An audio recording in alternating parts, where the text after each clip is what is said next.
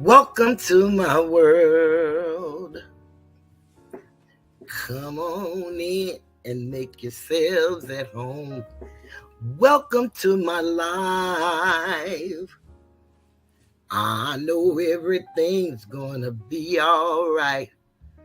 Welcome to my world. Oh, won't you come on in? Welcome to my life. It's known as the Tiger's Den. Greetings to all of my subscribers. I want to thank you for being with me for as long as you have, and the new subscribers that's coming on in. We want to say greetings and thank you for your time. This is from Toothless and the moderators. Welcome to the Tiger's Den.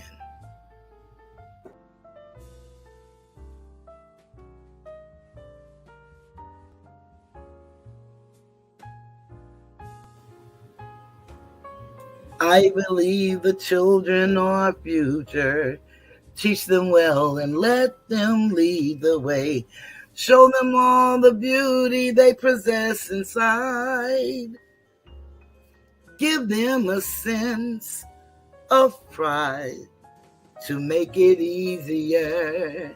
Let the children's laughter remind us who we used to be. Everybody's searching for a hero. People need someone to look up to. I never found anyone to fulfill my needs. A lonely place to be. So I learned to depend on me. I decided long ago never to walk in anyone's shadow. If I failed, if I succeed, at least I'll live as I believe. No matter what they take from me, they can't take away my dignity, because the greatest love of all is happening to me. I found the greatest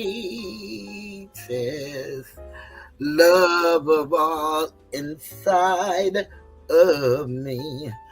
The greatest love of all is easy to achieve.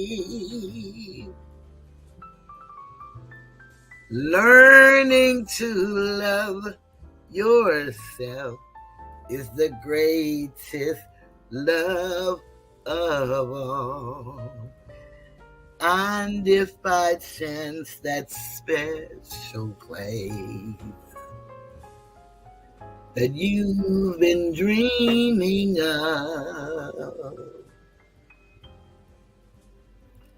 takes you to a lonely place, find yourself in love.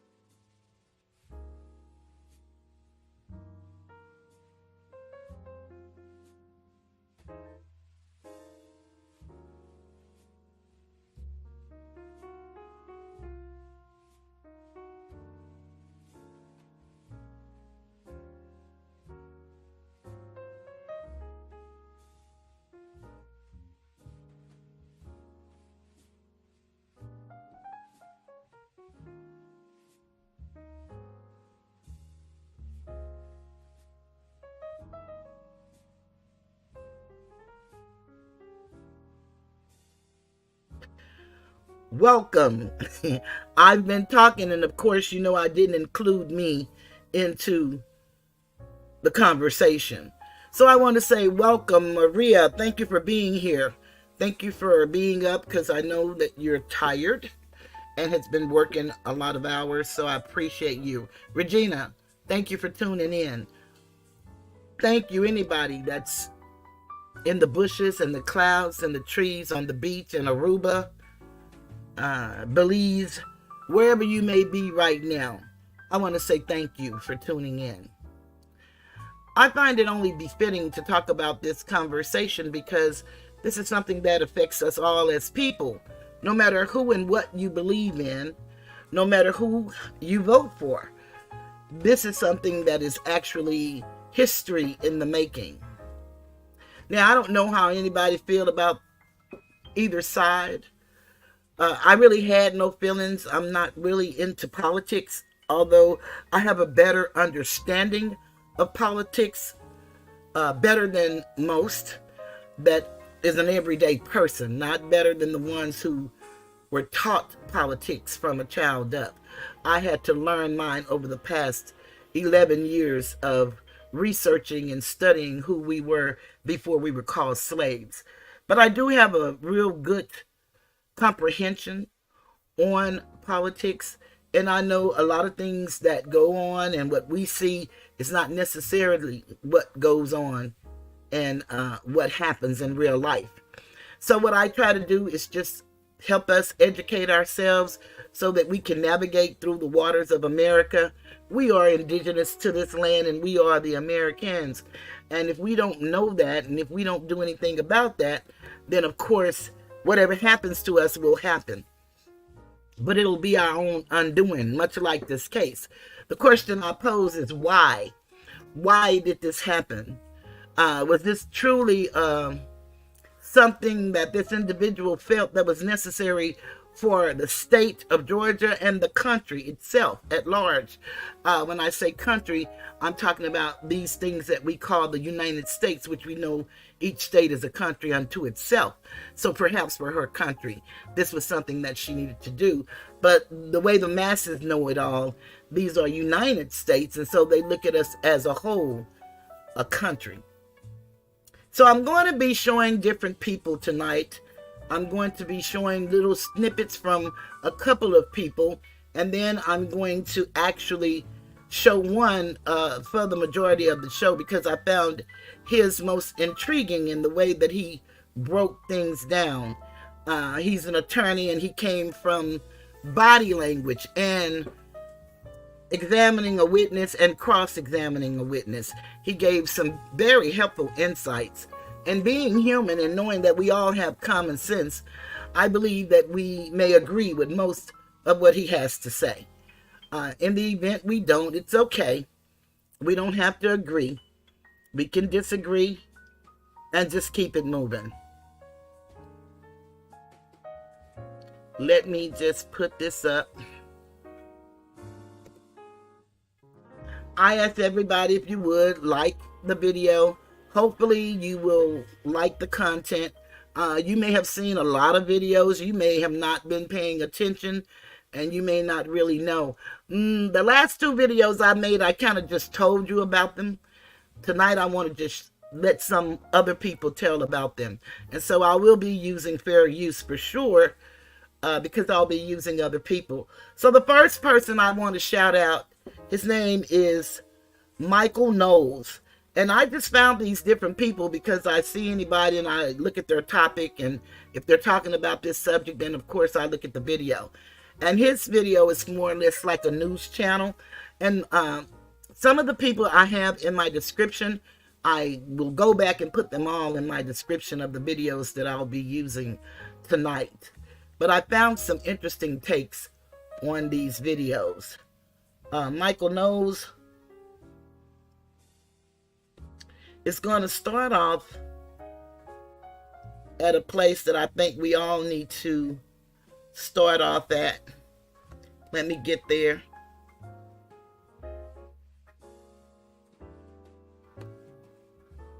That should have me right there.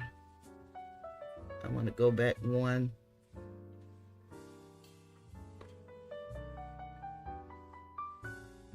because I want us to see this. Hopefully they'll play and I'll stay online tonight. We'll just have to see. But we're going to try to see what happens as I try to share this with you guys.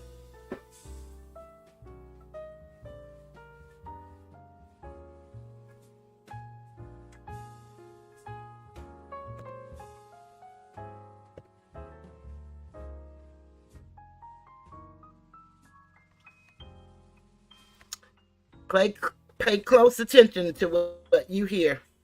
In 2020, while running for Fulton County DA, Fani Willis made two promises. Here is why she said she was running. Because they deserve a DA that won't have sex with his employees. Because they deserve a DA that won't put money in their own pocket when it should go to benefit children. Because we deserve better. Okay, were you all able to hear that? Let me know if you were able to hear the video.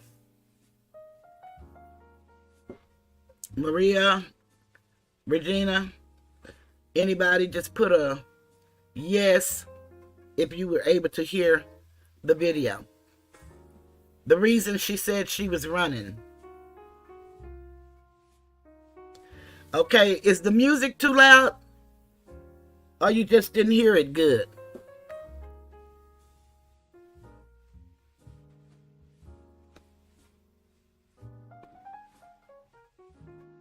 I want to take it back because I want y'all to hear why she said she was running for DA.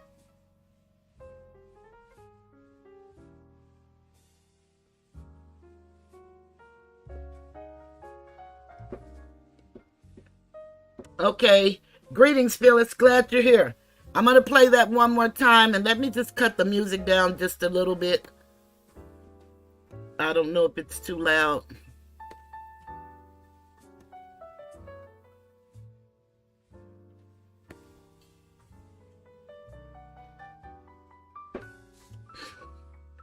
Let's try it again and let's see if you hear it. Let me know if you guys can hear it.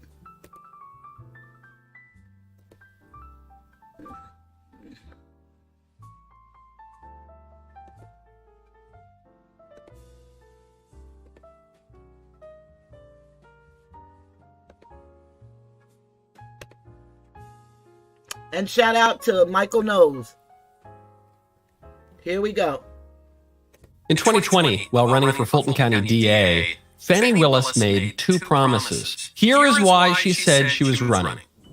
Because they deserve a DA that won't have sex with his employees. Because they deserve a DA that won't put money in their own pocket when it should go to benefit children. Because we deserve better. Okay, was that better? Was that better?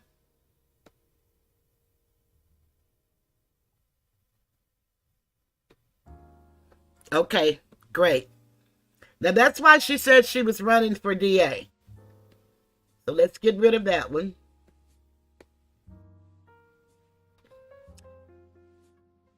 And then we want to go to this one. Now hopefully y'all can hear it much better. A lot of things were going on in the DA's office that we were not aware of. Before this story broke, there was a thing going on in the office where one of her people came to her to tell her that there were some problems. Unfortunately, let's hear what happened to this young lady. And this is from The Hill. Shout out to The Hill. And this is Fani Willis whistleblower shows shenanigans in Georgia's DA's office over federal funding. So let's hear what she had to say.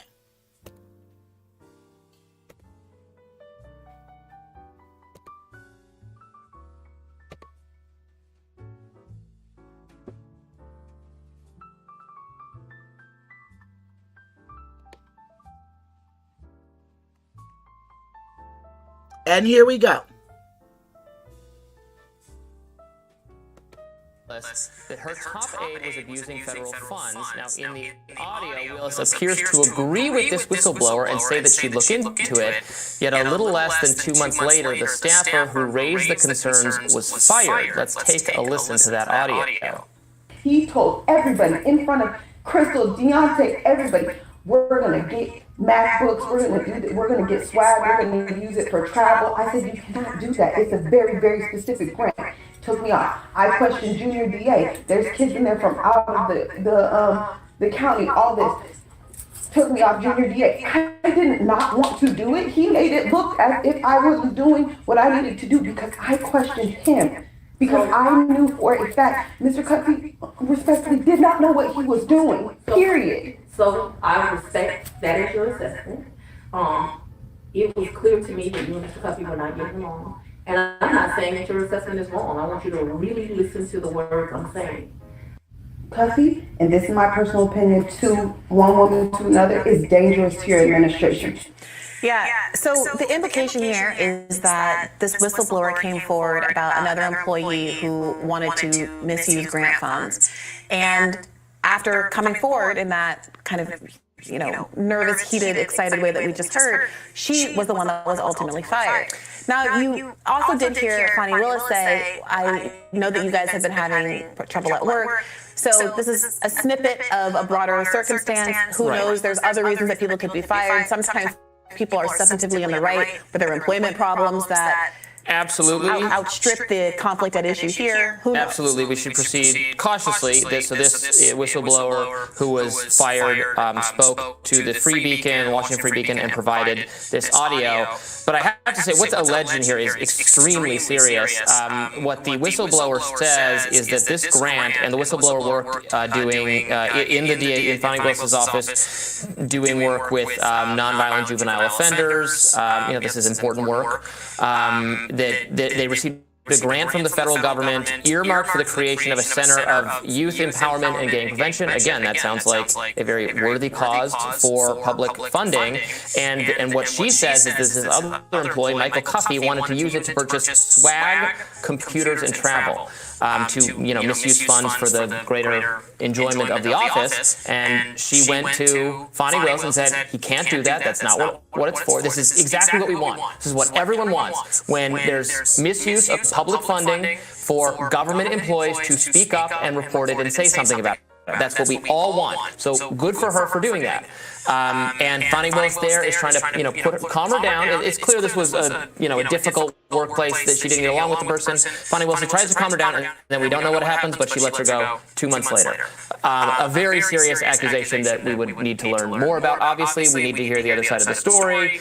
But I'm glad this person has come forward because, frankly, independent of the Trump case, it really doesn't have anything to do with the Trump case. It could speak, further to just Fani Willis's judgment. Obviously, she's involved in this other national story about whether she similarly whether she herself misappropriated public funds by hiring her lover at the time, who's now divorcing his wife, and they are a couple, it seems to be, and then that not that hiring him was necessarily wrong, but then he took her on trips, so it's in some indirect way a kickback. And that's all coming out through his this Nathan Wade, his divorce action going on. Right. So again, the reason this is a national story at all is because there has been a political effort. That's not a value judgment. I think that's just descriptive. A political effort to undermine the Georgia case against Donald Trump by having increased scrutiny at Fani Willis, and it's dug up now both the allegation that she hired her lover, who was underqualified, to do the work and overpaid to do the work in this kind of kind of a kickback scheme, and now also that she may have retaliated against a whistleblower. Again, unsubstantiated at this point. We don't know if the other person that this whistleblower on was also fired. Maybe there was a lot of discord in the office and people had to be fired for interpersonal reasons. We really don't know. But that does seem to be the implication. But in a lot of ways, I don't know. We don't need this story to know that Fani Willis has already demonstrated bad judgment in the context of adjudicating Donald Trump's case. If this is true, in some ways this is worse. It's very bad. the point is that Fani Willis, even if it was just mere optics, there was an interesting write-up in Politico a few days ago, written by Ankush Karadori, and they made the argument that, you know, having a relationship isn't illegal, even having a relationship with someone that you're working with, even if it's cheating, there's cheating on their spouse, none of those things are illegal, whatever you think the ethical implications of them are. But the question is whether or not he was overpaid, and whether or not he was hired when otherwise he wouldn't have been hired because it inured to the personal benefit of Fani Willis, which again I think distinguishes it from the Cori Bush case, where at least the Congressional Ethics Office looked at this and said, well, he is qualified to work security for her, and he is getting paid a standard amount, and she does have these real security needs based on the number of threats that she's getting. This Fani Willis stuff is different, and the case that this political argument makes is that her worst crime is basically how she's addressed it since the scandal has come out. She hasn't taken on the criticisms head on at all. She's made these vague allusions to the fact that she is being attacked for racial reasons. And this person is, at the end of the day, you just have to address fraud accusations like this quickly and then deal with it. The case can be reassigned to a different prosecutor. There's a lot of political interest the Democrats have in resolving this and moving on. And instead of doing that, she seems to be treading water. She has to make a response filing on February 2nd, as I understand it. And, you know, the article says, well, she's in her rights to wait until then to respond in a more fulsome manner. But in the interim, her reputation is just getting worse and worse. And she's taking down with it the integrity of this important case against Donald Trump. And this whistleblower, I didn't use her name, but her name is Amanda Timpson. She has been named. This isn't an anonymous accusation against Fani Willis. She has come forward to present her side of the story. She gave audio to support her side of the story. You know, because I always caution, you can only do so much with people anonymously complaining about the environment in their work. I mean, that's true of whoever the administration is. It gets to be a little like the media loves it, like, oh, insider in X office says everything's dysfunctional, everything's bad, and this person's horrible. Okay, well, if you're not going to say it on the record, if you're not going to put your own credibility at stake, we can only do so much with it. She's come forward, which I think is important in a case like this, and we would like to hear more about the situation. And it doesn't really impact their argument against Trump, but it does look very bad. Just get rid of her. I just can't for the life of me understand why she's not gone already, for the sake of the country. Democratic donors should be lining up to say, I'm going to give you some cushy job elsewhere if you just step down from this case and let it proceed, because the stakes are just so much higher than you. Obviously, she has, sorry, I shouldn't say that. But the implication is that she I don't quite know what the precise mechanism is here. Could she recuse herself and they have appointed some other DA to handle it? Does she need to actually exit the office? I don't know. I don't think she has to exit the office at all. But I think the case can be reassigned to a new prosecutor. By her at this point. And even if it's not her, like, move the partner at the very least off of the case. But this is so unnecessary. Why are we holding on to these two people being involved? I just don't get it. Fun stuff. More Rising right after this. That's a good question. Why are they holding on to those people being on the case? Do anybody have any idea?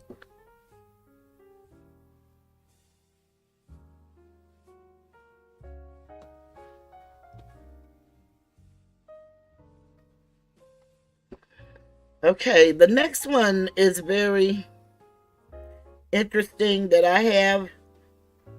I thought I had it up here, but I see I don't, so let me pull it up.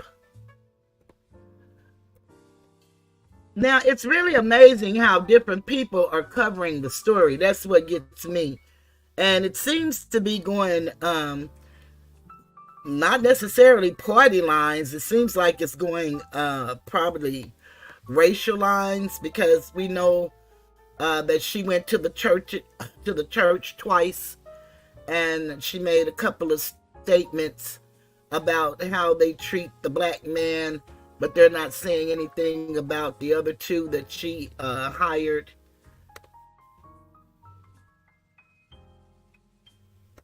I've got to find this one that I had.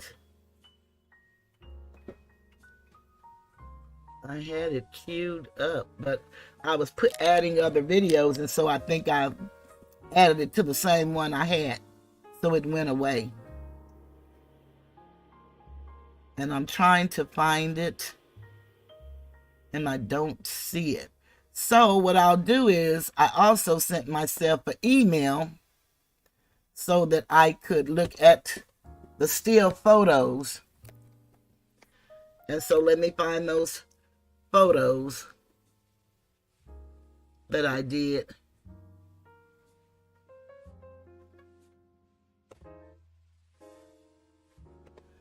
Here's one of her speeches at the black church.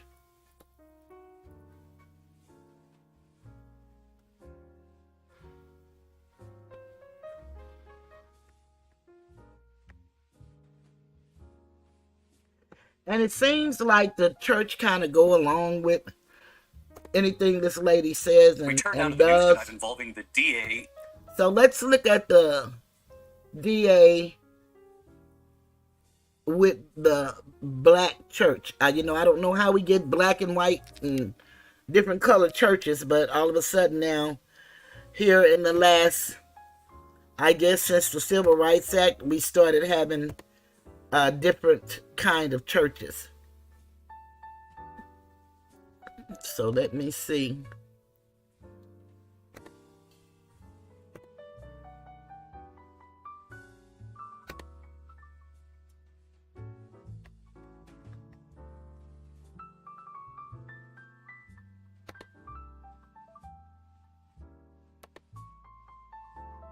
Okay, here we go. In the Georgia case against Donald Trump and 18 co-defendants. The judge in the case now scheduling a hearing over the DA's alleged misconduct. Tonight, hear what she's accused of and what she has said so far. Here's Pierre Thomas.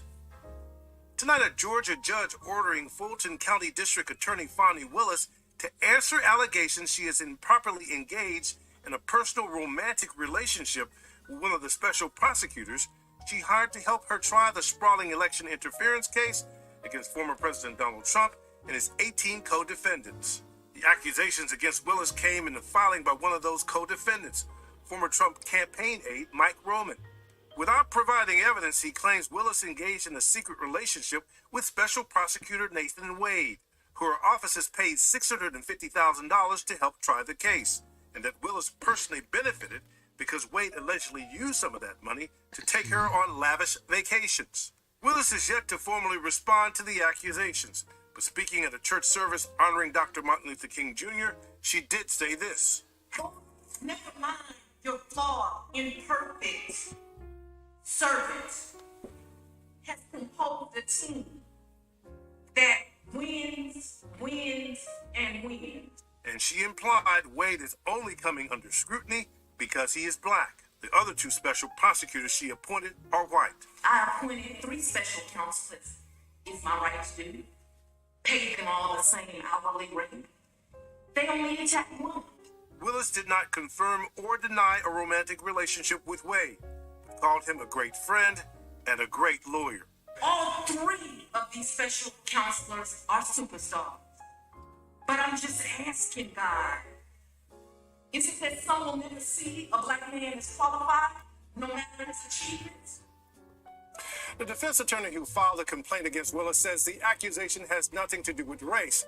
The judge has called on District Attorney Willis to respond by February 2nd, and a hearing has been set for February 15th. David? Pierre Thomas in Washington. Pierre, thank you. Okay.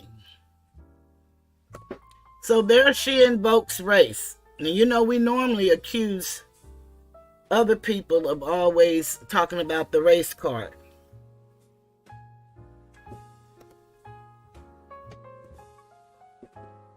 But she said that she hired other assistant DAs, and one is Miss Cross, and the other one, his name is kind of hard for me to pronounce. What is his name? I wrote it down.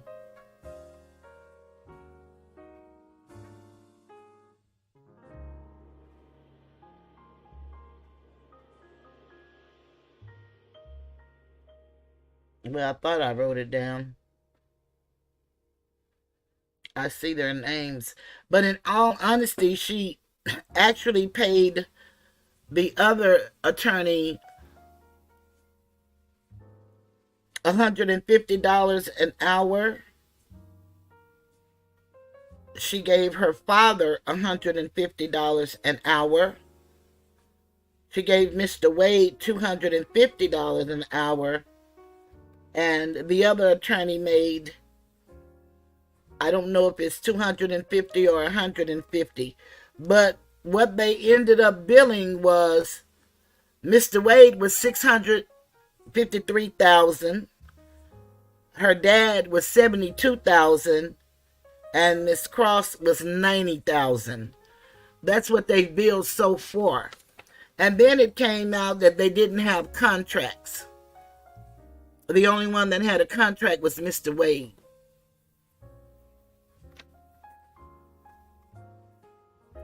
So let me get these invoices that I thought was kind of strange, because this came out and it was on ET Now. And I was trying to find the video that was the actual video. I had it up here, but I don't know what I did with it. So let me just do this video. And what you will find on here is invoices where Mr. Wade and Miss Willis met with the White House. They had stated that Biden had nothing to do with what's going on with this Trump case. Well, you're going to see, if you can see, because they're kind of light, in these invoices, that is not going to be a true statement.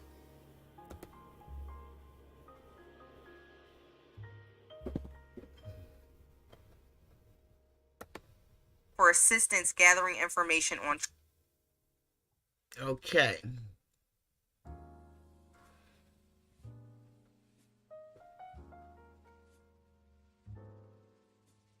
Meetings with the January. Okay, and I wanted to cut that down. That's ET Now. But her name is Nikki, the lady who did this video.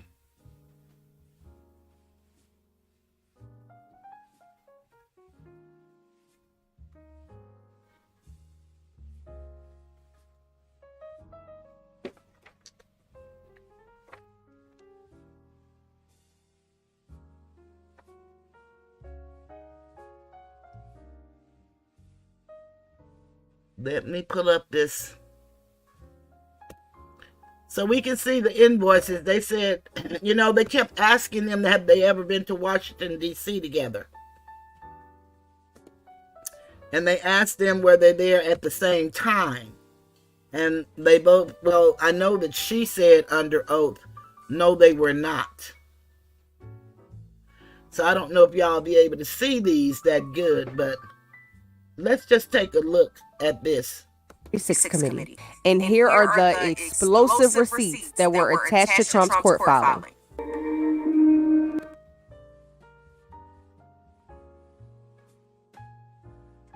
Y'all can't see those receipts. They're too small on there. I'm going to have to find where I sent myself the video, the email with the receipts in it. Because, y'all, these are some very interesting receipts to see that, they talked about one time when he charged them for 24 hours in a day. Actually, there were more than one time.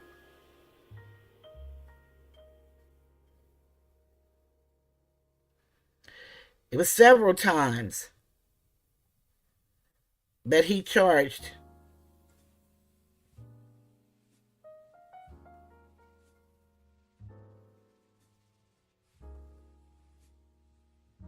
Hold on, let me see here.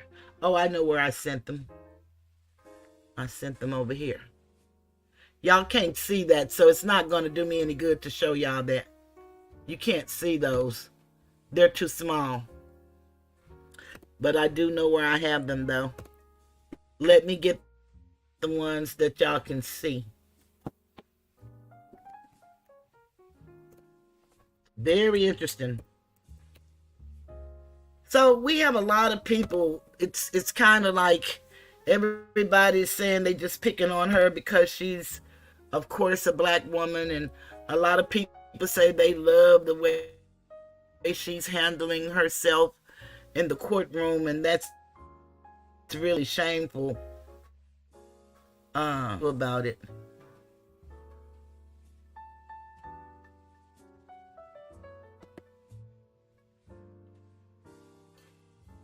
These are comments that I took, but I want to show how different people were commenting. So let me send these to myself on this one so that we can see them. Invoices.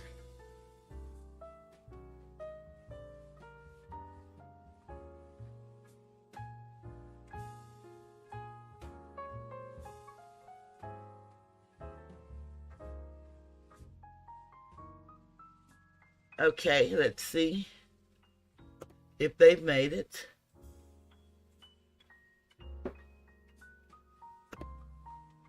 They haven't made it, but what I did was I took some comments off of a couple of people's show so we could just see how people are kind of divided.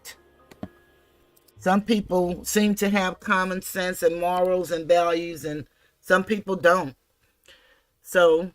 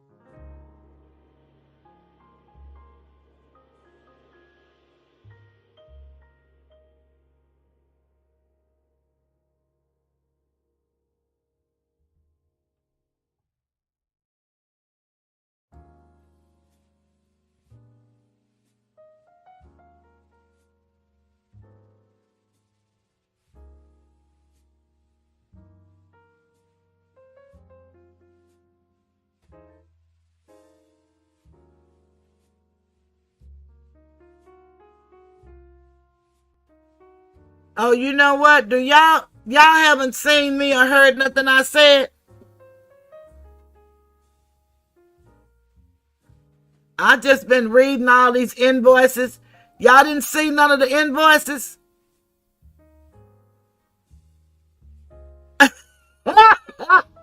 Well, you know I got knocked out again. I don't know what's going on. I've seen people and looked at people and they said, oh, YouTube is messing with me. I don't know if that's true or false. But I'm sorry. I thought y'all was looking at this. And I certainly thought y'all heard me reading. Well, these are invoices to show that they met with the White House, the January 6th program that they said that they did not meet with.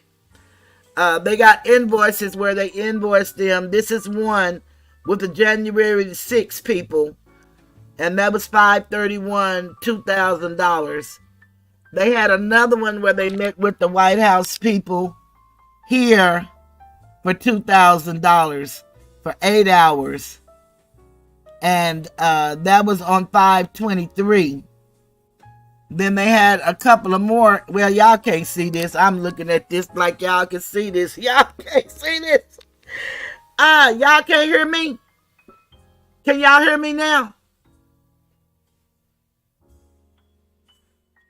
Can y'all hear me now?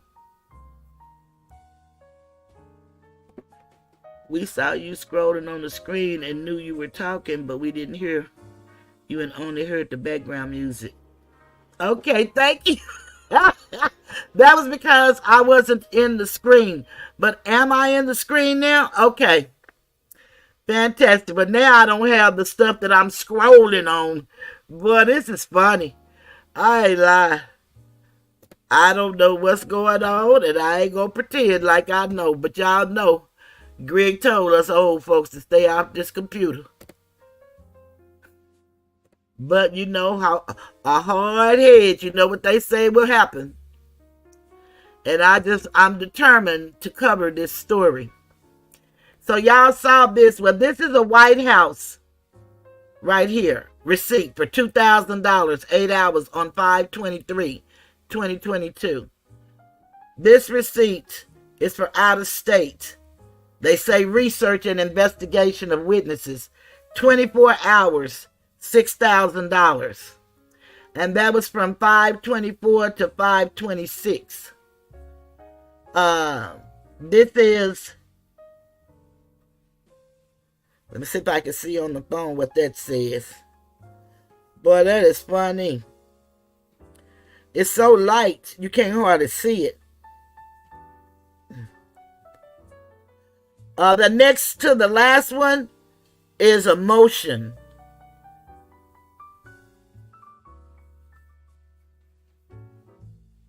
That was the $6,000. The next to the last one is review subpoena. And that was for 8 hours, and that was $2,000. And then the last one is team meeting with the January 6th XPGJ witness prep. And that was on 5/31 for 8 hours at $250 an hour, which was $2,000. All of these invoices total $33,500. And these are supposed to be meetings that they were having and meeting about the case. But they said that they never spoke with the White House. So I don't know if y'all know that they was asking them, did they ever go to Washington and did they ever go to the White House? And she said no, she didn't. She went for something else, some charity or something. But someone has a picture of her signature on the White House log. So that's what all of these invoices are. There is a question of 2 invoices that has disappeared, and they've been trying to get those invoices, and that's invoice number 12 and invoice number 22. No, number 25. They've been unable to secure those invoices, although they say that they've submitted everything that they've asked for, but they don't seem to have everything that they've asked for. So it's just a ball of confusion. They are as confused as I am with this program tonight in providing the information to the defense team.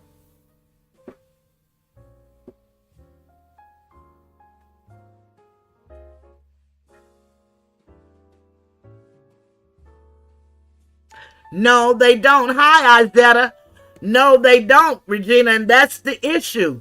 They said that they've been paid, but they don't have the documents. And I saw this when they were preparing, to go to court to see who was going to testify and who was going to get quashed.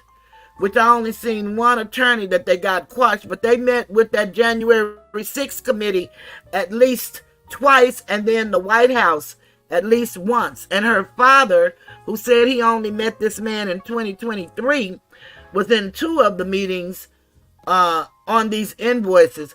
I have the video, but I have not. I guess I went inside the video and it took that video away and put up other videos, so I can't show y'all the video that these are on. But when I find them, I'm going to add them to the box, because I had all the videos. I was going to just show them from the video, and I'm looking it up now, but I don't see where this young lady, her name was Nikki, and it may be in my description, because I had started putting some of the people down in my description. Let me just take a look right quick and see if I wrote her name yet.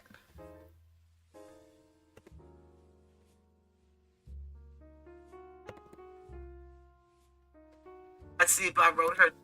Just give me 1 second. Thank y'all for hitting the like button. I greatly appreciate it.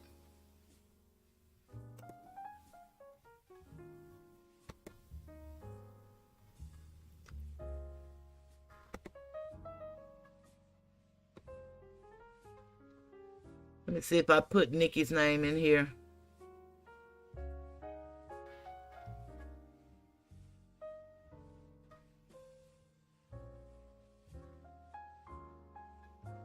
No, I thought I had put her. Oh, here it is. Exposed. Here it is. You guys can probably see it better here. Let me get up to the part where y'all can see it.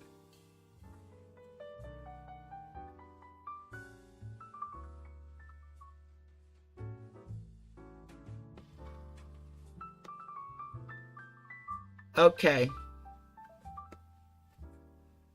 Here it is right here.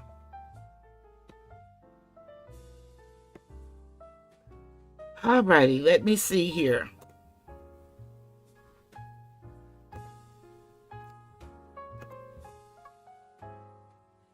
Here it is. And I want to give a shout out to Nikki. And let me just say who she is. Drama Verified by Nikki is her channel. And it says exposed. Did Fani Willis and Nathan Wade have visits with Biden officials at the White House? And then she has the article in here about, it's the Wikipedia page of the January 6th United States Capitol attack. And I also have that down in the description box for everybody if you want to read that. This video is also there as well. But let me play this video for you guys. And you probably can see it better. It's going to be light still, but you can see it better.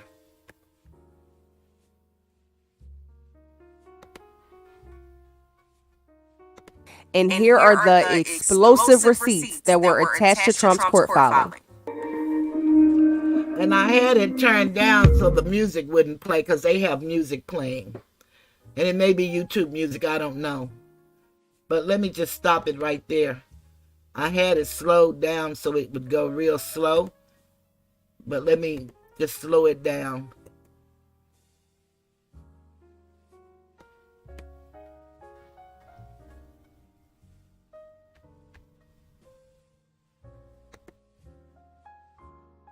So you all can see that's witness interviews. 3 hours, 250 at 750. Travel, 5,000. Meeting with Floyd, 35,000. It may be going too fast still.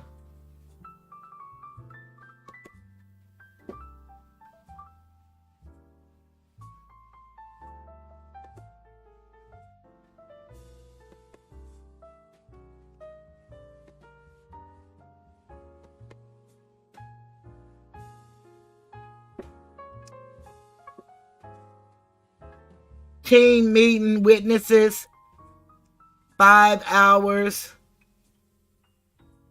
And that was on 4/12. 250. Well, that's got to be 1,250 for 5 hours. Team interview and team interview and investigation, 413. 8 hours, 2,000. Witness interview in Georgia, 2,000. Witness interview in Georgia, 2,000.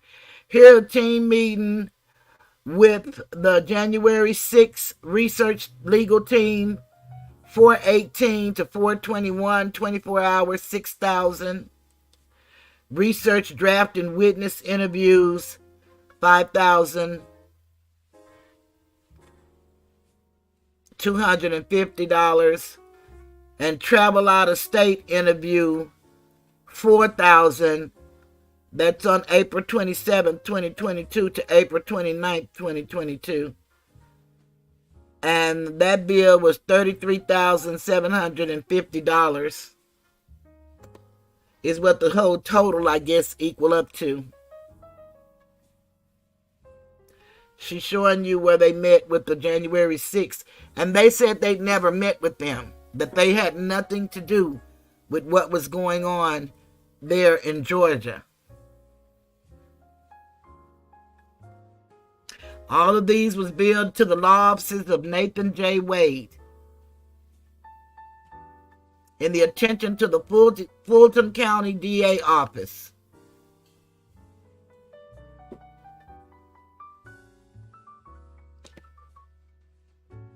SPGJ on 5/2/22, 8 hours, $2,000.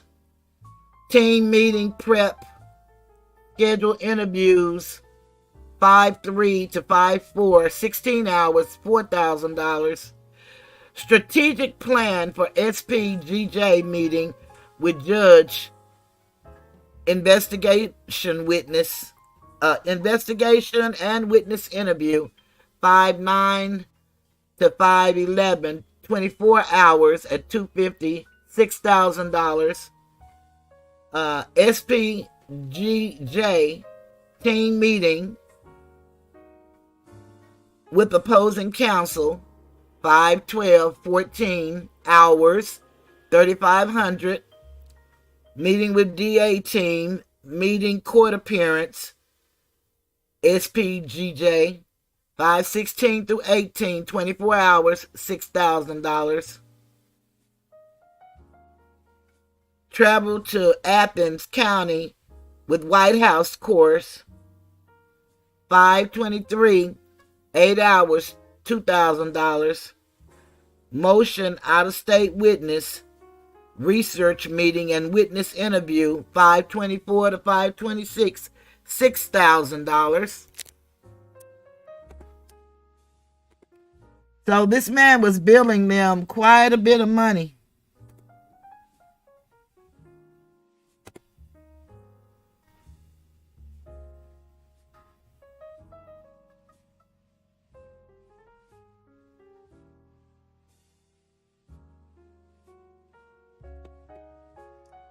Team meeting with January 6th, SPGJ, witness prep, 5/31, 8 hours, $2,000.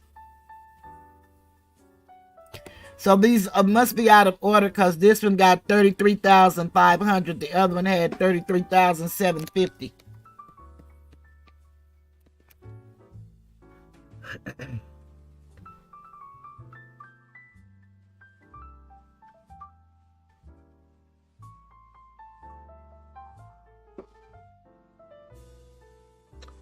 SPG 9/1/2000 discovery interview witnesses 9/2 8 hours 2000 SPG with OA 9/6 7 hours 1750 witness interview conference with DC team meeting 9/7 through 9/9 24 hours $6,000 research transcript that was $2,000 SPGJ 9/13 to 15 24 hours $6,000 travel to meet with OA prep to test 9/16 5 hours $12.50 team strategic meeting with Floyd 9/19 8 hours $2,000 and remember he got paid $150 an hour. SPGJ conference with court 9 hours 9:20 to 9:21 16 hours that's $4,000 review of docs team brain drain 9:22 to 9:23 9 hours $2,250 SPGJ motion review attorney conference discuss conference meetings 9:26 to 9:28 24 hours $6,000 SPGJ team review and expectations for next steps 9:29 to 9:30 11 hours at $250,000 $250 is $2,750 and then that totaled $35,000 just for that page alone. So I guess they're totaling per page.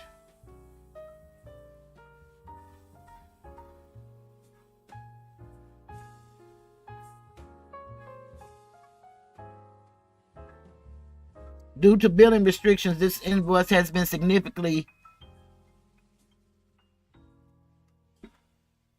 I think it said truncated. And so the project, they said, this is the anti-corruption special prosecutor. And you know, those guys, none of them could remember the name of their unit and what their contracts were all about, because they said they were all about civil rights, they said. And here's the team interview prep, 11/7/2022, 8 hours, $2,000. Meeting with witness and interviews with OA, 11/8, 5 hours, $250, $1,250. SPGJ discovery docs, 11/9 through 11/10, 16 hours at $4,000. SPGJ info session and prep 11/14/22 8 hours at $2,000. SPGJ 11/15/22 8 hours $250 $2,000. January 6th meeting with attorney conference 11/16/22 8 hours $2,000. Interview with DC White House 11/18/22 8 hours $250 $2,000. Witness interview and doc review 11/21 8 hours $250 $2,000. So they were just having a real good time. She's showing you this is where they met. So they met with those people on more than 2 occasions. Witness interview and doc review 11/21/22 2000, and those are the documents that they said that they did not meet with the Biden White House. So we see that that's not true. So there are a lot of things. Oh, thank you, Kelly. I didn't know you had came in. Thank you so much, Kelly. I appreciate you. Let me thank you properly.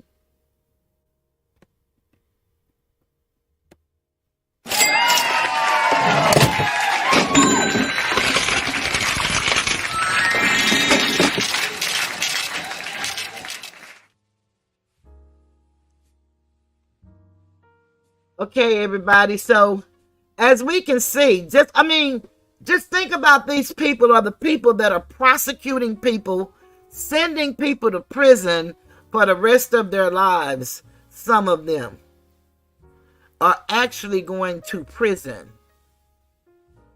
and are gone for a long time. This is the type of work that they're doing, but they said that they never spoke with Biden's people or anyone at the White House. Yeah, they all be doing the most, Regina. I agree 100%. And so we have a lot of people that are saying, white people do this too. And we're not saying that they don't. That don't excuse your behavior because someone else is doing it. It's kind of like when your mom is getting on you and you want to tell on your sibling. At that moment, she don't care nothing about that sibling. Right now, she's getting on you. And you got to hold yourself accountable. We seem to be forgiving, accepting, and loving. But the only thing I don't like is we also tend to try to do the most corrupt things that we see other people doing. If we're going to emulate somebody, why don't we emulate whatever they get right? If they get anything right. Why don't we emulate that? Why does it always have to be, something that's wrong in the behavior? I'm looking for those texts, the comments, because I wanted y'all to hear some of the comments, because I'm going to play a guy next about the comments. And I've been on here, I didn't know it's been this long, because I want y'all to hear this guy who's a lawyer that I thought was great in the way he broke down the story. And then this young Asiatic female, she's a lawyer too, and she did it with humor, but I was happy to hear her be more truthful about what we were seeing, because most of these people are really telling this woman she did a great deal and she stood for her rights. And anybody in their right mind know that nobody can go in a courtroom and behave the way that lady behaved. But here is one of the things that someone wrote on his. Let me share it. And I really enjoyed reading some of these comments because they really made me feel proud to be an American again. Because some of these people are just going too far with it and calling this excellence, but it's nothing excellent about what that lady did. This lady said, as an African American, KM, and she meant, I'm so embarrassed by Fani Willis' actions and behavior. She is an elected official in a position of trust, which she has destroyed. I am a woman. There is no racism or sexism active in this situation. I really value your analysis. Thank you so much for your unique assessment. She is not showing spirit as her pundit defenders are promoting. She, in my opinion, is arrogantly corrupt and needs to be recalled by the voters and disbarred from the profession. That's one comment on his video. Another comment is Howard University should be ashamed of her and raise their admission standards significantly. Emory Law School is a joke. Another person said the list of violations and crimes is longer than the Nile. Another said, ironically, the tragic flaw in Fani Willis is that she was never good. And I've seen some of her hearings, and I would have to say that that's true, because she was in a controversy with their commissioners over a meeting they had, and it was about some pay. But it hadn't been okayed by everybody. It was just proposed. And she started trying to pay these people all this money. I don't know if it had anything to do with this case or if it was just something that happened in her office. Regina said, toothless. Okay.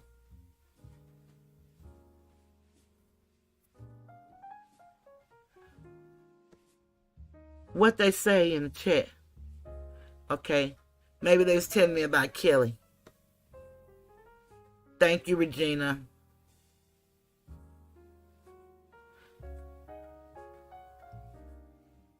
Peter said these folks are doing the most money. Regina, that's where I read a while ago. Regina said they all doing the most. These types of people love to try and emulate those they most want to be. Yet they are also the ones that will be the first to hide behind their ethnicity as a defense. It hurts all of us. And it does, Regina. It hurts us bad. It's so very sad. I mean, you know, really, I'm like that first person. I've never so been ashamed, for real, for somebody else's behavior in my entire life. And I've done some things I'm not proud of, but I guarantee you, I have never been so ashamed. And especially the way these people talk so freely about this money. And if they know anything about anything, they know the way you find a crook is to follow the money. And that's why they did all of the things that they did. Let's hear from the young sister that I was telling y'all about. And y'all please go and sub up to her. She's an attorney. And she's funny. Her name is Attorney Danielle. And I just found her looking through on all the people that was talking about the case, and certain ones I, chose to look at. Because trust me, I've really been researching.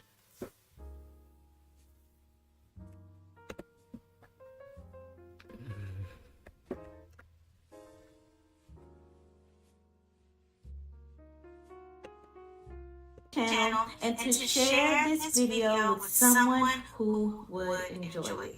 Now, let's get into it. Now, after weeks of trying to get out of testifying, she barges into the courtroom after Nathan Wade's testimony, which we will talk about because he did a great job. But anyway, I be digressing. She essentially revokes her motion to quash the subpoena. So let me paint a picture for you. She came in there with a bad attitude. Big boss energy, okay? Like, give me the violence. Give me the violence. Like, she just knew she was going to come in there and wreck shop. Like, she just knew she was about to turn the case around in her favor. And all the while, her wig is tipped. Her wig is dry. The wig has seen better days. Edges hanging on by a thread. Makeup dry. Look like she needs a little bit of Fix Plus spray. She desperately needed some shapewear. And her bra, or lack thereof, I'm not sure, but it was distracting me the entire time. Okay? Like, I'm like, are these pancakes or boobs? I don't know. But I don't know. That's how we started. That is how we started this thing out. Looking dry, looking frazzled, looking like the angry black woman that she proved herself to be. But don't believe me? Let's watch it. And keep in mind everything I told you. Roll the clip. And then suddenly he's changing.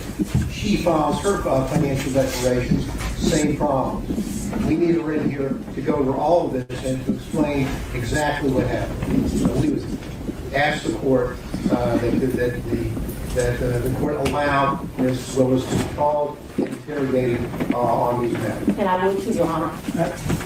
Just a moment, Ms. Willis. So, Ms. Cross, I don't know if you want to speak with Ms. Willis now. It's sounding like maybe they're withdrawing the objection to the motion. I believe the motion to... Or does Ms. Willis want to take the lead here? Well, I draw the motion to quash Ms. Willis based on the... I'm ready to go.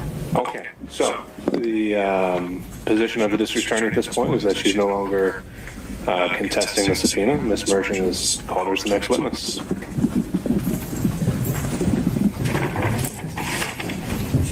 I would ask, I need 3 documents in front of me, and they're the 3 filings of Ms. Merchant.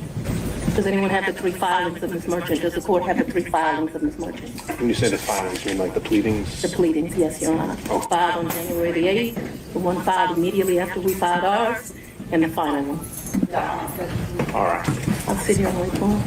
Now, Fani girl, I'm not trying to harp too much on this woman's appearance, but attorneys know that appearance matters, especially in front of the country child. And you yourself said that you make over $200,000 a year. So I don't think you got enough money to go on down to the Nordstrom rack and get you some good Donna Karens. They'll have you sitting nice and bright. But I'm gonna move on. I'm just trying to paint the picture that is where we were starting from. We were starting out from a deficit. And I was hoping that it would get better, but it did not. It was pretty much a train wreck from there. Now, there are a few more clips I want to share with you all and discuss with you all, because I don't have the time to clip all this like this is my real job. If you want to help me make this my real job, like, subscribe to the channel, share this video, okay? But because I don't have those resources, we're going to clip certain things from the testimony that give an overall impression of how she represented herself. So the second clip that I'm going to show you shows her overall nature of her testimony, as in her inability to answer questions and how she was unnecessarily combative and angry, you know. And the second clip will show a completely different side of the DA that I don't think we have seen. Maybe people close to her, I don't know. But I don't think we have seen. So I think it will show you, how can I put this? I think it will show you how much of a hood rat she is. So let's roll the second clip. I would say has been my friend since 2020. I think he started out as like a mentor and a professional colleague. He became my friend and somebody that I really respected. I feel very indebted to Mr. Wade for taking on the task of this job. And he is certainly my friend and one of the people that I respect the most.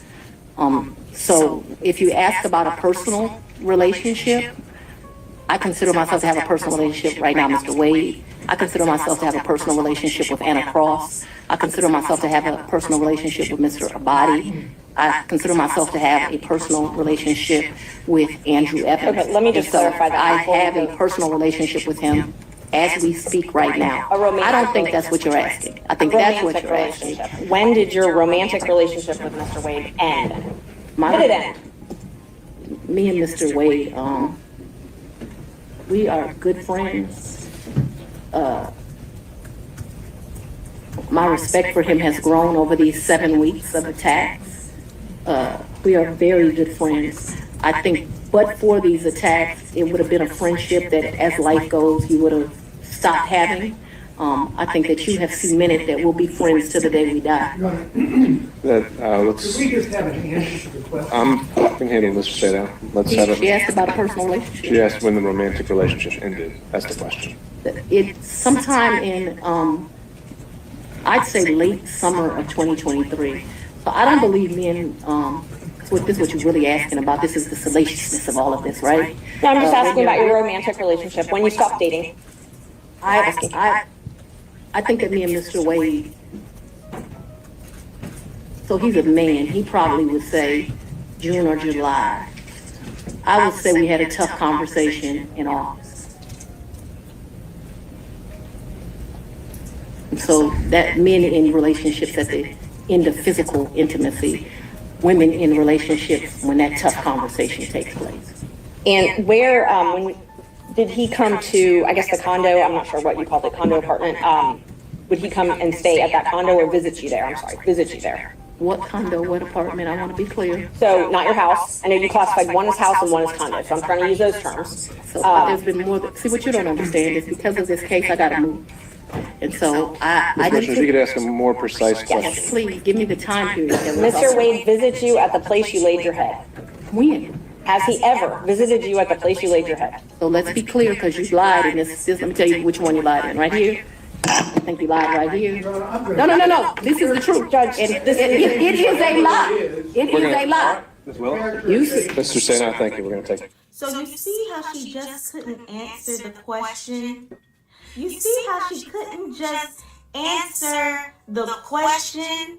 It could have been a simple, I believe it ended in August. But hey, he may believe otherwise. But my answer is August. Boom. Done. Finito. We moving on to the next line of questioning. Then she holds up the filings and was like, it's a lie. It's a lie. And I'm like, what is happening here? And let's talk about the filings for a moment, because if she were really going to use those filings in a substantive way, she would have brought her own copies. Like she would have had them highlighted, bookmarked, and she would reference the pages said lies were told on. But no, she used them as props, like we was in some damn novella. Like I'm confused. But again, I digress. Now, I get that she was upset, and I can completely understand why. Trust me, I've been there. But girl, in your professional capacity, do not let these people get up under your skin like that. You just can never run that way. Especially when you could have just answered the question. And this is what I mean by how combative she was. It was unnecessary. And that was a theme throughout her entire testimony. But moving on, let's take a look at the next clip, where she is being questioned on the money she spent on a trip to California with Nathan Wade. Roll the clip. A bunch of stuff. I think we did 2 different wine tours that you do, which are pretty expensive. I think I bought him. He likes wine. I don't really like wine, to be honest with you. I like Grey Goose. Girl, what?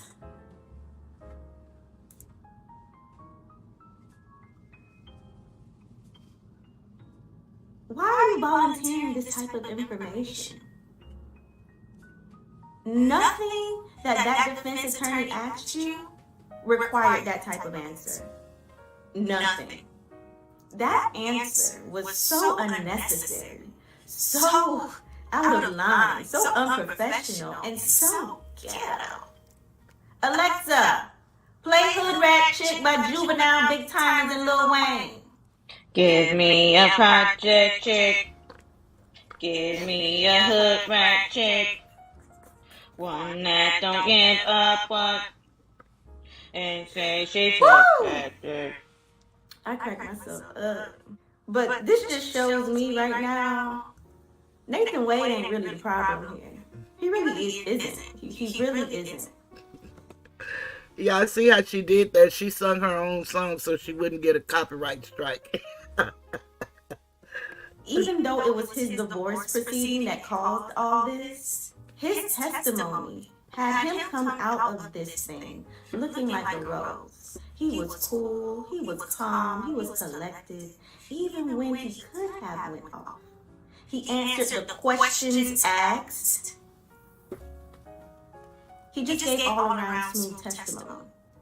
Let's take a look. Have you had a personal relationship at all, and you know what I mean by that, after the summer of 2023? Are you asking me if I had intercourse with the district attorney? I was trying not to. If you're going to characterize it as that, the answer would be? The answer would be no. It's been purely professional since the summer of 2023. So that's where we're having issues. You'll have to explain, because I don't know what the issue would be. No, I will explain it to you. Thank you. You say personal. We're very good friends. Probably closer than ever because of these attacks. But if you're asking me about specific intercourse, the answer is no. How about if I change it from intercourse to romantic? No. Okay. That characterized the sexual romantic relationship was not a secret. Is that correct? Wait. If you're asking me if people knew that we were having sex, no, they didn't. I'm asking you whether the people knew that you were dating, whether you were romantically involved. You said that it was not a secret. Oh, it wasn't a secret. It was just private. My mother knew, obviously. Okay. Did anyone in the district attorney's office that has worked on this case know that you were dating or had a romantic relationship with District Attorney Willis? I don't know what they knew. Well, did you tell anyone? No. Do you have any knowledge of whether Ms. Willis revealed it to anyone? I have no clue. Okay. So as far as you know from personal knowledge, no one in the DA's team knew, correct? That's correct. Okay. So if it was a legitimate relationship, is there any particular reason why it was kept secret or private? It wasn't kept secret. It was kept private. And the purpose for that was? It's what we chose to do. I'm asking you why then, not just because you chose. Why, if you're dating someone, why keep it private? So, a few reasons. The first one is there are some people who are in the public eye who just don't like it, don't wish to be there. I have tried to have lunch or dinner with her publicly, and I can't count the number of people that would approach the table or would accost us as we're trying to walk into a restaurant and just have lunch or have a meal. It is not secret, it is private. We don't want the world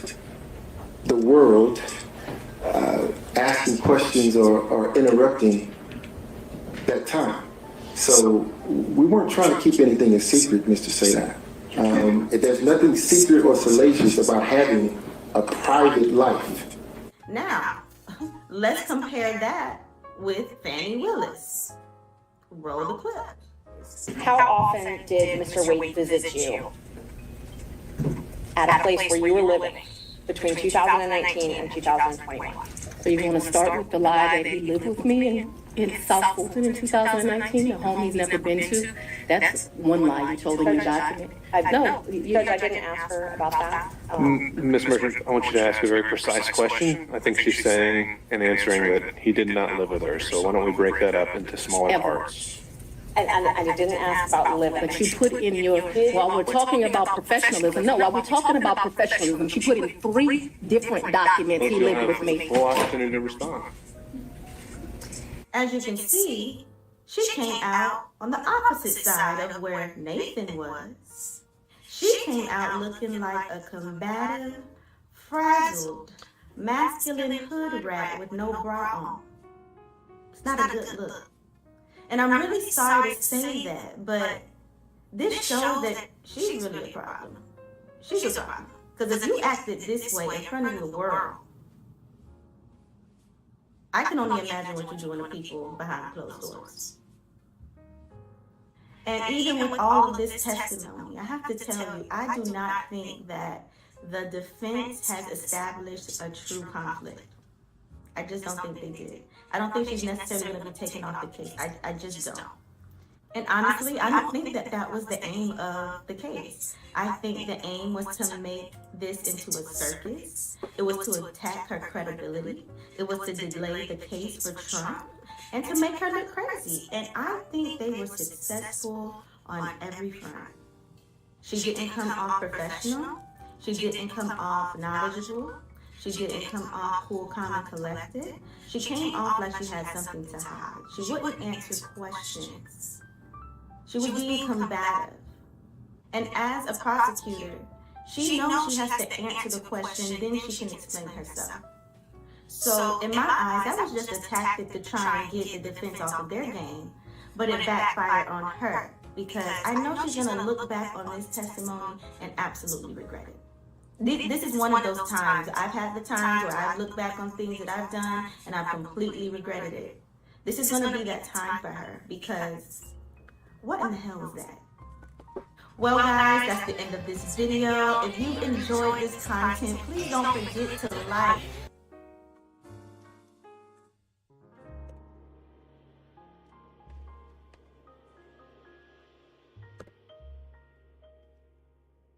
I thought that was very good to hear somebody have an opinion other than most of the people that I've seen on here with their opinions about this young lady and how great she was.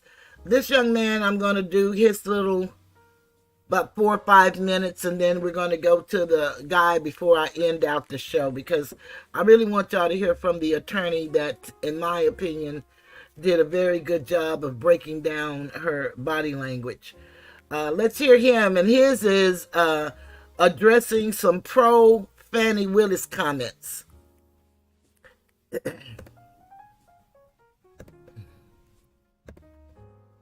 And he's coming from a Christian perspective. I think a lot of us, when we start telling this story, we forget that this man is married.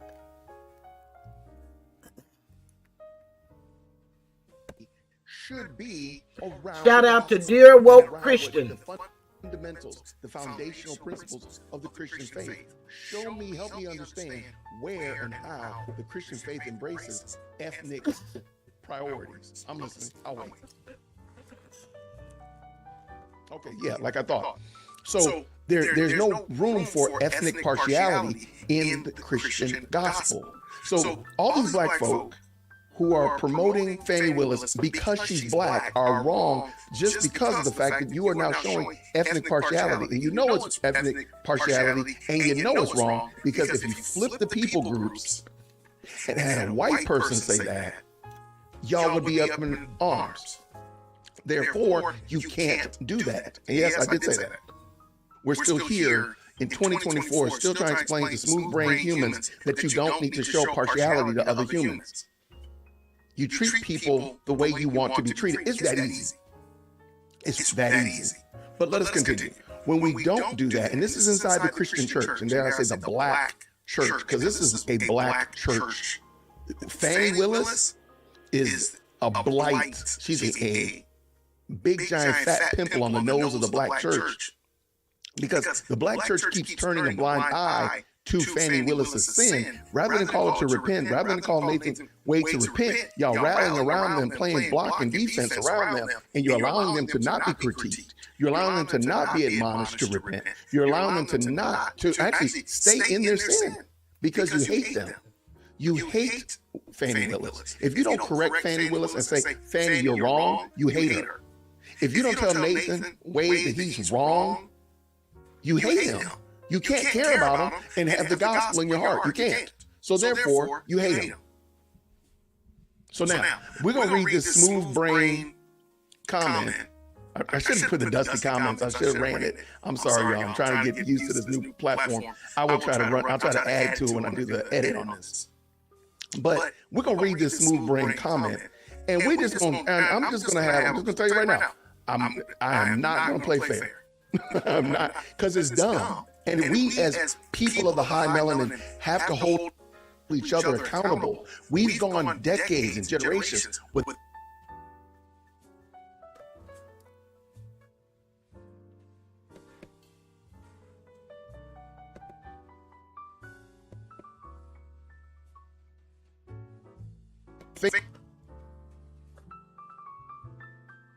we're quick to blame over here, but we don't look at ourselves and say it's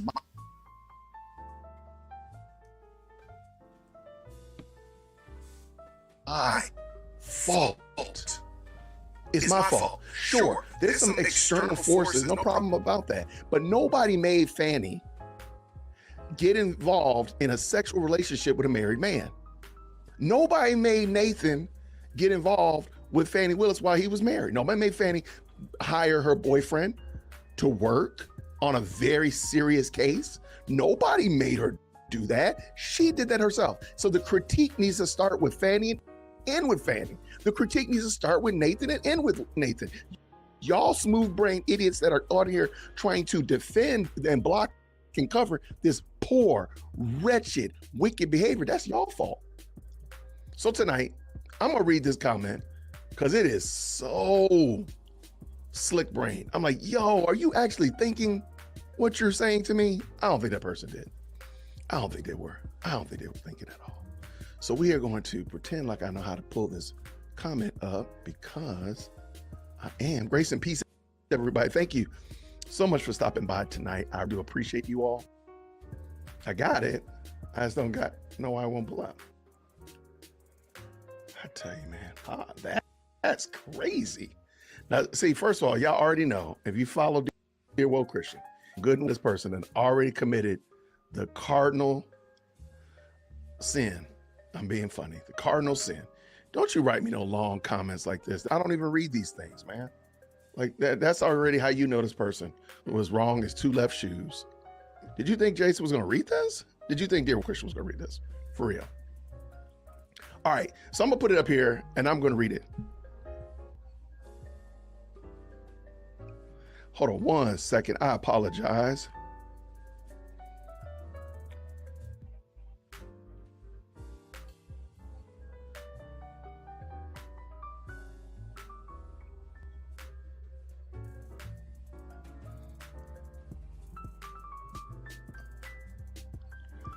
All right, I apologize. All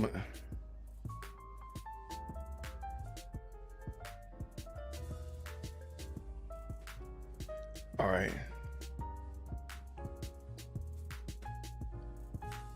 Sorry about that. Man. All right, let us go. Let's go.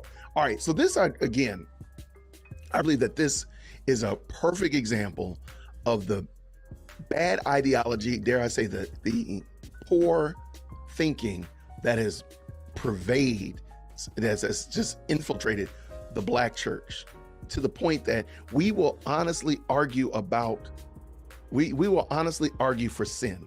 We are honestly now, at this point, we are in a place now where we are arguing for sin in the church.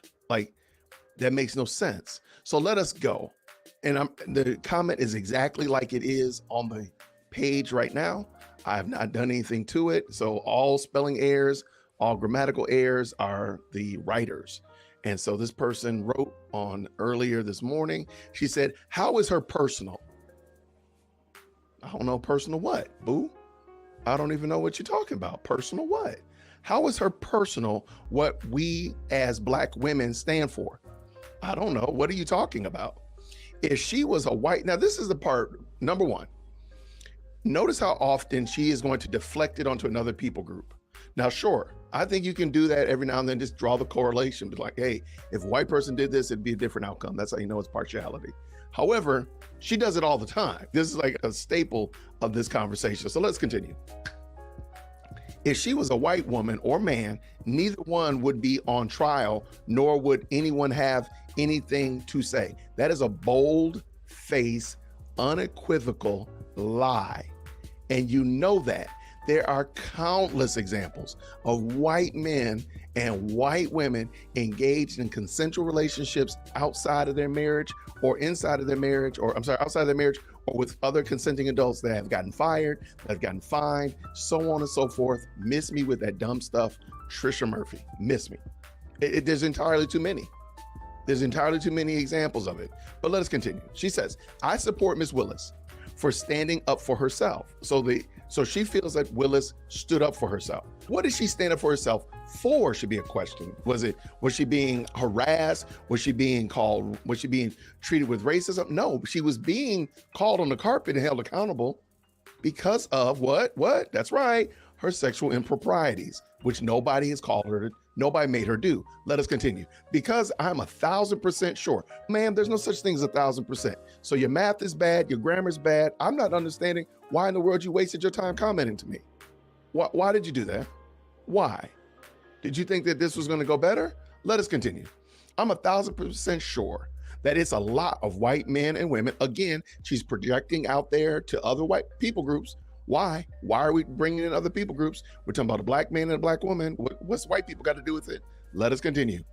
Having sex together behind closed doors.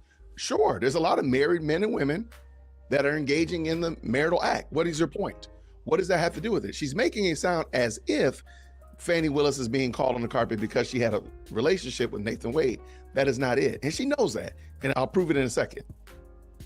In a racist state, you will see black women, men have to settle for less as the white people with less education. I have no idea what she's talking about.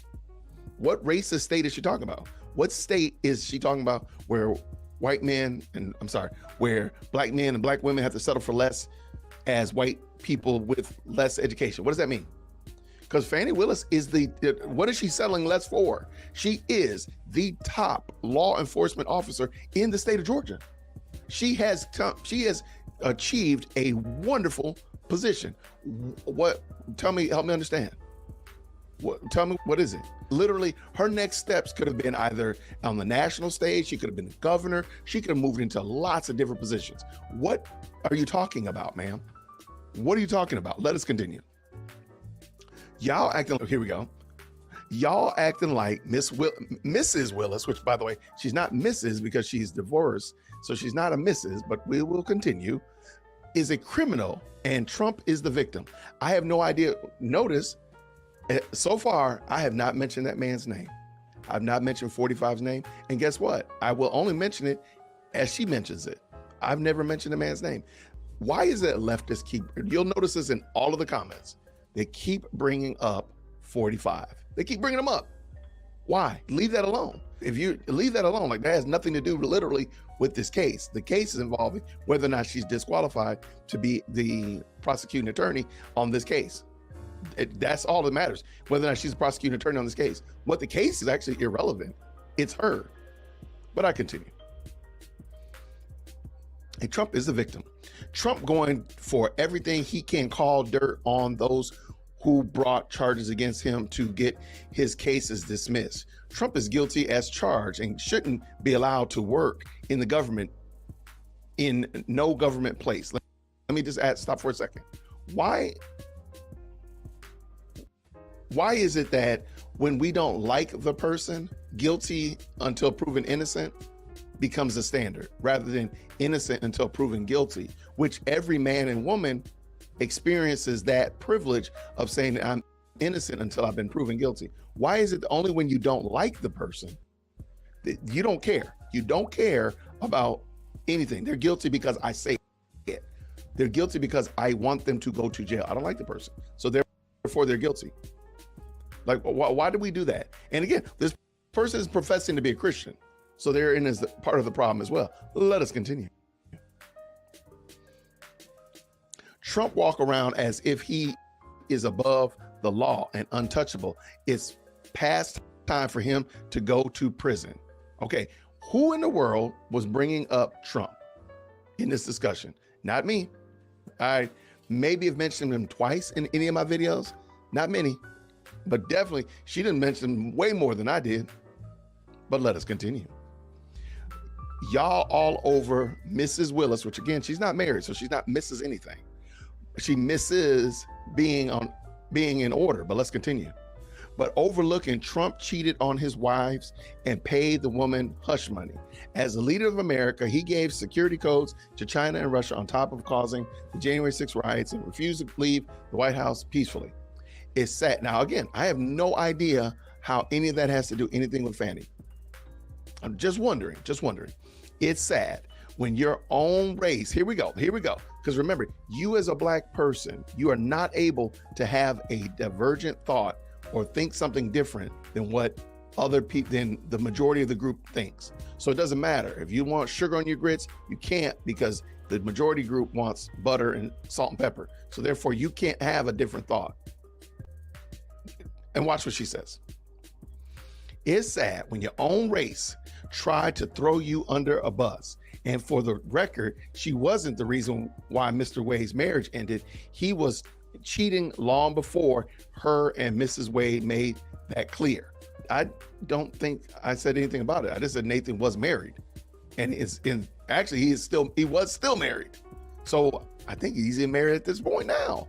The divorce has not gone through. So you're not divorcing, partially married. You are married, you're divorced. That's it. So I don't think anybody said that. I don't think if I said that, then maybe I'll apologize, but I don't think I said that. And I don't think that's the biggest issue on this floor. Let us continue. Let's go. Y'all just on here looking for reasons to put her down. No, Fani put herself down. Fani did a great job of giving her own self reasons to be put down. I didn't put her down at all. I didn't, but I'll continue. If this was a white woman, again, you're projecting some kind of racial knowledge. You're like Johnny Carson, you already know everything about everybody. If this was a white woman, y'all would be on her side. Really? How do you know that? How do you know that? I'm just listening. How do you know that? If a white woman was prosecuting Barack Obama and she was as wrong as today is Wednesday, I would be saying the exact same thing. I'm sorry, help me understand how you know what I would be doing. I'm listening.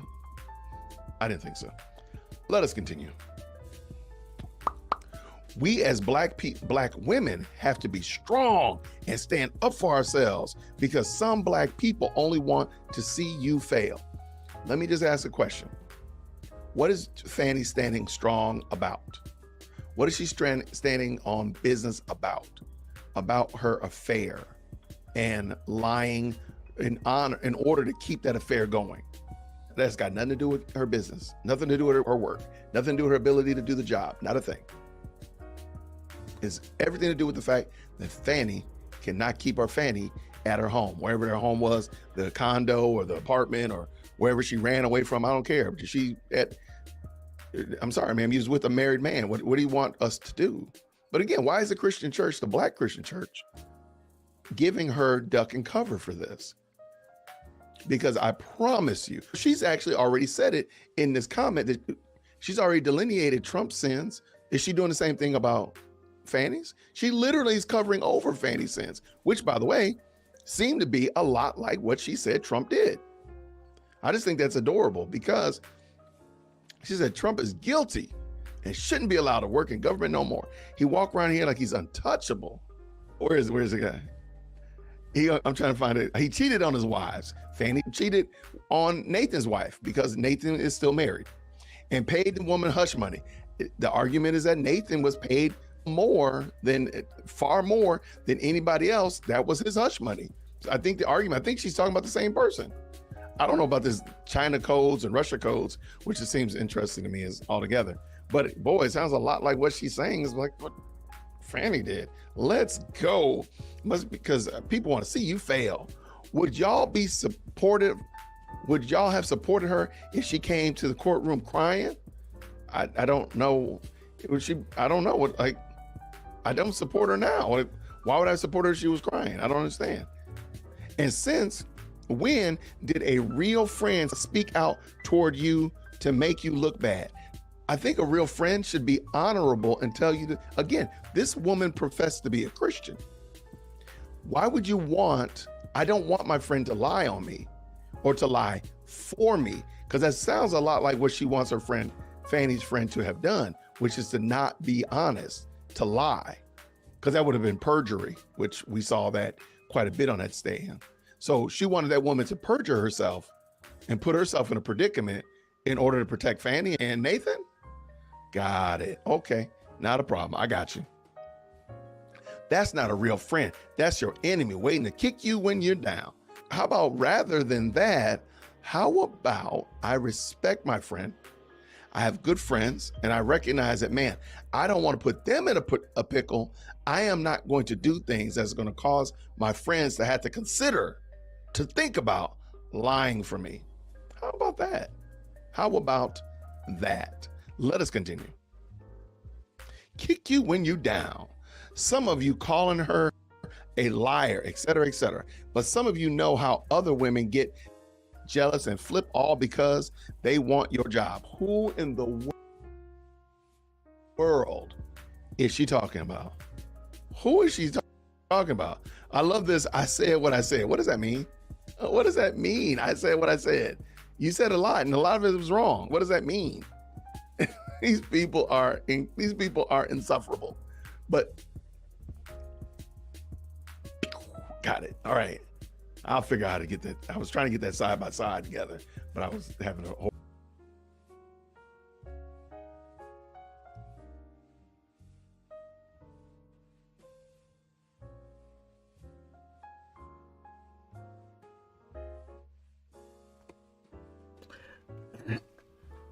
If I don't have it in the description, I'll put his video down in the description. But I was so happy to see his video as well, because I see so many people who are saying all the wrong things for all the wrong reasons. They're not looking at the totality of what's going on here. And this, of course, like he said, was should they continue giving their behavior. And I think that we don't want to look at behavior, but we love to quote others and say that's what we look at is people's behavior.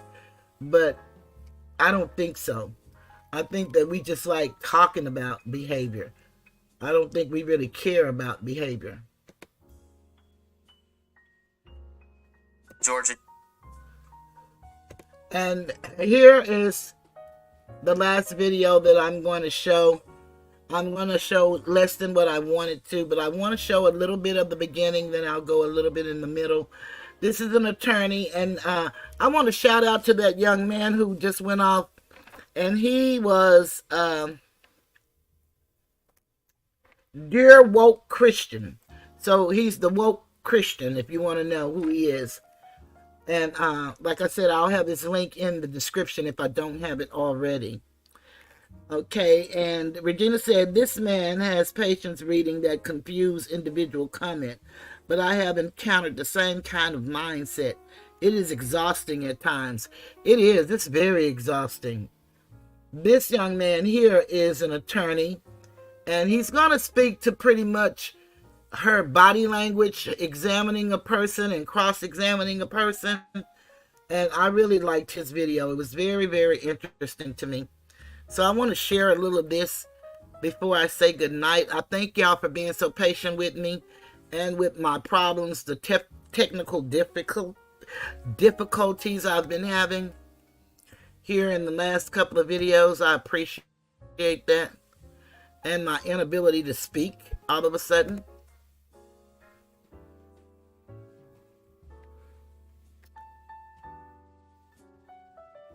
This is Watch a Lawyer Lie on the Stand. And he is Millars Lawyers. The state of Georgia, the county where the prosecution is happening, almost $700,000 in 2 years. What Fani Willis didn't do is disclose to anybody that she had an intimate. Let me put this back at the normal speed. I had that slowed down for this other video. And that this fellow was paying for vacations that she was going on his law firm credit card, which you're not allowed to do. When you're a public official, there's a lot of rules that says you cannot get gifts or gifts in kind from anybody that you have authority over or have the ability to enter into a contract with.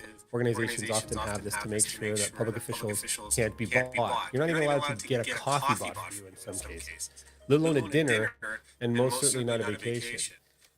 So this gentleman, while he's billing tons of money, and if you look at his testimony before we see Fani Willis testify, was confronted that on some of his dockets and bills submitted to the county, he billed 24 hours of legal work in a day. This looks like graft to me. He had a very poor explanation. You should watch that guy's testimony as well. It's embarrassing.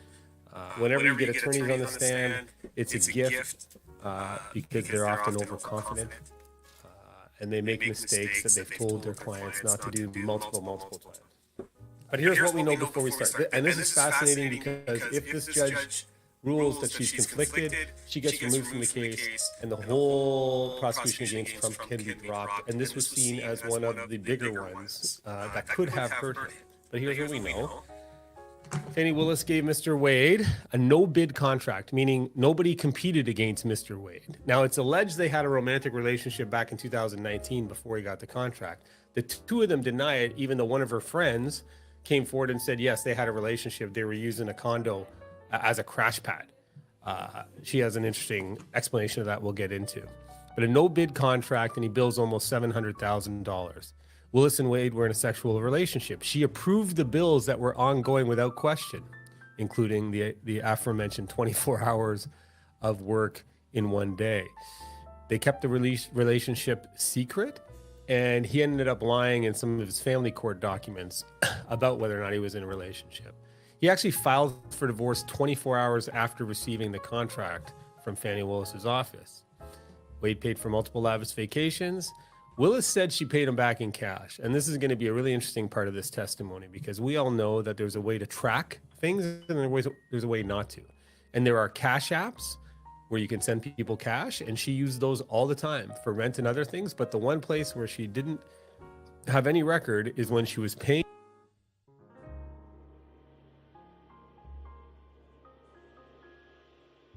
back her lover for vacations. She paid him in cash, and there's no receipt. And if you want to know where Mr. Wade is going to go down, he used his corporate credit card to pay for the vacations, maybe ostensibly as a business expense, but he can't have it both ways. So if he says that he received cash to pay them back, but didn't put them back into his law firm, he was receiving income that he didn't declare to the tax department. So the IRS may be coming after him, because essentially we now have under sworn testimony that he was receiving large amounts of cash from Fani Willis to pay back for expenses, for things he claimed as an expense on a business account. This is going to land somebody in a lot of hot water. Well, anything involving Trump is interesting. The guy is just a force of nature. It's interesting because you have a district attorney, somebody who prosecutes people, who puts them in jail. Incredible power, incredible prestige, and to be put on the stand and cross-examined is an interesting, very interesting thing to watch. Now, and we're going to see that she claims she uses race and gender card many times to try to give her an out or a story that makes her more credible. And you guys can be judges for yourself to see if that worked. And it's interesting because trials are freaking fun to watch, especially when the stakes are high and somebody is likely lying, and especially when somebody is in a position of power.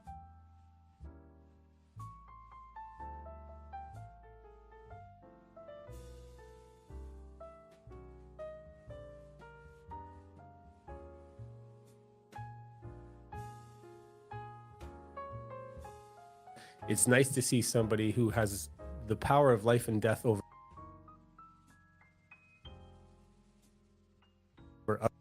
other people, be put in the witness box and see how they respond to questioning. From my perspective, this is a dream witness. Police officers are great at giving evidence, and they're very hard nuts to crack. But when you get a doctor or a lawyer or a former judge, I once had a former referee of a professional sports league in the witness box, and it was just joyous to see how the individual was so used to commanding his arena, right, step into a trial lawyer's arena where he couldn't call the shots, blow the whistle, and get out of there. And it's just amazing, if you're a skilled cross-examiner, to have somebody who's arrogant, overconfident, and driven by their ego sitting in the box. In this case, I think the attorneys did a pretty good job, but there's a reason why I think they didn't nail it, is because they were in the middle of arguing whether or not she would be allowed to testify. Her and her office fought so hard to try to keep her from testifying. But all of a sudden, in this turn of events, she runs into the courtroom and says, "I'm testifying." And you'll see that this just looks like a TV drama series. I think it caught the first attorney off guard. And so she had to rely on her notes. And it would have been better if she could rely on her spidey sense, because there are a lot of avenues that were not explored on this that a well-prepared and expert cross-examiner, I think, could have utterly destroyed Fani. She was actually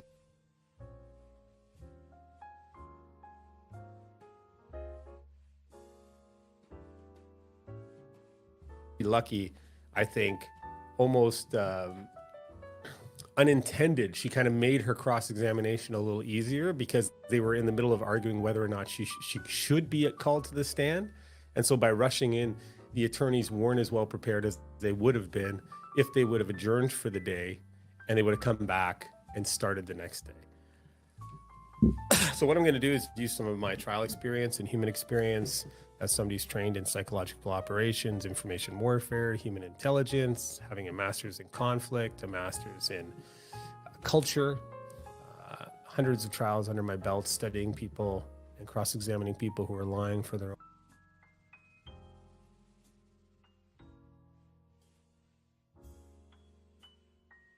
own interest. This stuff I love. I think you're going to love this video. We're going to go through what I think are the important parts of her testimony. And what I'm going to try to do is teach you a little bit about when you might be able to pick up if somebody is exhibiting behaviors that you should pay attention to. Because some of these things you can't get away from. They're evolutionary responses that no matter how smart you are, you can't stop. For example, things you would be looking for, blink rates.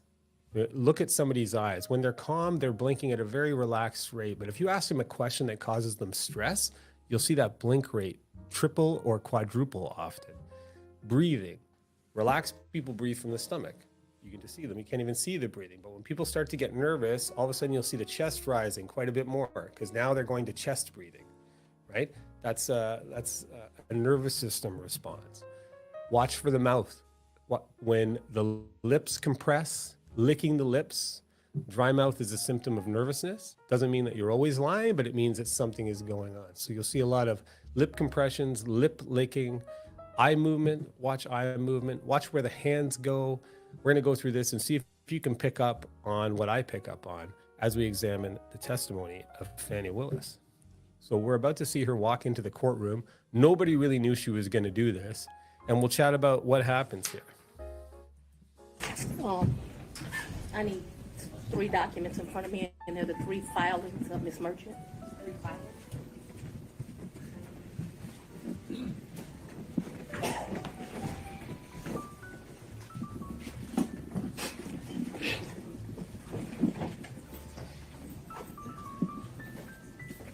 Does anyone have the 3 filings of Ms. Merchant? Does the court have the 3 filings of Ms. Merchant?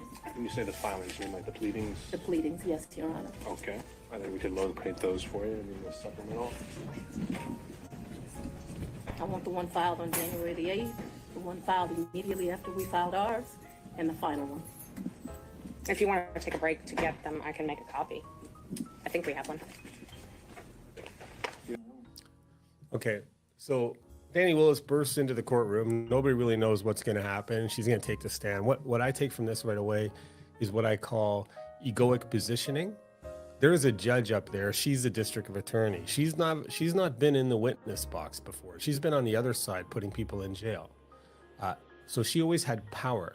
So she storms into the courtroom, takes the seat, and immediately starts issuing directions. This is something you never see from a witness, right? Witnesses get up there and they're told to answer questions. But she gets in there, sits down, spreads her body out, and starts demanding paperwork. Like she's the judge, actually. She was actually at one point in the past a small town judge part-time. So you can see her trying to act like a judge in the witness box. This particular judge is a very, very calm gentleman. I think he could have been a lot stronger because she gets away with stuff in this case that nobody else would get away with. You know, the only copy I have is going to have my notes on it. So if we don't have a clean copy, Have a 5-minute break during let's all take. the documents. All right. I'll sit here and wait for him.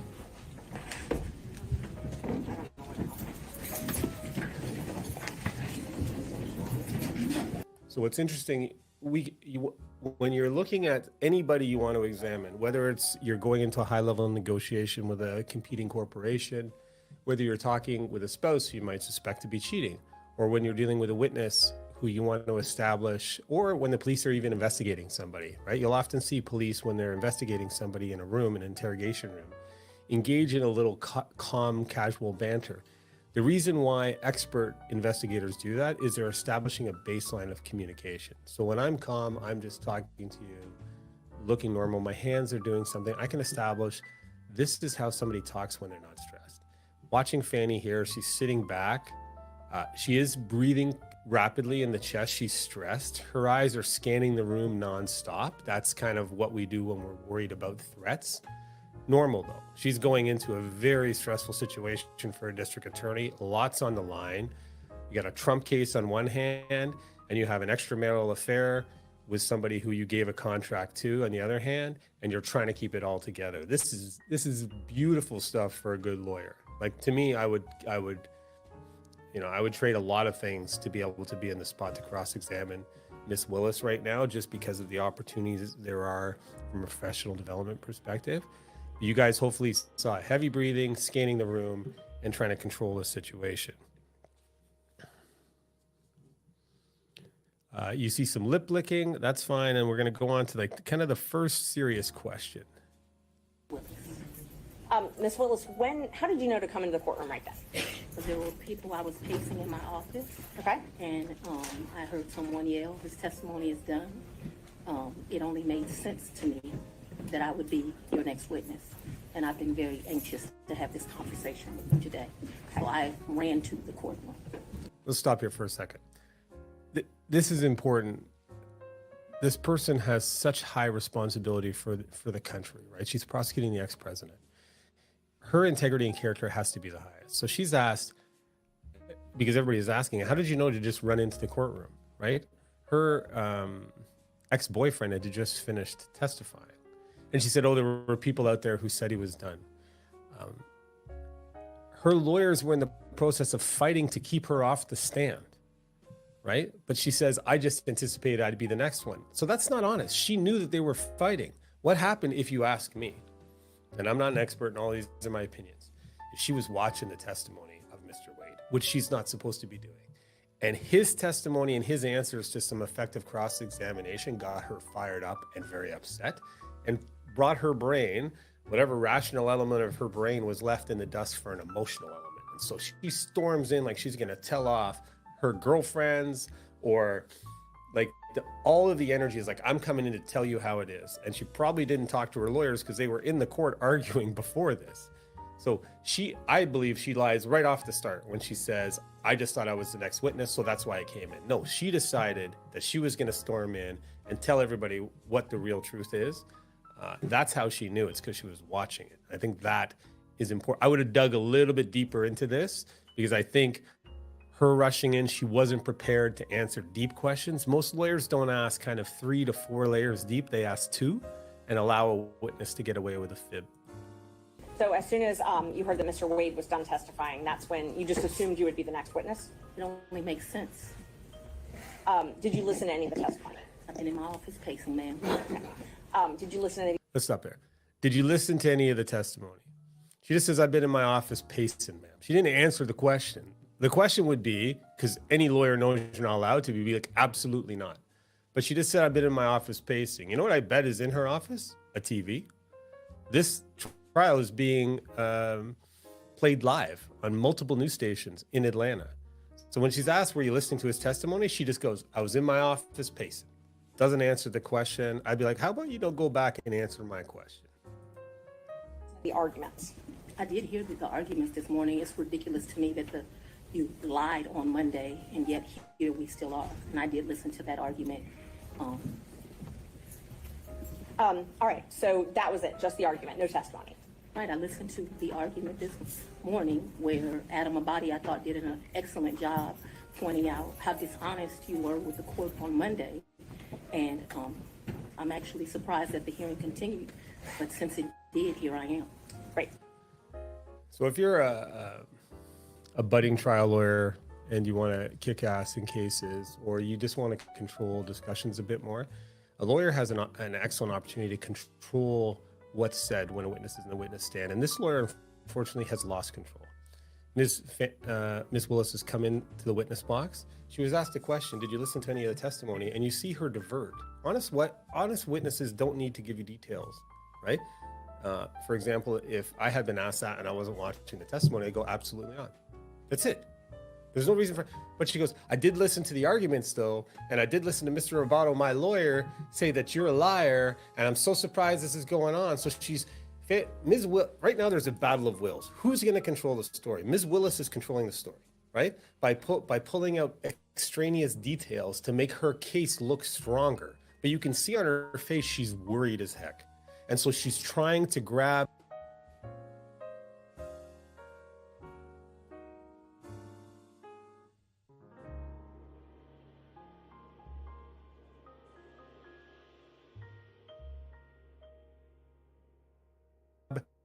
the story in a way she's accustomed to.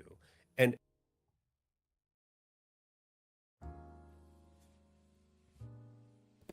it's almost like somebody doesn't really want us to see this beautiful way that this man explains this woman's behavior. I think he's excellent. Thank you so much, Regina. You really, really, really inspire me. So I'm glad I'm doing something right. And hopefully people will start looking at the videos and perhaps get something out of them. It is my hope that they will. But until then, we're going to keep going.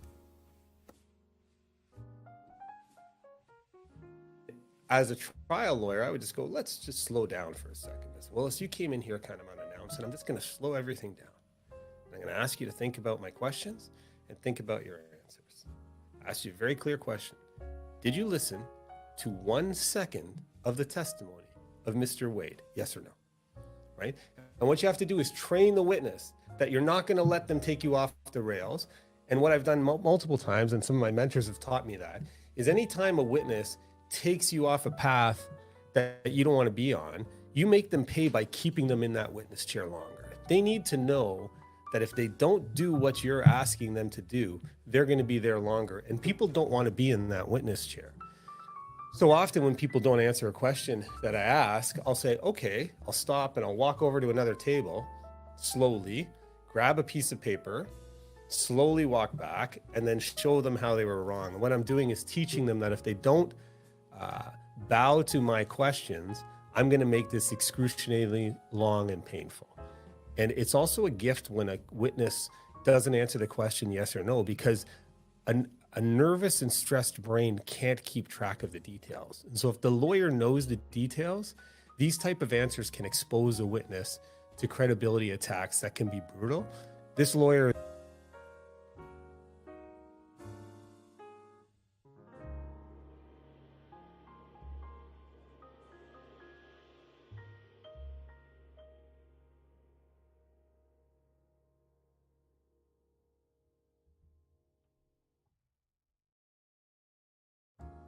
was trying to recover because Ms. Willis ran in quickly and all of a sudden it was like, go.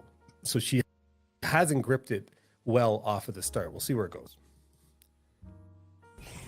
So let's just talk about what you did in preparation for today. Did you meet with Mr. Wade at all? Once the motion was filed, did you meet with Mr. Wade and talk to him about the motion that I filed to disqualify you? On January, this first January motion? Yes. I don't know if you could say talked about. I probably had some choice words about some of the things that you said that were dishonest within this motion. So I don't know that it was a conversation. As you know, Mr. Wade is a Southern gentleman. Me, not so much. Okay. Stopping it here. It's too good to pass. You can see scorn. Like there's elements of scorn when the nose goes up here. This stuff, it's hard to fake that. There's pure scorn. But again, you didn't answer the question. Like she's a district attorney. She's a lawyer. She knows that you're not supposed to speak with another witness about an upcoming court case. And she's asked, did you speak with Mr. Wade? And she starts going, about the case in particular, I had choice words about what a bitch you are. And she's kind of reverting to this old way of communicating, which is argumentative, as opposed to just saying, I absolutely did not talk about anything in relation to this case with Mr. Wade, right? This is an error of credibility that the lawyer should suck back and go, wait a second, I just asked you a simple question. Did you talk to him? What? You don't need to attack me here, ma'am. And this was an opportunity I think lost, but the judge will be picking up on this. Let's watch Miss Willis's body language from here. Okay, but my question was, did you have a conversation with him? I didn't have a substantive conversation. You did not? I read this motion, skimmed it more so, and Right now, if I'm watching this witness, I know I got something. One, she introduces a word that's complex and not necessary. I did not have a substantive like for me, that's even a difficult meaning for me to understand. What does substance in conversation mean? She didn't talk about the substance of the case. She's using a complex word as a way to get out. She's creating a gray area that she can negotiate her way out of if she gets picked up on it. Because in the back of her head, she's thinking, is there going to be something that comes and proves me to be a liar? And if I'm found to be a liar in that box, I can be charged with perjury. But what we saw just before I stopped the video is this firm lip compression and a lip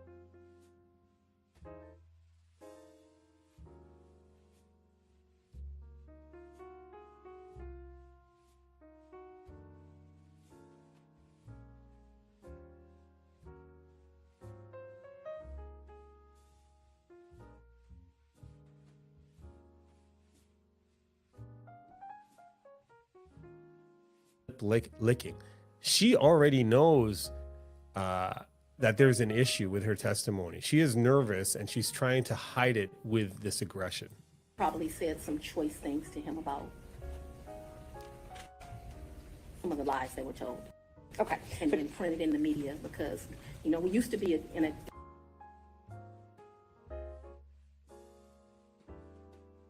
day and time where you had 60 Minutes and people did stories and they verified information, and you had this great reporting. But it seems today that a lawyer writes a lie and then it's printed for all of the world to see. Well, I just want to make sure that you answer the question I asked, though. So my question was... Overruled, Mr. Abadi. Did you see that lip licking, mouth rolling? That Ms. Willis hates this lawyer. And to me, when you hate the lawyer, that's an opportunity because people with anger make irrational decisions. The other lawyer objected. The lawyer's trying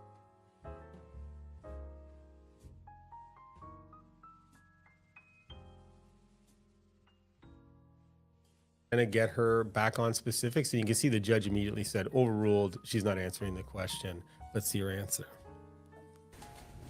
I told you what happened. I read the motion. I am sure I told him what my opinion of it is. Okay. And past that, we had no substantive conversation. You did not. Okay. Is there something you didn't understand? No, I just wanted to make sure that Okay. you did not have a meeting with him in the conference room to discuss the motion. Next question, No. Ms. Merchant. So in the conference room of my office within this week, you produced some financial document. That financial document was given to me, something, and I'm not even sure who was given it to him by me or Mr. Abadi gave it to me. And I think he showed me a document in our conference room. But as far as a substantive conversation, I don't believe I've had any conversation with him that is substantive related to this. Okay. I have had conversations with him since you filed the motion.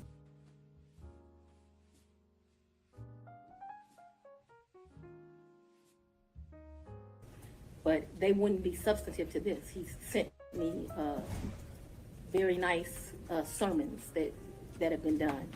And so we've had conversations about, did you listen to that sermon? You know.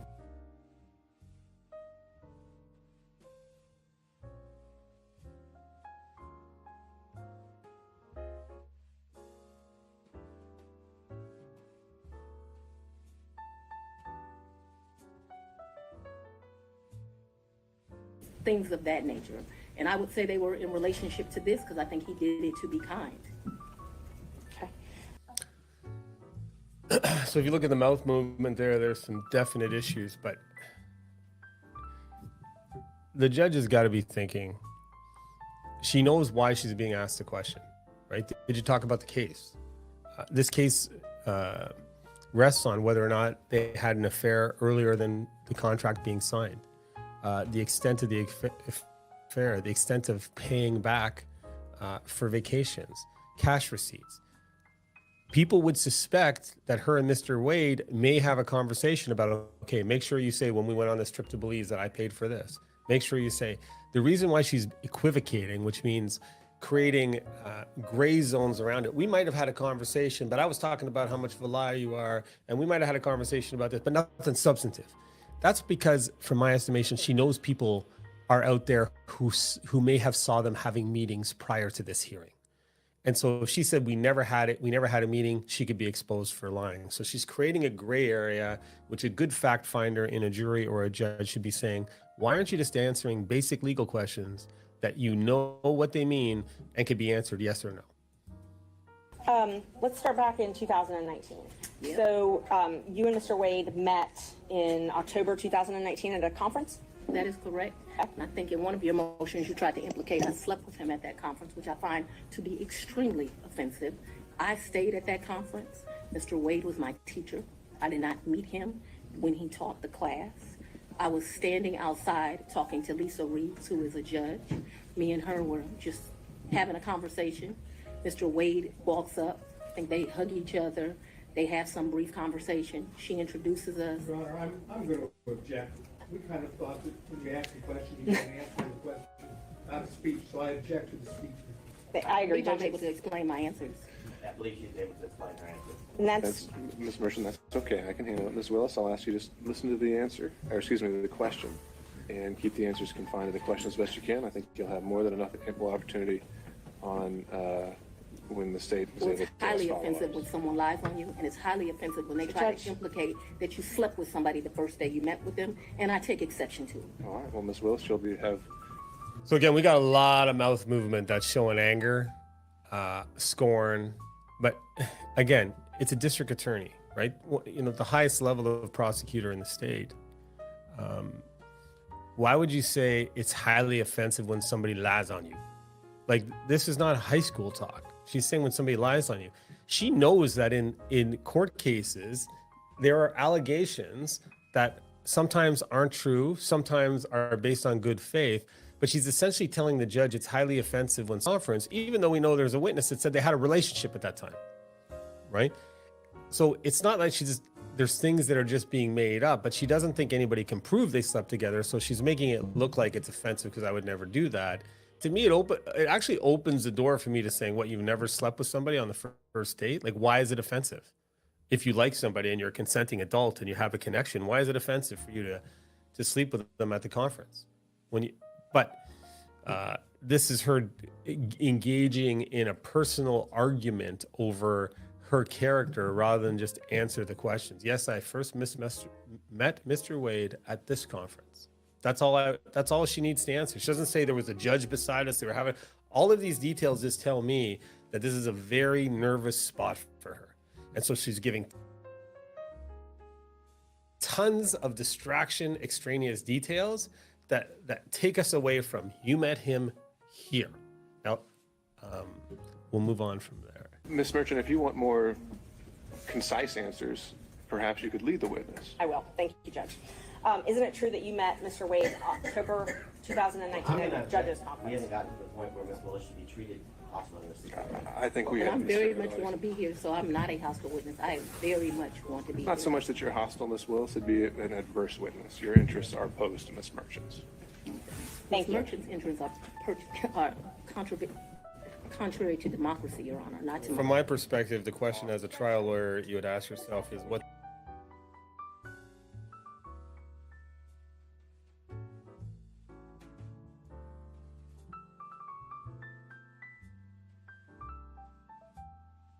do I do here? Essentially, the witness just said that that Ms. Merchant as a lawyer, her interests are contrary to democracy. So she's trying to stake a flag, that because she wants to ask me a question about whether or not I had an improper affair with somebody who I gave a $700,000 contract to and didn't disclose it, she is running against democracy. That's what you do when you want people to ignore the details of your misdeeds, perhaps, and focus on the bigger issue. Like, I'm going to take down Trump, ignore the fact that I gave my boyfriend a crap ton of money and went on a lot of vacations and I didn't claim it, right?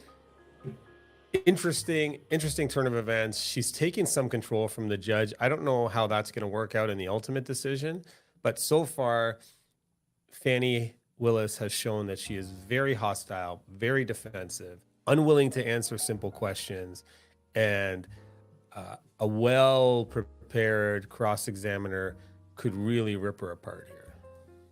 So we've confirmed when you met. After that, isn't it true? No, I need to explain this, and I think I get to explain my answers. When I met him, Judge Reeves introduced us. He handed me his business card. I'm unsure if I handed him my business card, but we exchanged Who information. cares about He the said, if you goddamn ever need business any cards? help, give me a call. And he walked to the parking lot. So after that, you started dating shortly thereafter, correct? A lie. That's one of your lies. Okay. Do you know Robin Yurdy? Okay, so I like this. So she says she started dating soon after. She goes, that's a lie. That's one of your lies. And then there's a lot of lipping and mouth pursing.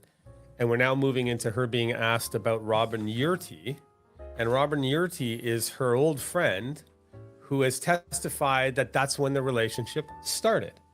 And it's important because the contract was signed in 2021, but she just acknowledged that she met in 2019.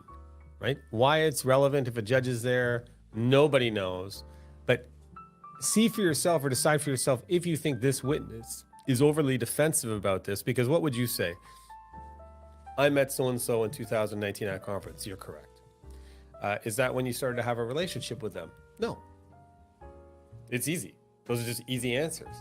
But she knows what's been said by her friend, by Mr. Wade, and so she is trying to control the narrative. Let's see how she responds to being confronted with the fact that her friend said they had a relationship. I know her as Robin Bryant. I knew her. So Robin did not go to my college. She went to the college of, I went to Howard University. She went to Morgan State. I met her through some people I knew. In college, we hung out a bit. Not much because she was in Baltimore and I was in Washington, D.C. But we hung out a bit. After college, I lost contact with her. I probably didn't see Robin again until maybe 7 or 8 years ago, a chance meeting here in Atlanta. But we did not have a consistent relationship from when I left college and came to Emory Law School here in Atlanta. But 8 to 10 years ago, just by happenstance, I ran into her.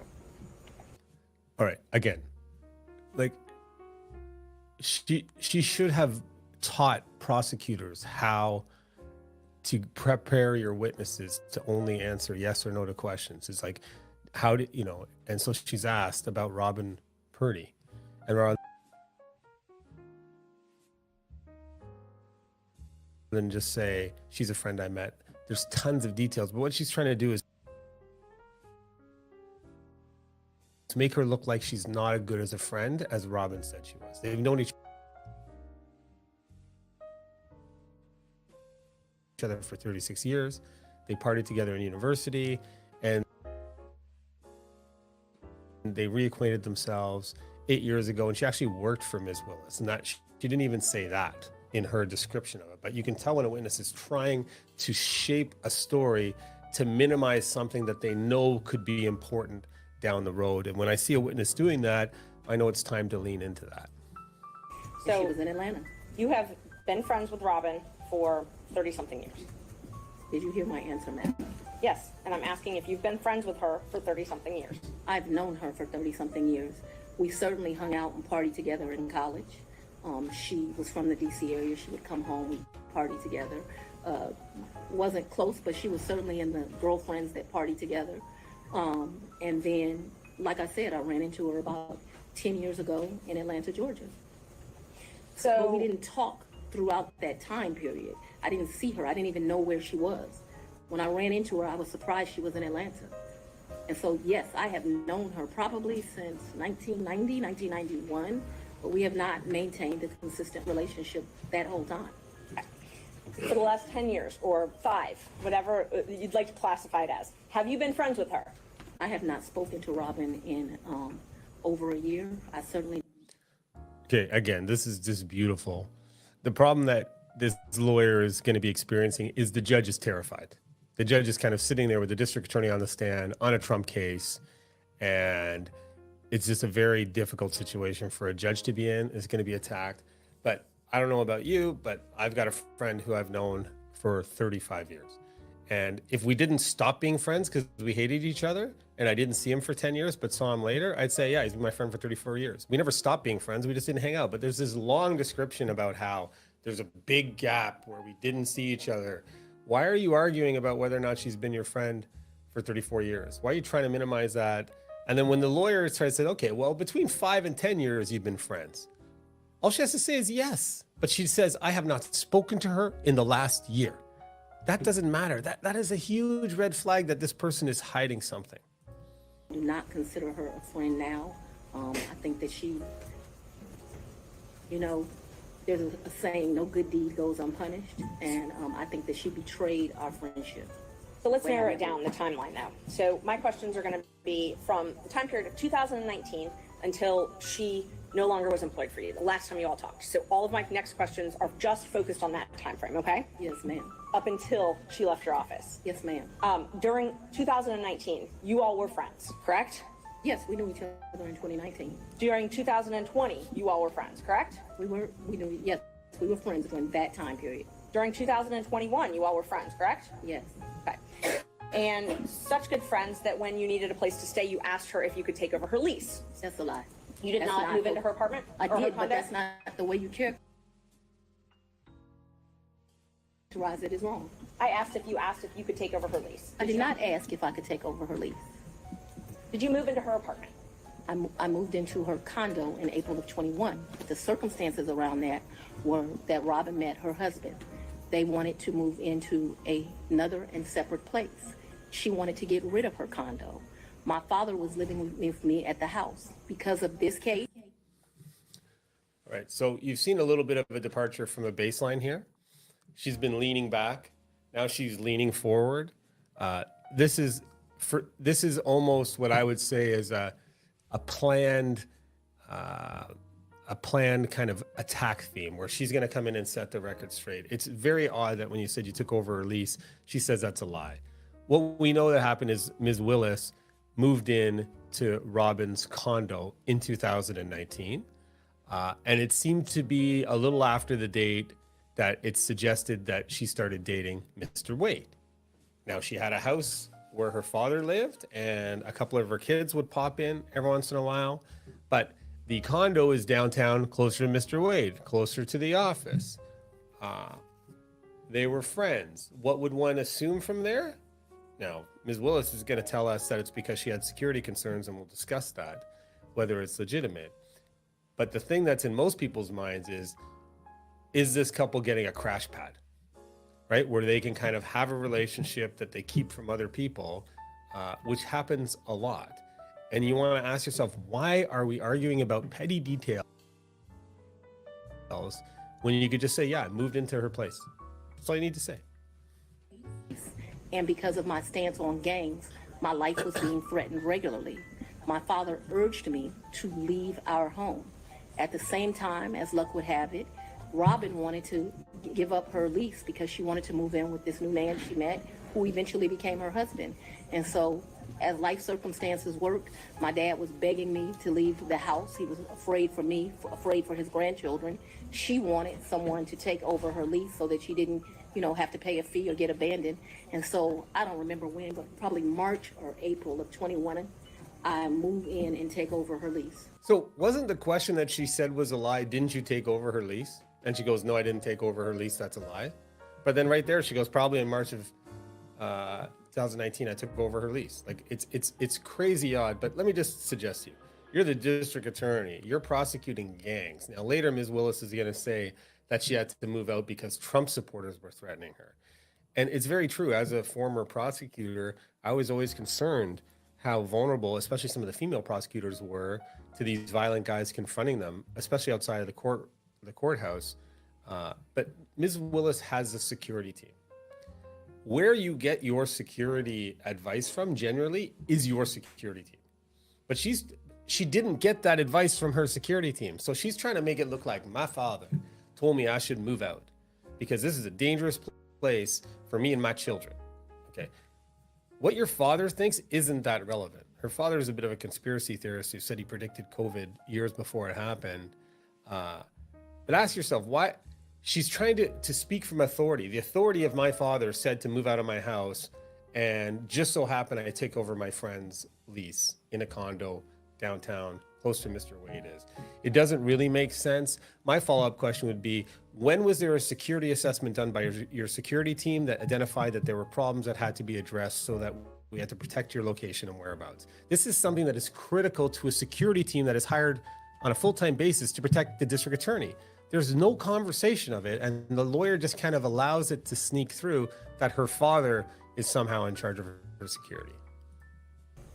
And did you pay her or did you pay the leasing agent? No, I don't even know who the leasing agent was. I paid her. You paid her. Did you pay her cash or did you use a card? There were some times that I would give her cash, but mostly I paid her via Cash App. That would be the most convenient thing. So I would not only give her her rent, but then like when the utilities would come in, whatever the utility was, she might be like, I need $70, I need $100, whatever it was. And we never had a problem with money. Whatever she told me it was, I never asked to see a bill. I never questioned her. I just gave it to her. What percentage would you say you paid cash versus Cash App? Oh, the vast majority was Cash App. This is going to be important. So she's paying, when you pay with a Cash App, most of you know, it's coming from your bank account to somebody as kind of cash. It's like a direct e-transfer. That's a Cash App. There's a record of it.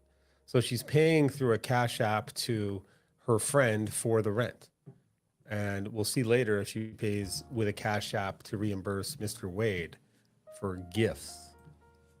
I don't know what percentage. I'm not going to guess that. But the vast majority was Cash App. But there will be times she would say, this bill came in at $70. Here goes $70. Did you have a monthly rent amount that you paid her?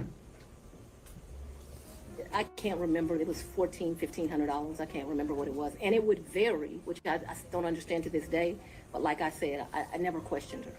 When did you move out? She said it was, that's what I paid. When did you I move out? abruptly moved out in February, either late January or early February of 22. Of 22. Yes, February ma'am. 2022, is that what you said? February of 22. I believe it is January, but I'm gonna skip ahead. All right, so we're going to move into some questions about when she went on vacation with Mr. Wade.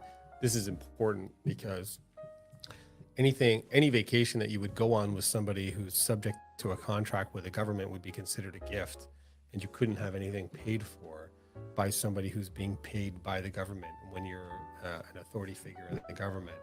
In response to this first question, let's see how Ms. Willis answers.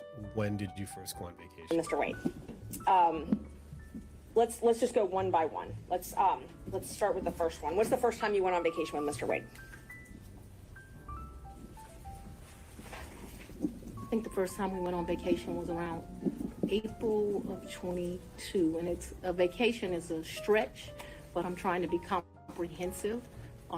I recall April of 22. His birthday is March the 18th. So that when a witness says I'm trying to be honest, generally they're not. When she says she's trying to be comprehensive, I don't believe her. She actually has fought releasing her Delta travel records. So she knows that the other side doesn't have her airline records. There's allegations of way up more trips, but she does know from listening to the testimony, I believe, of certain vacations that have come out on the record through Mr. Wade. What I want you to pay attention to from a body language change is that as soon as she's asked about the her hand movement changes. And something that humans can't prevent themselves from doing unless they consciously do it is protecting them. You'll see men when they're nervous often kind of cover the genitals. You'll just see a hand move there. That's an evolutionary protection method. But one of the things that you'll see that humans always do is they protect the neck. The neck is where the leopard grabs you in the middle of the night. That's the vulnerable spot of anybody who's being preyed upon, because we come from animals who were preyed upon. The neck is what we always protect. And when the hands go to the neck, you often can probably suspect vulnerability. So now as she's talking, you're going to see the hands are around the neck. They were down here, there was finger wagging, but now all of a sudden she's being asked. Now it could be construed as pensive. I'm going to be pensive here because this is very difficult for me to think about when I went on vacations with my boyfriend who was going through a divorce. I don't know, but I see this as she is vulnerable and she's calculating what she says because she knows this is a dangerous space. It would have been his 49th birthday. I took him to Tennessee for the day. I think we went to a museum. I think we might have stayed the night. I'm not sure, but I mean, Tennessee's kind of hard to call a vacation, but I just am trying to be inclusive. Who And it's cares like about Tennessee? You're trying to be inclusive. You're not trying to be inclusive. You're using language that's bullshit.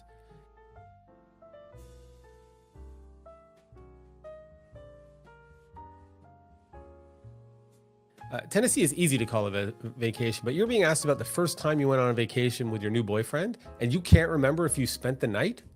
Is anybody calling bullshit? Like the first time you go on vacation with your new boyfriend or girlfriend, you know if you spent the night. It's a big deal. It's generally fun. But she's minimizing this as something, it's just Tennessee. It's not a vacation. I can't tell if we slept the night. This is just a credibility minefield for her. I said, I know it wasn't more than a day. She didn't spend the night. I think that we did. That's what I'm telling you. I think that there's a possibility that we stayed that night in April of 22. Who paid for the hotel? I think I did. It was his birthday. And would you have used a credit card? When I started dating Mr. Wade, it was right around then.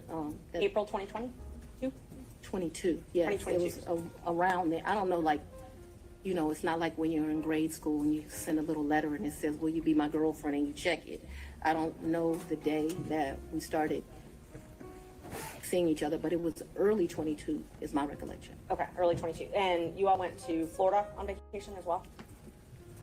Why do you need to talk about grade school? Like you generally know when you start dating somebody, but if you were to go back and watch the breathing, you can see chest breathing, a lot of breathing up here. And she goes, I don't know the exact date, but it was around early 22. The reason why you don't say an exact date is so you can't be held to it. She knows that they were dating earlier. She knows that a witness has testified that they were dating earlier, but her and Mr. Wade are saying that it didn't start until April 22 because that is what they believe absolves them from any misdeeds in relation to the relationship. I don't recall going to Florida on vacation with him.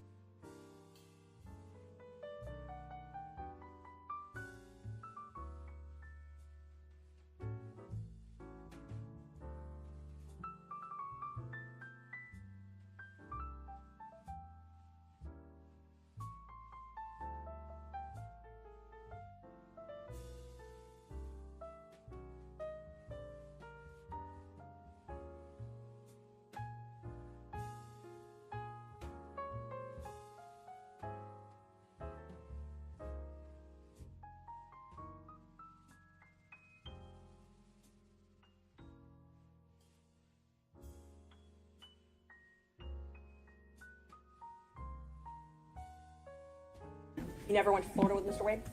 When we went to get on the cruise ship, we went to Miami. Okay, that's the only time that you went to Florida with him? I think we went to Miami and spent the night. That's my recollection. Okay. I think we spent one night so that we wouldn't miss the ship. That's my recollection of our Who paid for that hotel? In Miami? I don't remember that. And how'd you get to Miami? So we got more chest breathing, but it's easy to kind of criticize a lawyer when you're in your studio and you don't have the stress, but she's talking about 2022. It's early 2024. You know, how many cruises have you gone on, Ms. Willis, since 2022 and 2024?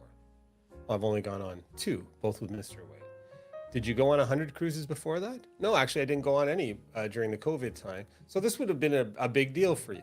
And you're telling His Honor that you can't remember if you stayed overnight in Miami before you went on the cruise?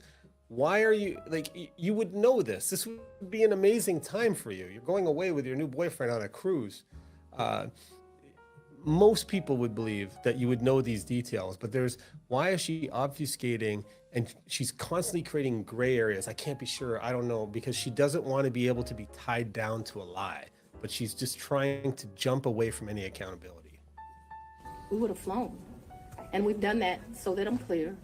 We've done that twice. I think one time we stayed, and I honestly can't tell you, did we stay when the ship left or did we stay when the ship came back? I also can't tell you, so there's 2 cruises out of Miami. There's one that's in that October time period that was with his mom. And then there was another that was a New Year's Eve trip. I know I paid for the New Year's Eve trip because the tickets were $697 each. And I thought, this is ridiculous that the tickets are $700 to go to Miami. But when you travel during New Year's Eve, you know, they get you. So let's just back up and talk about the first time that you went to Florida with Mr. Wade. Very That was the interesting, time that you Ms. said you stayed in Miami at the hotel the first night. That's the time I told you I am not sure. So I'm not sure of two things. So I want to make sure that my testimony is clear. All right, let me stop here. And this is where I start to get annoyed. And this is where a judge would probably tell me to back off because I get fucking pissed here. I want to make sure I'm clear. Ms. Willis, you're aware that this whole hearing is based on the fact that you went on lavish vacations with somebody who you had given a contract to, contrary to regulations, right? So then, in preparation for testimony, we could pretty much guarantee that you would know and have gone over all of your vacations so that you knew exactly when that happened. As an educated official of the state of Georgia, in a hearing that could affect the next president of the United States, knowing that your vacations with Mr. Wade are under close scrutiny, are you telling the court that you didn't go back and check your calendar, check your receipts, check your credit card statements? Are you telling me you came into this courtroom so unprepared that you can tell His Honor that you can't be sure if you stayed in the hotel that night or if you did that? Like, it's complete bullshit. But you can tell it's bullshit because she goes, I want to be as comprehensive as possible while I'm not sure of anything. This, to me, is a complete liar at this stage. There is no way that a professional, competent individual wouldn't step into that witness box and know the details of every second of the trip she went on with Mr. Wade in order to defend herself. I'm not sure if we stayed in Miami on the October trip. I'm not sure if we stayed in Miami on the December trip. I just can't remember that. You just can't remember. Is there a conceivable way you might be able to figure that out before you step in the witness box? Like maybe check your emails of thank you for checking into the Marriott on this day or whatever. Like, it's fucking incredible. And I also don't remember, so that the record is clear, I don't remember if the necessity was as we got on the ship or we got off the ship. But I do remember there was a night spent in Miami because either whatever. I don't remember. But I think... What's the movie? You're showing me everything, but you're telling me nothing. I don't remember if it's before we got on the ship or if we... Nobody's asking about on the ship or off the ship. Like, you're putting emphasis on words that don't matter, and you're giving details on issues that don't matter, and you're avoiding giving details on exact specific things that would expose you. So stop showing me everything and start telling me something. that there was a night spent in Miami. That cruise is the one that you took in October, right? Ma'am, if you have something to refresh my recollection, I'm intentionally trying to not be difficult with you, but I don't want to make up something. Right. Okay, I'm intentionally trying to not be difficult with you, except a few minutes ago I said you personally are bad for democracy. Like, nothing she is saying is consistent. I'm intentionally trying to not make this tough for you, you evil tyrant who's trying to destroy democracy. And I just want to be clear with you. So if you can help me find out about my own travel records, if you, the lawyer, like maybe because I don't have my own travel records, this is fucking pissing me off. I know that on one of those two trips, we stayed in Miami.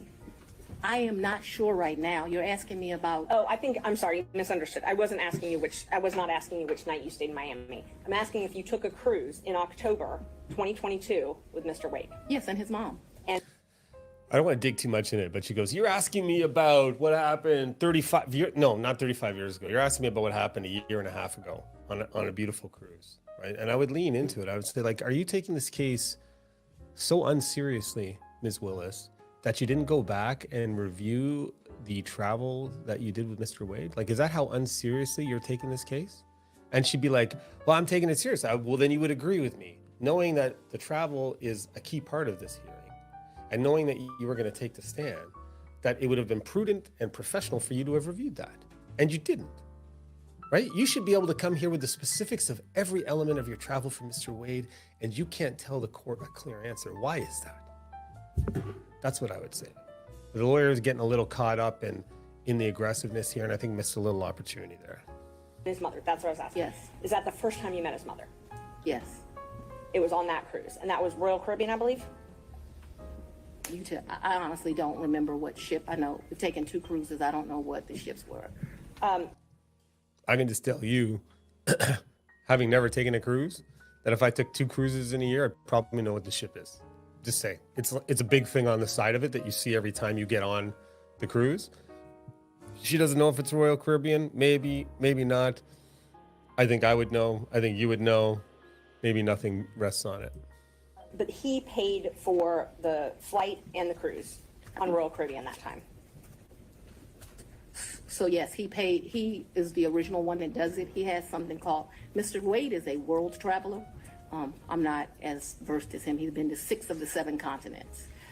And so he has both a personal travel agent and he also has a cruise travel agent. I don't know anything about either of those kind of travel agents. So he is the one that would book the travel, but we need to be clear when we're talking about just because he booked it doesn't mean, like, I don't consider him having taken me anyplace. Let me just be honest. The only one that's ever taken somebody someplace is for his 50th birthday. I consider that I took him to Belize. And I took him to Belize because, I don't want to discuss his personal business, but I'm happy Mr. Wade is still here with us. And I did 50 big. Like if this was like just your average citizen who worked at Walmart, okay, I can understand this answer. But you're asked, he paid for the tickets, right? And then all of a sudden we hear that he's a world traveler, right? Then she talks about another trip where it's his 50 big. All of these details, I don't consider that he paid for me. She's trying to get the narrative out before the questions are there. She just has to say, yeah, he booked the tickets and I paid him back. But all of this extraneous detail is very suspicious. Very big. So still on that October Royal Caribbean cruise, even though he had a travel agent. I'm sorry? If you do me a favor, I don't know what cruise ship, what time.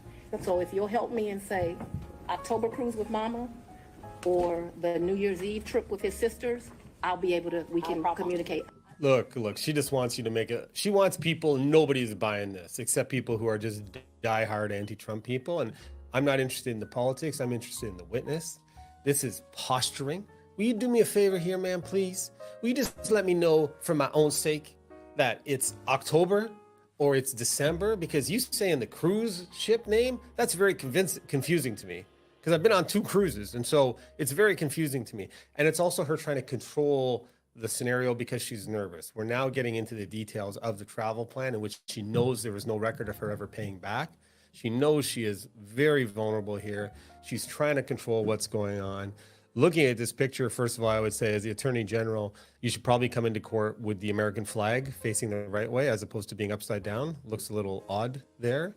But it's actually maybe indicative that she rushed into court, but it'd be nice if she had the American flag the right side up as she tries to be so clear with everybody in the justice system. I just don't know what ship. October cruise with Mama. That's what I'm talking about. Yeah. He paid for the cruise and the flights for that trip. So he called his cruise agent and he booked that through them because he has a cruise agent. Right. He also has a regular agent. I don't know the cruise agent's Who name. cares about So I these wasn't agents? asking about his travel agent. I was just asking but if I'm he trying paid to, for those. He did not though. Okay. Because the reason I consider did that he pay did for not them. is I gave him his money back. And I was about to ask that. But initially, he paid for that. Yeah, he called his cruise agent. Like, I think they have his card on record. They do whatever.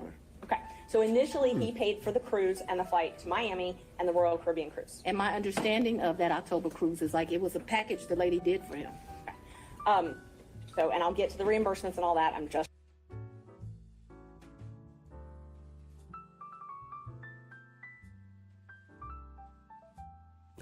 I'm sorry, I'm on mute. I had stopped it.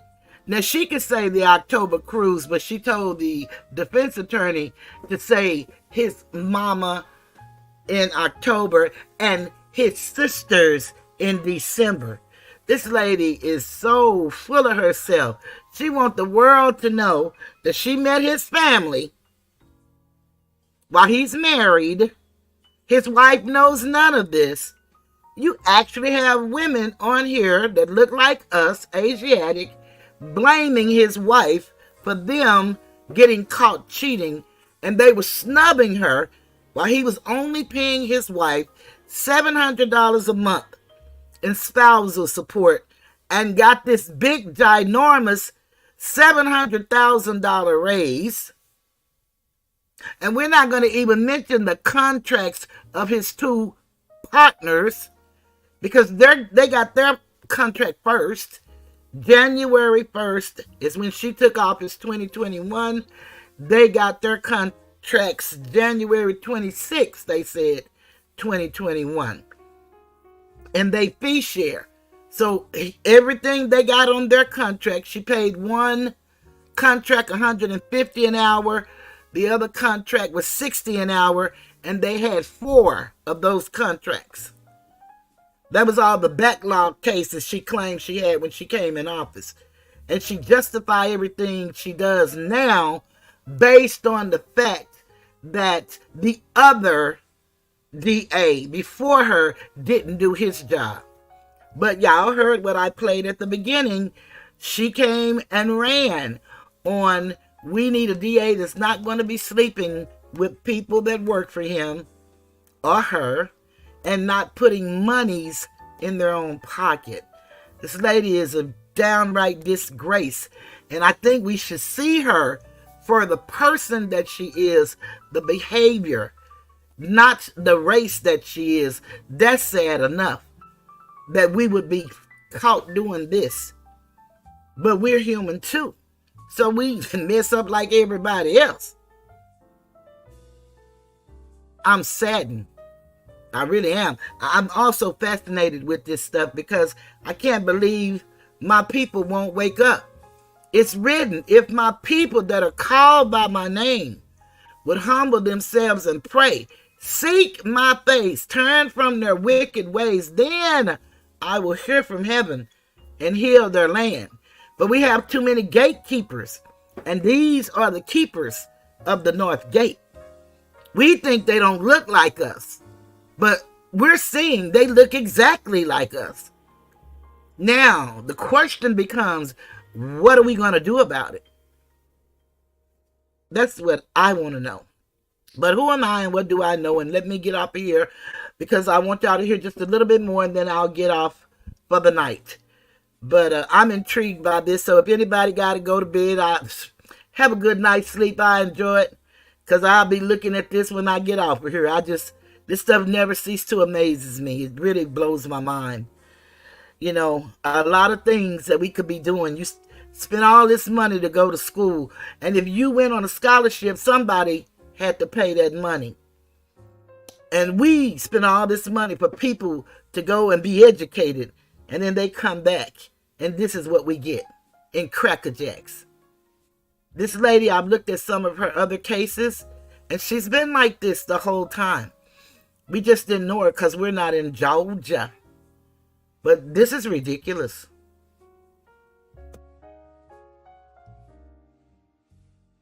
I was trying to confirm he paid for the flight and the cruise in October. And I think that when you say things that way, I want this record to be abundantly clear that he calls his travel agent, he calls his cruise agent. They do whatever he tells them. He's like on a first name basis with these people. They do it. Okay, this doesn't matter. If he's got a cruise agent with his credit card on file, he can tell his cruise agent, I'm booking a trip for me and my girlfriend. Please put mine on my card and she will call in and give you her credit card. This very bespoke cruise agent would do whatever he asks. This cruise agent isn't going to say, I'm sorry, we can only book this on one card, sir, for multiple people, right? This is where like a lawyer who is not quite prepared or who's too busy focusing on their notes isn't picking up on the subtleties, right? She's trying to make it look like this is the only logical way it could have happened. But if you could suck back or if you had good co-counsel there, just go, just a second, the cruise agent could have just taken your credit card to pay for your portion of the trip, right? You have a credit card. You're a high-ranking public official. Why are you trying to make it look like this had to be done this way because he's a world traveler with a cruise agent? It's nonsense. It's absolutely nonsense unless he said, look, you're paying me a crap ton of money for this case. I'm going to put this cruise on my business account, which will pay for it. And, you know, you just give me some cash so I can pocket some cash. But what probably a lot of people are thinking is he's using some of his billables to support a lavish lifestyle, right? That's corruption. And her explanations are so flawed. And just so you know, as foreshadowing, she rushed into the court this day. The next day she was supposed to testify and her fix some things. She never came back after this testimony. And she never came back because when they looked at it, they knew how devastating this was. With these people, they do it, and then he tells me how much it is, and I give him the money back. I don't, just like you're asking me about the money with Robin, I don't do my friends like that.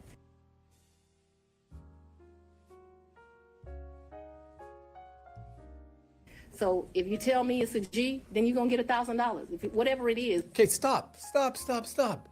Okay, if I booking a trip with my girlfriend and she wants to pay me back, I would get an email from my travel or cruise agent saying, Mr. Wade, you are booked. Here is your level of vacation. Here is your receipt. And the first thing I would do is press forward. And I would say to Fani Willis, here is a receipt for our trip, right? Please forward me the cash, in the amount of half of it so that you know how much it is. Like, it's just something that you do to show that you're booked, that you're doing it together. But she's like, I don't do my friends like that. Like, this is a deviation from baseline again, right? She's not talking like a prosecutor. She's talking like somebody I don't do my friends like that. If they say it's a G, I give them a G. Like, why are you reverting to this kind of language that sounds so beneath the office and beneath the gravitas of this case, making it look like, hey, this is just how we all do it. No, this is not how the Attorney General of Atlanta does it. This is not how public officials sworn to serve the state or the government does it. They don't do it like this. And I wish I could have dug a little deeper on her because she's getting away with incredible things right here. I didn't ever make him produce receipts to me. Whatever he told me it was, I gave him his money back. Isn't it true that he paid for the cruise and the flight on his credit card? I'm not asking about reimbursement or after. He used his credit card to buy the cruise and buy the flight, correct? I have no idea how he paid for it, if it's a credit card, if it's a debit card, but certainly he called his cruise agent,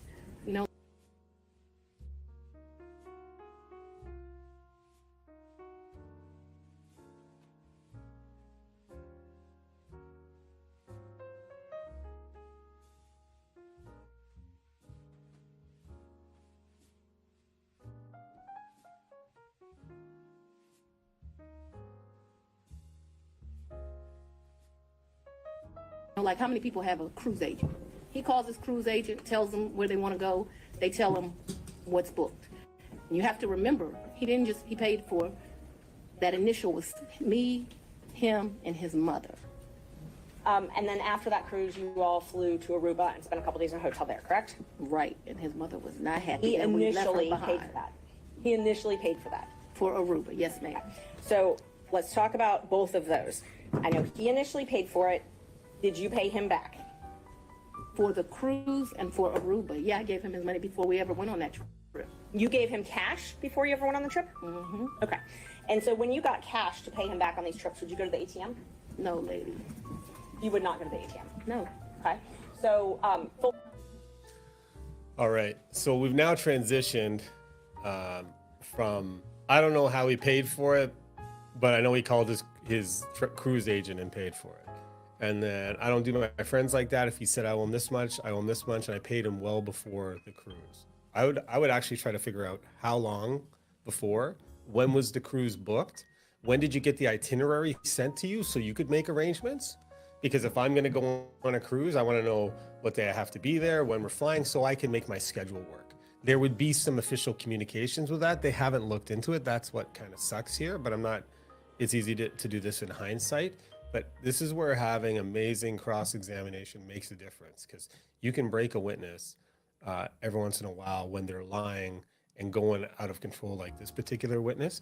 But now we've moved to, so you paid him in cash. Where'd you get the cash from? See the change from kind of forward? Now she's gone back and the hand has come back up to protect the neck. And also, if you see somebody cover their mouth, it's almost like they're trying to hide what they're thinking, because they know that their mouth communicates what they want. So when you see hands start going across the mouth like this all the time, they're trying to cover up what they're thinking.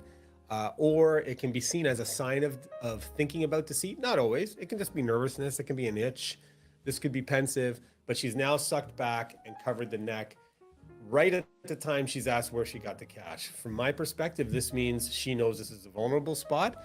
And what you're going to see is storytelling to explain things that should have simple answers. Fulton County pays you direct deposit, I assume? Yes, Fulton County and the state of Georgia both pay me direct deposit. Okay. So the cash that you would pay him, you wouldn't get it out of the bank? I have money in my house. You have money in your house. So it was just money that was there. Look at the mouth covered. Look at the neck covered. Finger right over her mouth. I have money in my home, right? I get paid by the government into my bank account, but I have money in my home. It's just, it's very sketchy. You can have money in your home, but I would be going, okay, where exactly did you get that money? As an official of the state of Georgia who prosecutes criminals, where are you getting cash to put in your safe? There. When you meet my father, he's going to tell you as a woman, you should always have, which I don't have, so let's don't tell him that. You should have at least 6 months in cash at your house at all times. Now, I don't know why this old.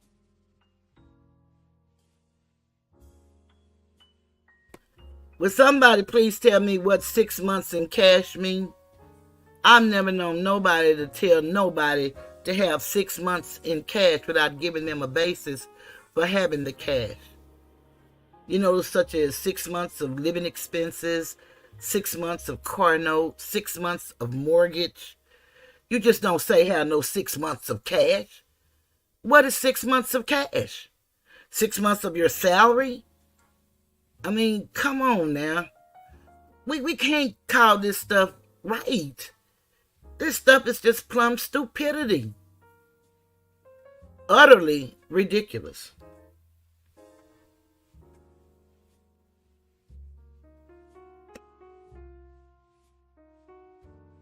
Old black man feels like that, but he does. When we were growing up, my daddy had 3 safes in the house. So my father's bought me a lockbox. Again, who cares? And I always keep. Where'd you get the cash house. from?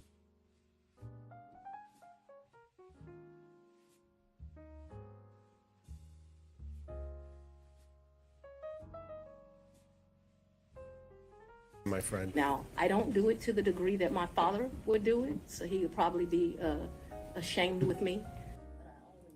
This is called benchmarking to authority, and you'll see this a lot. She's referencing somebody to make it look like she's a good person. I respect my father. My father told me to do it. I'm doing it. My father told me I should move out. My father told me I should have cash in a way that's untraceable when I'm paying back vacations with people who are under contract with the government. It's trying to rely on an authority figure of a father to give you a moral excuse for something you don't have a good answer to. And she goes into great detail on this topic. But I always have cash at the house. That has been, I don't know, all my life. If you're a woman and you go on a date with a man, you better have $200 in your pocket. So if that man acts up, you can go where you want to go. So I keep cash in my house, and I don't keep cash as good in my purse like I used to. I don't go on many dates, but when you go on a date, you should have cash in your pocket. So my question was, where did that cash originally come from? If it didn't come out of the bank? Cash is fungible. I've had cash for years in my house. So for me to tell you the source of when it comes from, when you go to Publix and you buy something, you get $50, you throw it in there. It's been my whole life. When I took out a large... Okay, I would go down this road with a Mack truck. Where did that cash come from? Cash is fungible. When you go to Publix, you overpay, they give you some money back. This is where she's getting thousands of dollars from? To me, if you're a prosecutor, it's very important to know where you're getting cash. Because the assumption can be, you could be getting paid off to dismiss cases. I'm not saying she was, but to me, if you're going to claim on one hand, you got a lot of cash and it's not coming from withdrawals from your bank, because let's say I get paid X amount a month, I can go if I want to have cash on hand and withdraw $1,000. There'd be a record of that. There are no bank records of any cash withdrawals. So where is the cash coming into her possession from? They don't do a good enough job examining that, but Ms. Willis does a giant fumble in a few moments that I think exposes her to a serious charge. Amount of money on my first campaign, I kept some of the cash of that. Like, to tell you... Sorry, I might have overtoken it. She said, I had money left over from my first campaign. Now, do you think her campaign donors would be happy to know that campaign funds, which were supposed to be directed towards campaigns, and if there's something left over, returned to donors, She essentially just said that campaign funds from donors, she took out, I don't know of what bank, but I would ask, what bank did you withdraw the campaign funds from? Or were you taking cash donations from people, which you're not allowed to do because you have to register any campaign donation? But did you take the cash from campaign donations, either out of the bank or just in cash, and use it for frickin' vacations? This is a campaign finance violation en masse. And she kind of opened the door to this because she's trying to protect herself from the fact that she never paid back Mr. Wade anything. I just have cash in my house. I don't have as much today as I would normally have, but I'm building back up now. So you just put money in. It's a very good practice. I would advise it to all women. Okay, but where are you getting the money from to put back in? There's nothing from your bank statement saying you're taking it out. Where are you getting this money to put it back in? From Publix when you buy toothpaste? So you can't identify when you came into this cash or where the cash came from? I didn't say I couldn't identify it. No, nobody gives me anything. I am sure that the source of the money is always the work, sweat, and tears of me. What you asked me. You're sure it's the work, sweat, and tears of you? Well, then show me where you're taking it out of your bank account from a legitimate payment. There is no evidence of it. You're not sure of it. Where is the cash coming from? They should have gone right down here because the whole case rests on whether she paid him or not in cash, and she can't say where the cash came from. When did the money go in there? What I am trying to tell you is, so I got divorced in 2005 from my husband. No, it's important. You said, where did the money come from? And I need to tell you where the money came from. And so for many, many years, I have kept money in my house. That money in my worst days has probably only been $500 or $1,000. At my best days, I probably had $15,000 in my house at cash. At all times, there's going to be cash in my house or wherever I'm laying my head. The money that you paid Mr. Wade, the cash, in October of 2022, you do not know where that money came from. I do know where it came from. It came from my sweat and tears. You know which job it came from. Did it come from Fulton County or did it come from a private job? It came from, what are you talking about? So it could have come from a private job because before I was DA, I was in private practice. So I earned money during that time period that's probably in there. You don't know could have, what do you mean I don't know where it came from? I understand the situation. We can move on. Okay, thanks. This is where I think the lawyer and the judge were like, she's like, it came from my sweat and tears. What job? I don't know what job. Well, you need to know if it fluctuates between $500 and $15,000, where is the cash coming from? It could have came from a previous job before you were the DA, like 4 years ago. But if it fluctuates, you're topping it up. Where is the top up coming from? Right? She's either lying that she had the cash or she doesn't want to say that she was making money on the side while working for the government. And then the question would be, how are you getting cash on the side? Are you declaring it on your income tax returns as revenue? If not, you're guilty of tax fraud. Right? This is just gold, but it kind of got fluffed over because the judge is a little uncomfortable. This actually makes me a little suspect because the judge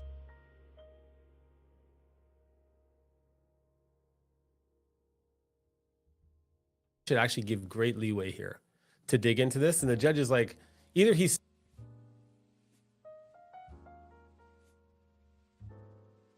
saying, I got it. This is unbelievable, so we can move on. Like, I'm not going to believe that she had it. Or the judge knows that this is vulnerable and could force him to make a decision he doesn't want to do. I'm not sure, and we'll see.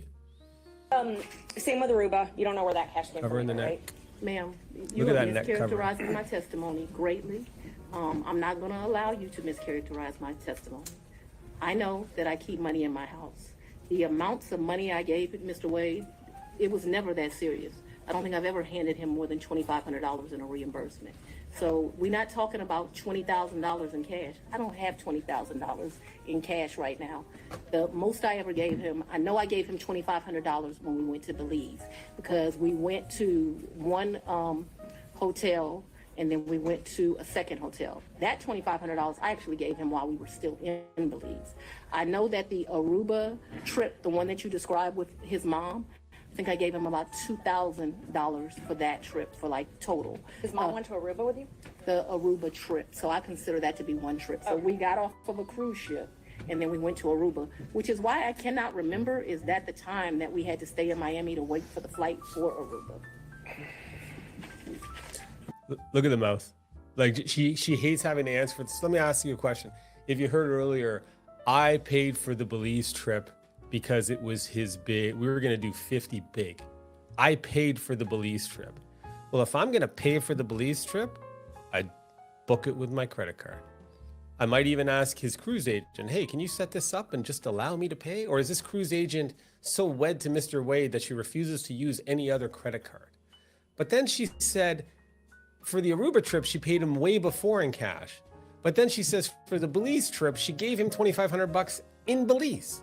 Why would you be giving him money in Belize if you paid for this trip as his 50 big? This is where you got to dig into it, because she's running herself into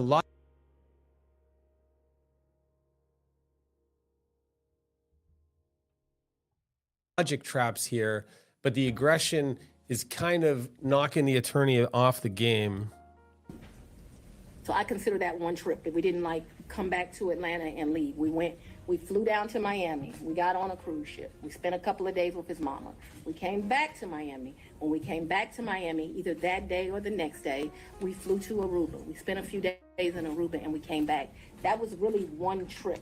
Even though we went 2 places, it was one trip. So let's talk about the California trip. Now, Is that when you were moving your daughter out to California? When you all went, or did you have 2 trips to California? my daughter doesn't live in California. Did she ever live in California? I'm not discussing to you the location of my child. So that lady didn't ask her the location of her child. She asked her, had she ever lived in California? All she had to do was say yes or no. This is just, I just never seen nothing like this in my life. Never.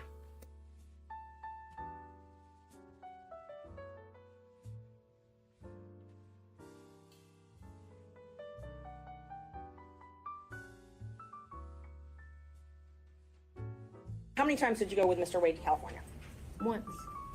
And you all stayed in Napa Valley and he paid for the plane tickets and the hotel? He paid for the plane tickets and the hotel.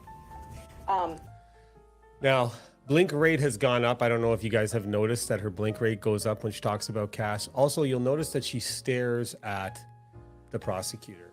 When you're questioning somebody,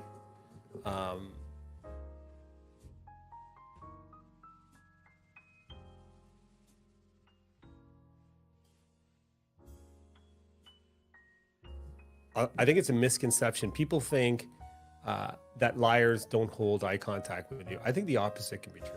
People are very comfortable with the truth. They're like, I think I went down to the market store, then we took the train over there, then I look over, we grabbed a sub, and then we went out. People who are staring at you as they're talking, they know that people think eye contact is a sign of truth telling. And also it's the nervous system watching you. They're staring at you to see, are you picking up on anything? Are you going to do something that's dangerous to me? When I'm comfortable, I don't care what you're doing. If I'm telling the truth, I'm just saying, yeah, we went over here. I'm not fixated on how you're responding to my version because my version is true, right? She is laser locked on the attorney because she's trying to pick up what the attorney knows, what the attorney's going to ask. She's trying to outplay the attorney. It's a sign that is very concerning. And what did you pay for on that trip? I gave him much less cash that time, probably $400 or $500, and then I paid for a bunch of stuff. I think we did 2 different wine tours that you do, which are pretty expensive. I think I bought him, he likes wine. I don't really like wine, to be honest with you. Nobody I like cares. Grey Goose. I bought him a bottle of wine while we were there, and the sippings that you do. I can't remember how many, like 4 or 5 different places you go. I remember we went to this place that they do pairings. That was the most expensive thing that I think that we did. All right, we'll skip ahead a little bit because really nobody cares about the details of the wine trip. What we want to know is, did you pay for it or did he pay for it? And how did you pay him back? And we just go into excruciating detail about the type of cheese that they ate. And it doesn't matter, but it's trying to avoid the important questions of, she just brought cash, paid for everything, doesn't have one receipt to provide. So she wasn't receiving a gift from somebody who's under contract. To do something just very normal that a normal person would get to do if they weren't prosecuting this case. I got to drive 4 hours to do it. And that's what I was going to ask you. Your security detail, did they take you to and from your house?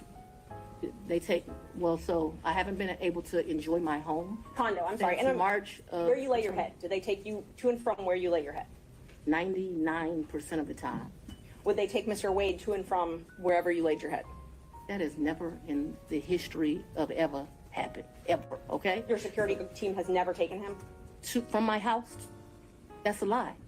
Okay, so this is deliberate confusing. First of all, from a security perspective, if your security takes you there every day from the courthouse, people are going to know where you live, right? So moving from your house to your condo, the condo might be easier to control because it's got a controlled entrance and camera.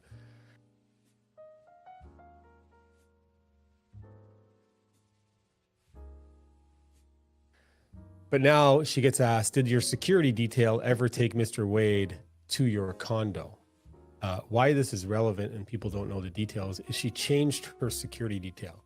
And the lawyers who are running this hearing haven't been able to communicate or contact her past security detail who were employed at the time. So she has a new security detail. And right now she's going to go on a diatribe about how the security detail never took Mr. Wade to her house. She knows there's no allegation that he ever went to her house. Why would an educated professional lawyer deliberately give details that she knows are not relevant? Why? That's another, if they've ever taken him anywhere. And I'm telling you that that's never happened. So your security team has never taken Mr. Wade My security team has never taken Mr. Wade from any place where I have lived and brought him here. Never. Not once. Not ever. Have they ever taken the two of you together? To where? Anywhere. Well, we've left this building and gone to lunch, but I go to lunch so rarely that is a very rare occasion. I am sure, and let me be clear, it wouldn't just be Mr. Wade. So I'm sure my security team has taken me to lunch. Probably been a time I've left here 7 o'clock, gone to get something to eat. And I don't even know that they would have taken him or if he would have driven himself, but they've taken me to do that. But we're talking very few, very far in between. Most days I don't even eat lunch. And when I do, it's... Who cares about when you eat lunch? One thing I know for sure is that if I've got a girlfriend and a security team and I'm going somewhere, I know that she'd be in the suburban limo with me. I'd have a clear memory of us going to do that. So there's just like, I take other people to lunch. It could be other people. Like this is deliberate extra detail that is very concerning if you're the judge. Because my assistant has heated up some bag, something, and I who cares meetings about and your eat in my fucking assistant? office. It's not a practice of mine to go to lunch. During the time period that you were dating, Like in the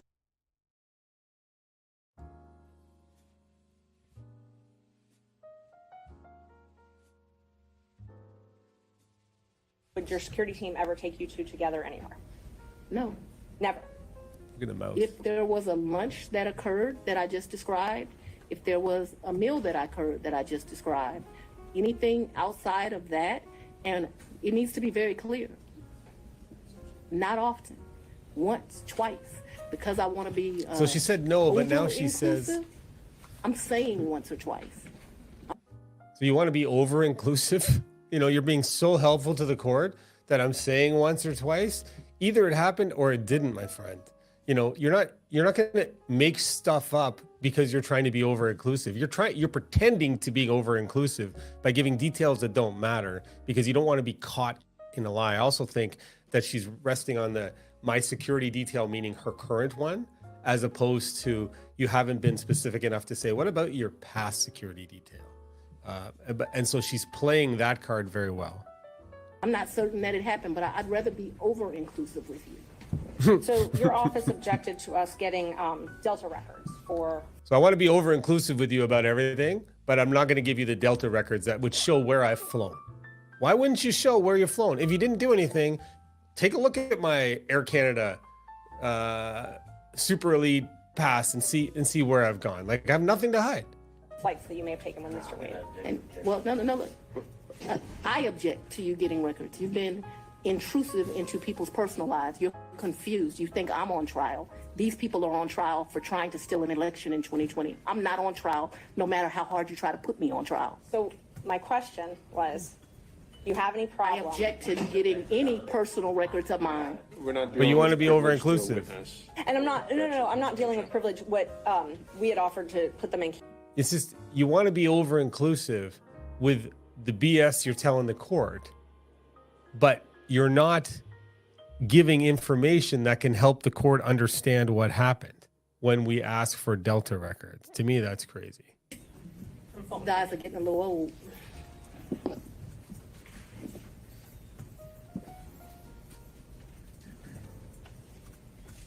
Yes. Okay. Yes, so ma'am. Those are the ones that you filed. This looks like me for sure. Yes, ma'am. Yes, ma'am. These are the documents about expense. Should we move to admit 20 and 21? I think you need to delineate which one's which 20 one's which. is 2021, so it accounts for the time period, Your Honor, January the 1st, 21 through December the 31st, 2021.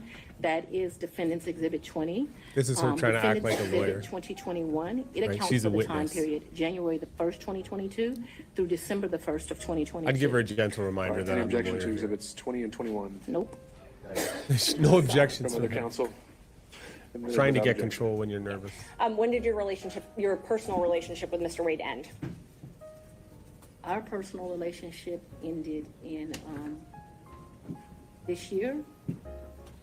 So let's be very clear so that we don't mix words. Got a little. Now this could be because she's upset. Maybe she was in love with Mr. Wade and he said we got to end it. But now there's a baseline change. The arms come around and are kind of hugging the body. Another source of vulnerability. The vitals are in the center. So when people do this, they're generally kind of protecting themselves. When you sit like this, you're comfortable. You're showing to the world, here's all my vitals. Like, I'm so confident you can attack my heart, my liver, my kidneys, my junk is here. Like, but when I do this is just an evolutionary reaction to say, okay, I'm a little bit worried, so I'm protecting myself from an attack. But it could be related to just being emotionally hurt from the breakup. So we'll see what she says about when the relationship with Mr. Wade ended. I don't want to mix words in here. Mr. Wade is my friend right now. Mr. Wade, I would say, has been my friend since 2020. I think he started out as like a mentor and a professional colleague.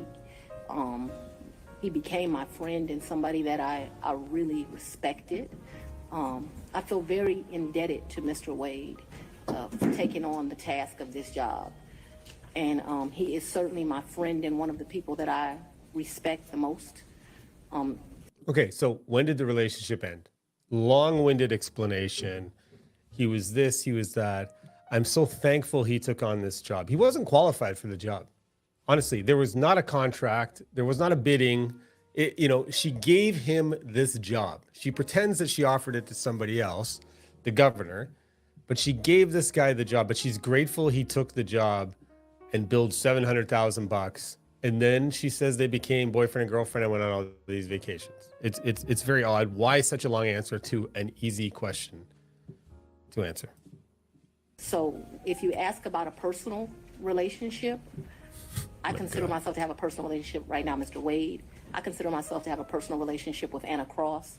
I consider myself to have a personal relationship with Mr. Abadi. I consider myself to have a personal relationship with Andrew Evans. Okay, let me. So there's an objection here, and I understand it, but this is gold for me. I asked when the relationship ended. Everybody knows what we're talking about here. Why is a district attorney with an experienced judge giving such a long-winded answer and then saying, I have a personal relationship with my lawyer? I'd be like, Ms. Willis, let me ask you about that. Did you go on a vacation to Bahamas with Mr. Abato, your lawyer here? Did you sleep with co-counsel there?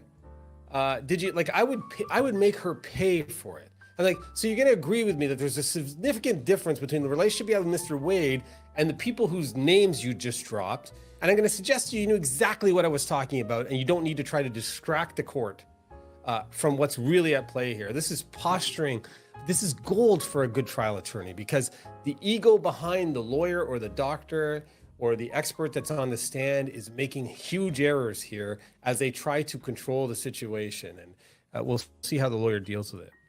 So I have a personal relationship with him as we speak right now. I don't think that's what you're asking. I think that's what you're asking. When did your romantic relationship with Mr. Wade end? Covering the When mouth. did it end? Me and Mr. Wade, we are good friends. My respect for him has grown over these 7 weeks of attacks. We are very good friends. Okay. I think, but for these attacks,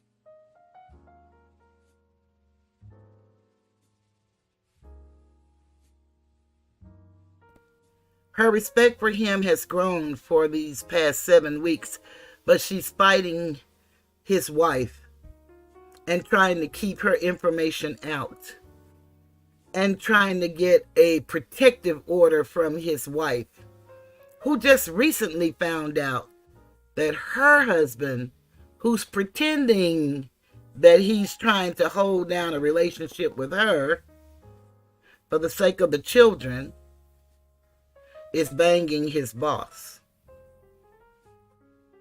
It's more to this story than meets the eye, in my opinion. Just when I look at how she got rid of Miss Yurdy, who she doesn't remember, is her friend of 30 years. They just knew each other, but they weren't really friends. But she lived in her condo, which they visited, she and Wade, a whole year before she moved in. They used to visit Miss Yurdy. It's so much about this story that's being left out. And eventually it's going to come out. So don't be surprised at what you hear.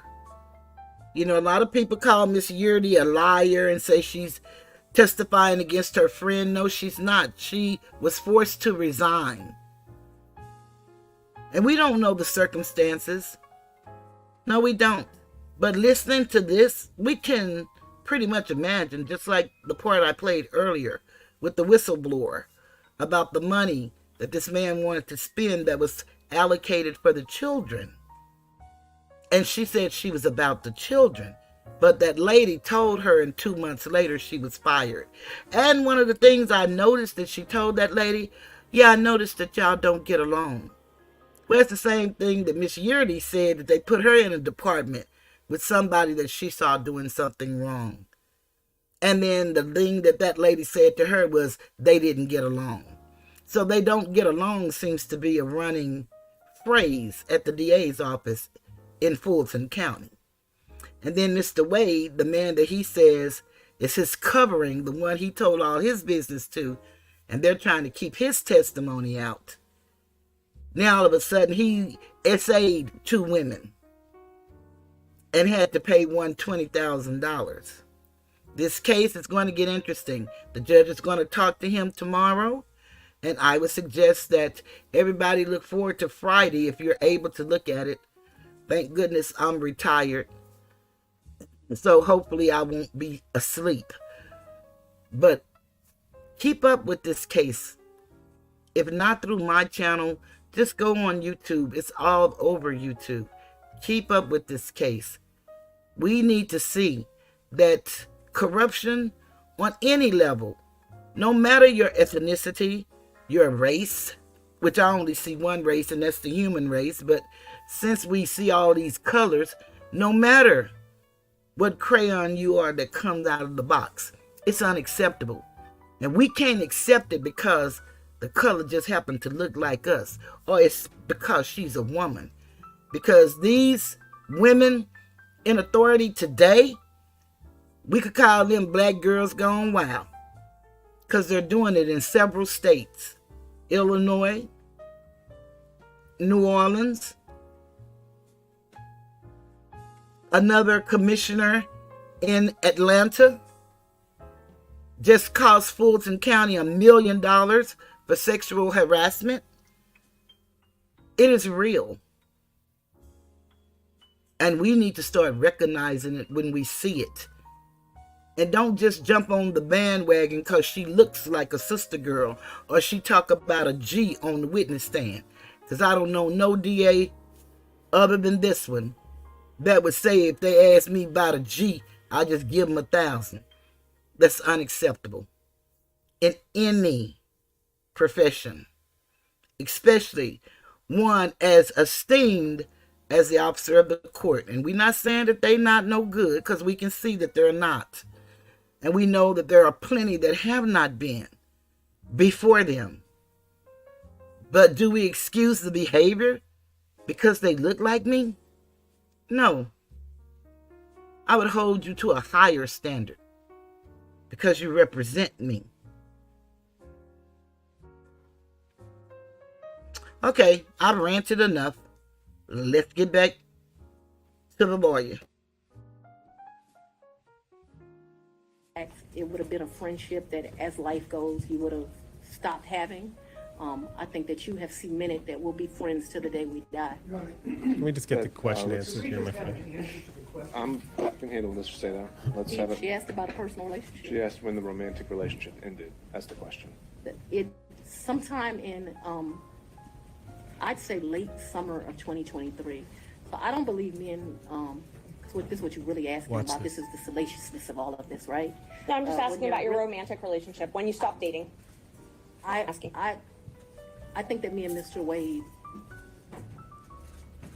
so he's a man, he probably would say June or July. I would say we had a tough conversation in August. Covering the mouth. So that men in relationships at the end of physical intimacy, women in relationships when that tough conversation takes place. No, I think generally, look at the covering the mouth. Like, this just is nonsense. I think she's creating a window of when it ended because some serious contract things were going down around that time, and it's going to be important of the date that it actually ended. I think she's uncomfortable talking about why it ended. Like, is she suggesting that he thinks it ended the last time they had sex, but she thinks it ended when she officially broke up with him, like 3 months later? That makes no sense. So why is she obfuscating here? Why is she focusing on this point? And she's covering her mouth and looking very pensive. Something is going on here that I'd like to dig into a little bit more, but everybody is getting a bit frustrated. I think I could have put this witness into a very difficult emotional state because of how irritable and agitatable she is, but we'll see what happens the next minute. What was happening is the indictment was coming down. That's what was happening. So that's why they're trying to play with these dates and can't remember anything and can't say anything and don't know anything. Ain't no way in the world this lady putting away all these men and women, and she doesn't know what she doesn't know on this witness stand about her own life. It's just not feasible for anybody with reasonable train of thought to believe what they're seeing and hearing. Yet we have people saying this is truly excellence at its finest. And she had to act like this because she had to fight back. No, she didn't have to do it like this. There's nothing wrong with fighting. And nobody can tell nobody how to fight. But there are rules to engagement. Sun Tzu, she should have read that book, teaches us the art of war. This woman does not display, and everybody talking about, she remind me of me. She remind me of my cousin. But she's a DA, so she's not you, and she's not your cousin. She's an officer of the court. I am retired, and I am an officer of the court. Retired. I am a commissioned revenue officer for the United States Department of Treasury, Internal Revenue Service. I'm sorry, we're just held to different standards. I don't have the power to send you anywhere, but in my capacity as a revenue officer, I built the case for you to go away. That was my job. I collected for the government. And you expect better of me as an individual.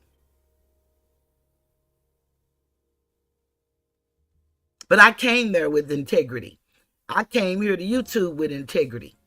And that's why I can get on here if it's just me in this chat or all 7 of you that has joined me. And I thank you very much. Greatly appreciate it. I'm going to get this word out. Maybe one day somebody is going to look it up because they're going to need it. We need to learn who we are, why things happen to us the way they do, and how to live in this great place, America. It doesn't feel like it, it doesn't seem like it, and it hasn't been so great for us. But I think a lot of that, we bear the responsibility. You know how sometimes You know, you don't know how to fix nothing to eat, but you get real hungry, and you just go in the kitchen, and you learn real quick how to come up with something that tastes good to you, and you let somebody else taste it, then it tastes good to them, and then you realize, by George, I did it. That's what life is about. We have a plethora of books, but we don't want to read. We have audio books, but we don't want to listen. We say we don't like the craziness that goes on YouTube. I don't believe us. But one day, maybe not my video, but we're going to start seeking truth. The pain is going to get too great. I guarantee you. I can only say that because of what's happened to civilizations before ours.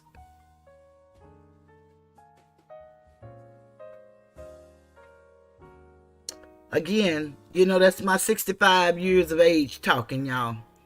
So please forgive me, but I just cannot believe what I'm seeing in the way of professionalism.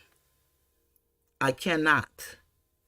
So let me get back to the attorney who's breaking this down. And I think he's doing an excellent job. He's talking about behavior, human behavior. You know, that one race, the human race, the traits that we all have in common, the things we can't hide. That's what he's talking about.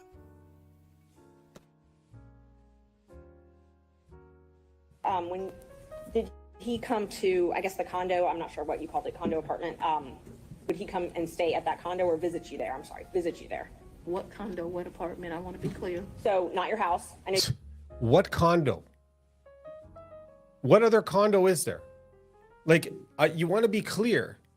What she's trying to do is buy time, because she knows the question has been asked. Did Mr. Wade come to the condo? She's now thinking, what witnesses could have evidence that would show that he came there? What answers can I say that will prevent me from being exposed as a liar? So when she says, what condo, I want to be clear, what she's saying is, I need some time. Clear. So not your house. I know you classified one as house and one as condo. So I'm trying to use those terms.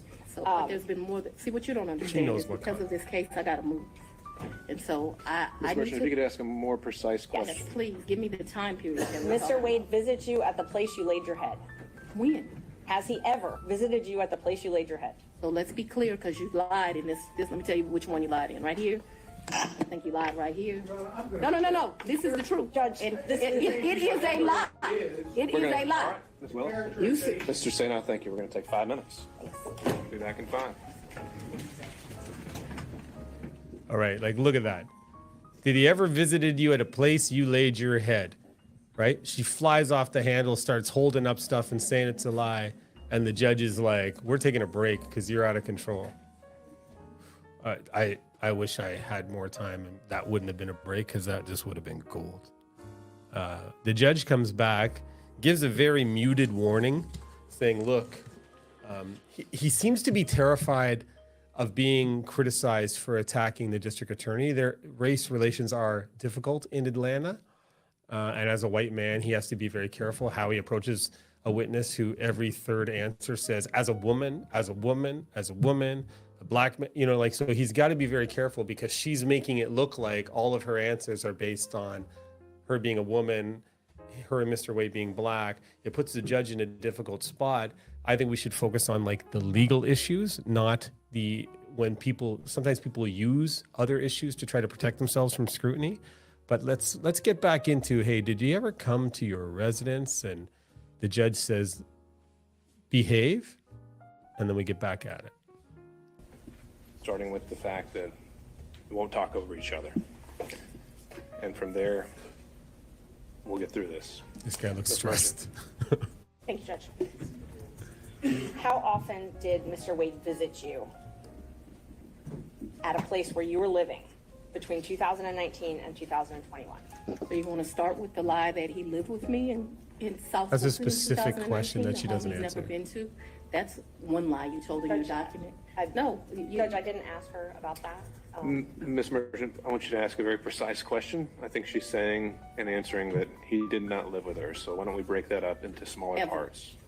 And I didn't ask about living. But you put in your, while we're talking about professionalism, while we're talking about professionalism, she put in 3 different documents. He lived with me. Unacceptable. And filed that with the court. In 2019. He's never been to South Fulton. In 2019, I lived in South Fulton. He has never been to my residence in 2019. Ever, not once. In 2019, he's never been to your residence, any place. I lived in my home in South Fulton before I started getting the threats that were here. Yeah, a you house also lived I in the condo. paid for with my own sweat and tears. I'm no longer able to live there. But in 2019, I did. And in the 2 months of 2019 that I knew Mr. Wade, 3 months, the beginning of October, all of November, and all of December, Mr. Wade never came to my house in South Fulton. Okay, but the question is, did he come to your condo that I call a crash pad in the 3 months that you knew Mr. Wade? And she's deliberately directing and focusing on the house, which is a giant red flag that she doesn't want to talk about the condo, which she knows is the issue. You know, the brain falls apart when it's stressed because any rational person would know that this looks really sketchy to be focusing on this area. Let me help you out. And he's so right about that because her friend that she said was not her friend, Robin, said, and they both testified that they went to Robin's house before she moved in 2021. Which first it was April 2021, which is when they supposedly got serious. And then it became January or February. She can't remember. It was one of the two. But they were going to Robin's quite often when Robin lived there. They didn't live there, but that was the place where they went to get away and get their privacy. And I believe that's why Robin lost her job. Okay.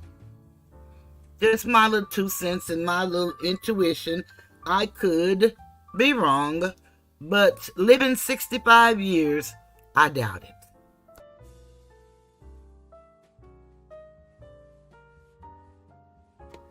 Marquin, I believe Robin too. 100.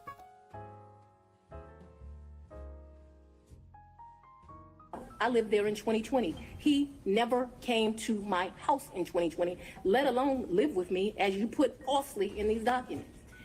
In the first 3 months of 2021, when I could still enjoy my home, Mr. Wade never came to South Fulton, and it is certainly a lie that he lived with me.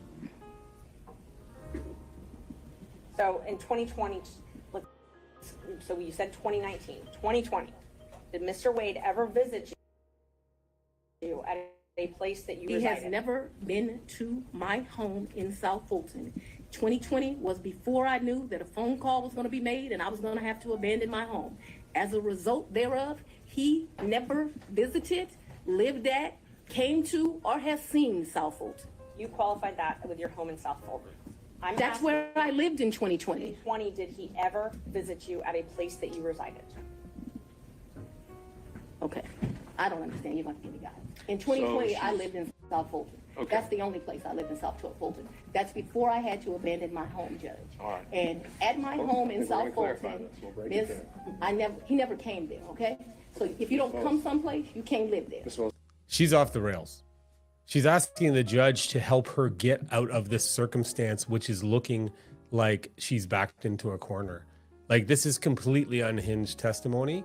She knows exactly what the lawyer is asking about. Did Mr. Wade come to the condo? Did you guys hang out there? Right? Because she says they didn't have a relationship in 2021, but there are witnesses that say that he went there quite a bit. I believe there's a witness that said that he stayed out over there multiple nights. If he was just a friend, why is he staying over at your condo in your friend's condo overnight? And it's so obvious she's avoiding it. Well, my little old theory, of course, I'm sure don't nobody want to hear, but I believe it was a threesome. It's just my personal opinion. Just the way she keep avoiding answering questions. I've never seen nobody tell so much without saying what they really mean. You know, Dick Gregory has a saying that people don't hear what you mean, they hear what you say. I'm one of those people that hear what you say, hear what you was intended to say, hear what you said in your head before you changed your mind to say what you said. And I hear all of that. I could be a little delusional. Yet again, as Charles Barkley would say, I doubt it.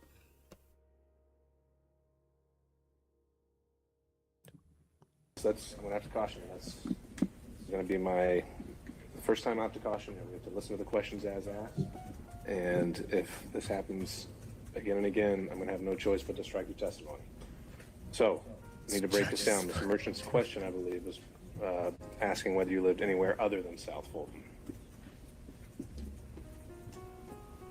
I did not live anywhere but South Fulton, Georgia in 2020. That is before I began my prosecution of this case, and it was my plan to only live there. Did Mr. Wade ever visit you at the condo that you leased from Miss Yurdi? He visited that condo, yes. Oh, what you? Yo. Yes. Look at the mouth. The Did tongue. he ever spend the night at that condo? No. Just visited? Yeah. Look at the chest breathing.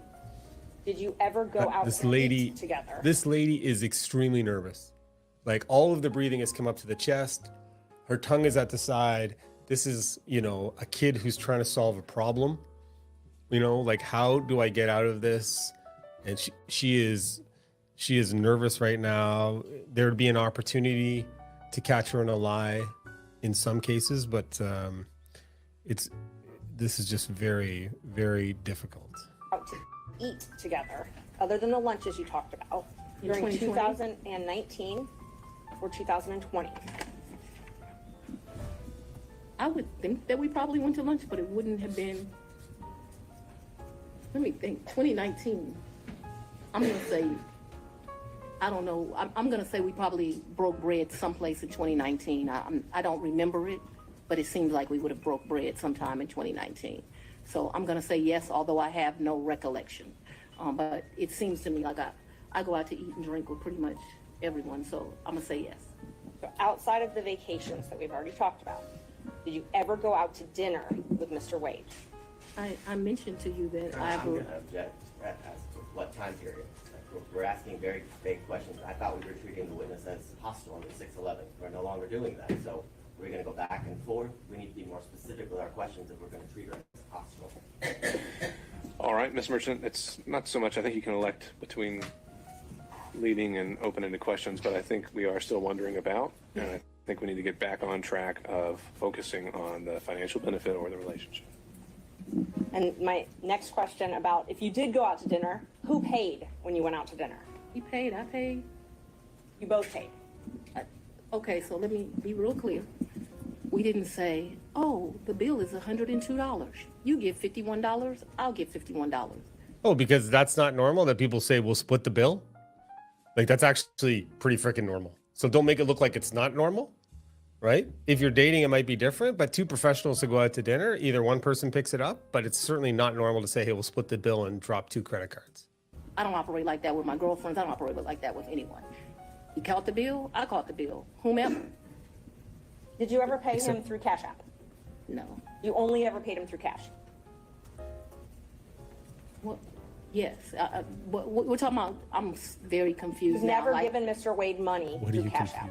No. The only money you've ever given him outside of a contract is cash. I didn't give him money in a contract, so that was cute, but I didn't give him money outside in a contract. What happened is, no, we're going to answer it since you said it. He worked more hours than he was paid, and the county paid him for the work that he did. So don't be cute with me and then think that you're not going to get an answer. And I will ask you about the contract in a minute. I asked you about cash. Did you ever pay him anything? And I'm trying to qualify my questions. I'm not talking about the contract with Fulton County. that was paid. I'm not talking about that. I'm talking about outside of that. Did you ever pay him anything other than cash? I've only given him cash a few times in the course of what we're talking about. So you've if never we used would your go to credit card? dinner, Let her finish her answers. if we would go to dinner, I wouldn't give him cash because he paid for dinner or I paid for dinner. I've given him cash only a few times in life, probably 4. Okay. Probably the most money I've ever handed him is $2,500. The least amount of money I've handed him, probably between $500 and $1,000. You never wrote him a check? Ma'am, I don't have checks. Okay. So you have no proof of any reimbursement for any of these things because it was all cash, right?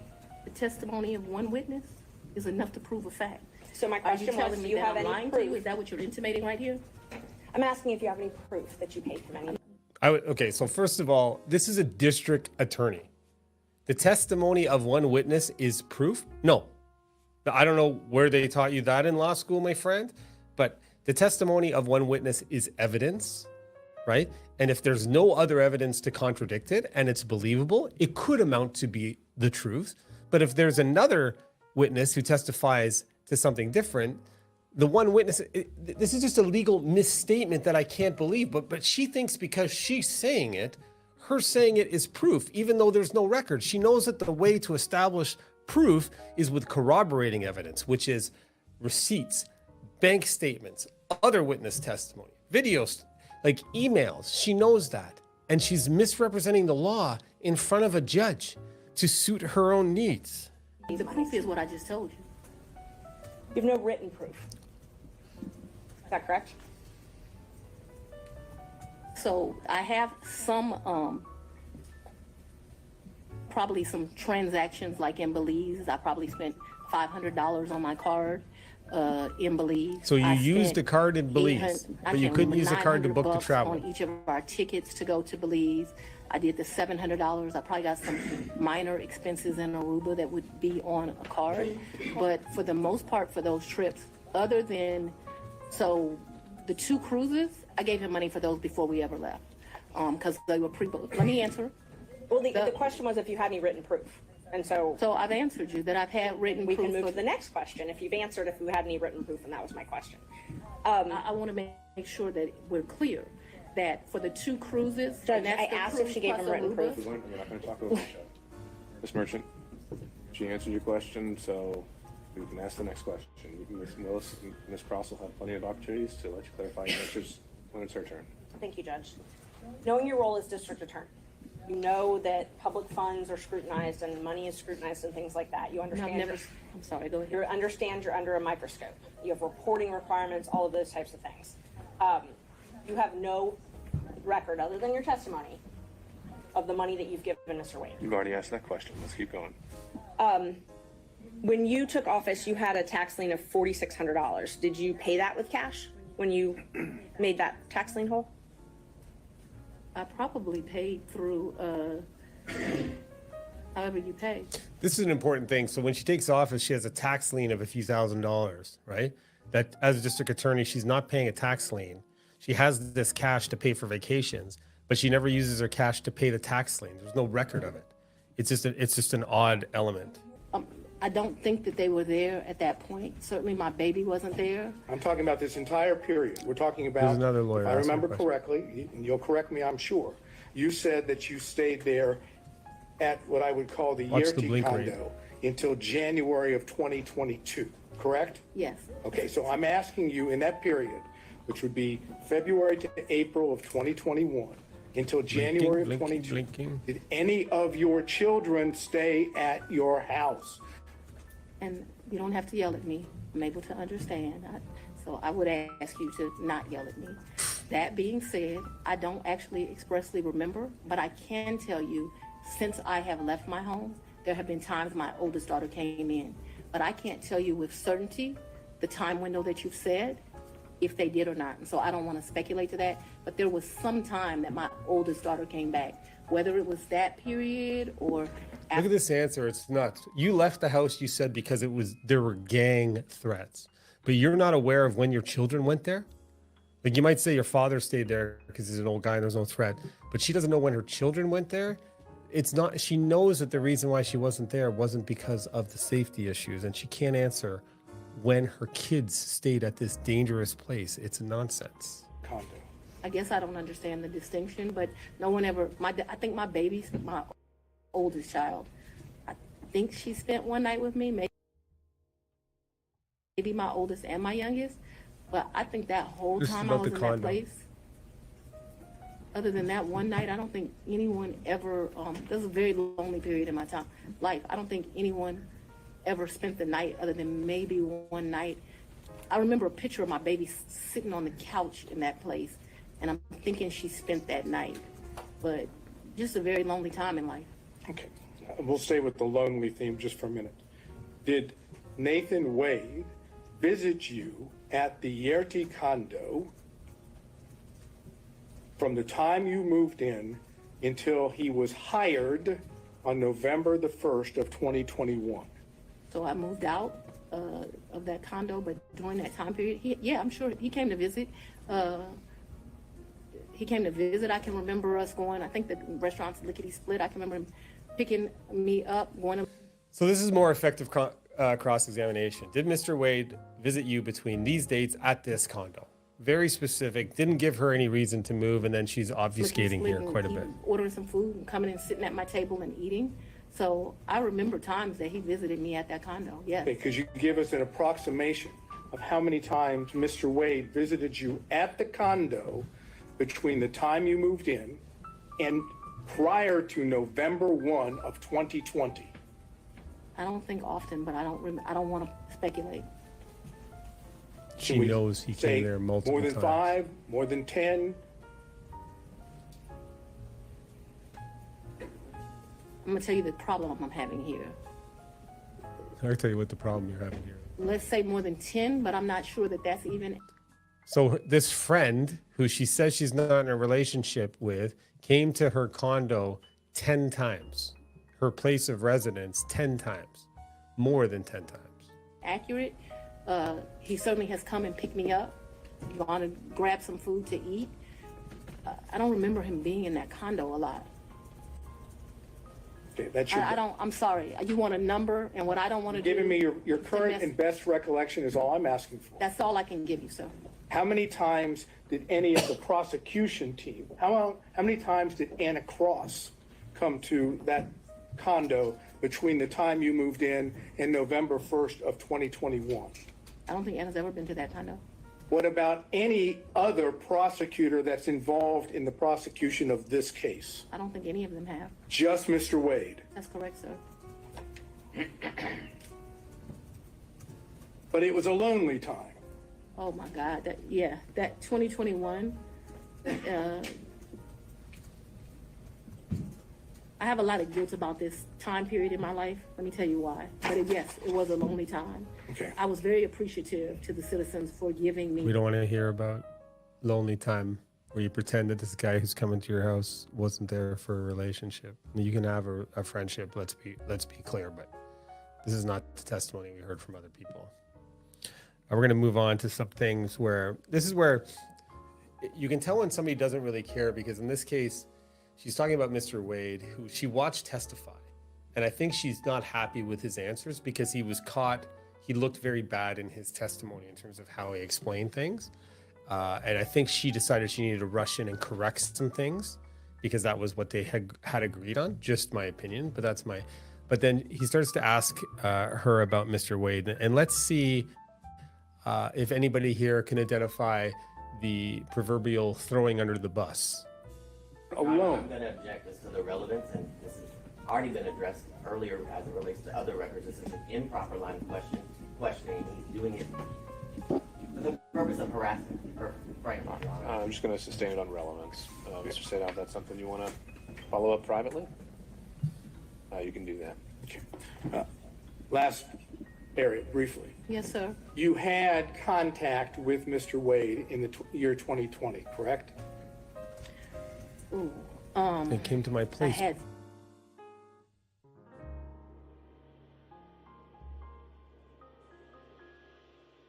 10 times. some contact. You just with said he Mr. came to my Wade. house 10 times. Explain when you say some contact. Please tell us, talking about 2020. I had some contact with Mr. Wade in 2020.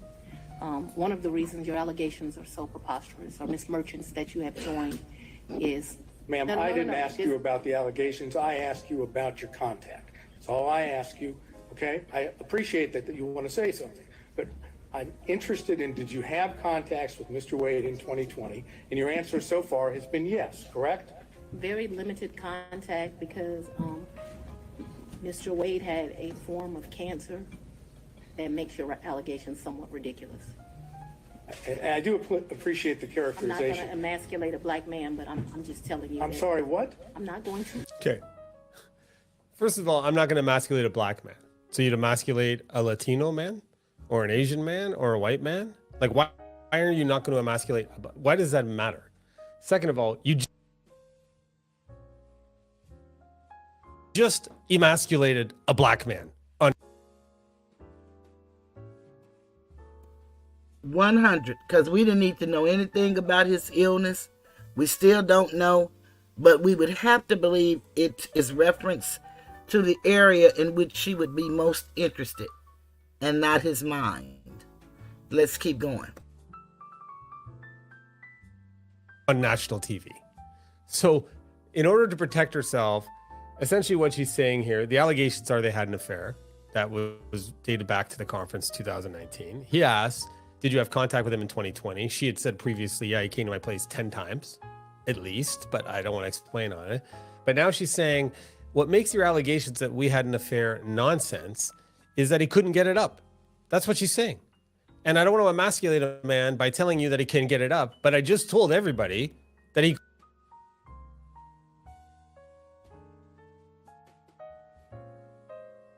couldn't get it up. So she essentially tries to make it look like she's being virtuous while she actually humiliates this man in order to protect herself. Emasculate a black man. Did you understand that? All right, Well, I don't let's think get we should back on discuss track. further. Mr. Sadow, next question. Trying to, Your Honor. Would you tell us on the occasions in 2020 that you had contact with Mr. Wade? I'm sorry, I thought I had answered that. Yes, sir. There were times in 2020 I had contact, but 2020 was the year I was running for office. It was a year that he was going through some serious medical issues, and I did not It was have the much year contact, he but I was certainly had still dealing with contact divorce with him papers, in which have now been 2020. proven Did to you be go out false. to eat with him? Court statement. Maybe. Let's Probably. move forward to this nonsense. Did you- Thank you for not did you emasculating a visit black him man.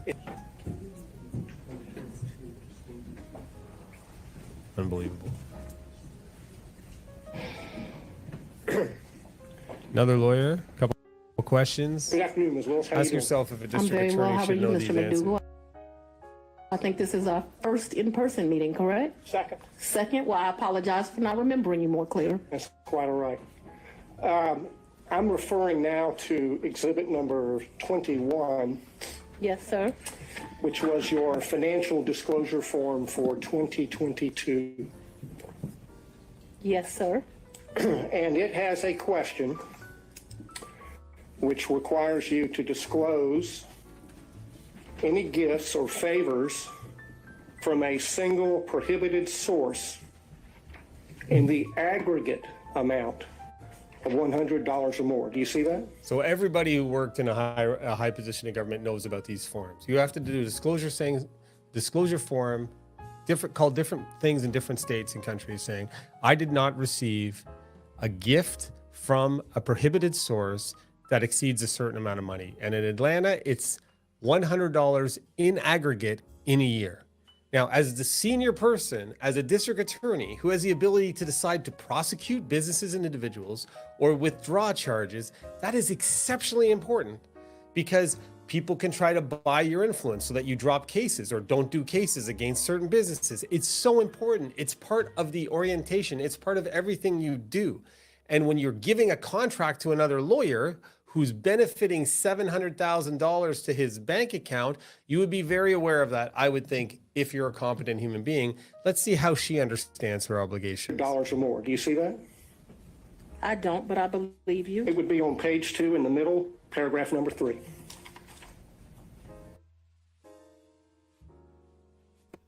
And working for the IRS, ours was $50 in the aggregate. $50.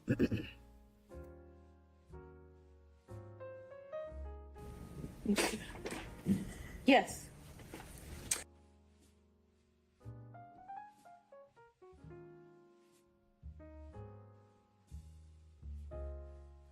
And what is your understanding of a prohibited source for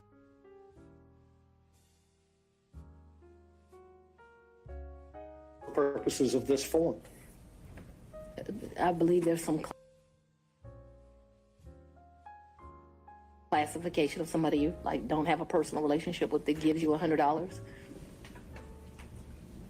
All right, if you look under there at subparagraph 2, Romanet 2. She pretends not to know because she knows that she's It guilty. defines it as someone that you know or should know is seeking to do or is doing business with the county, correct?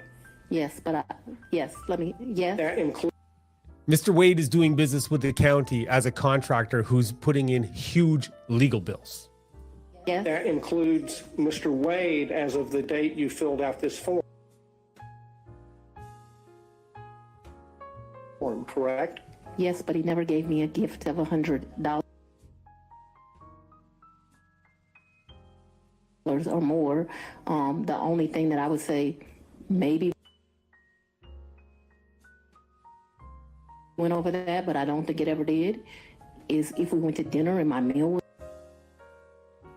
was $100, but I don't think I've ever eaten $100 worth of food at a restaurant, because I would not pay him back if we went to lunch or went to dinner. But trips, I paid him back for. I never thought about the money until y'all brought it up, and I would be less than honest that says I was giving him the money back because I was the district attorney.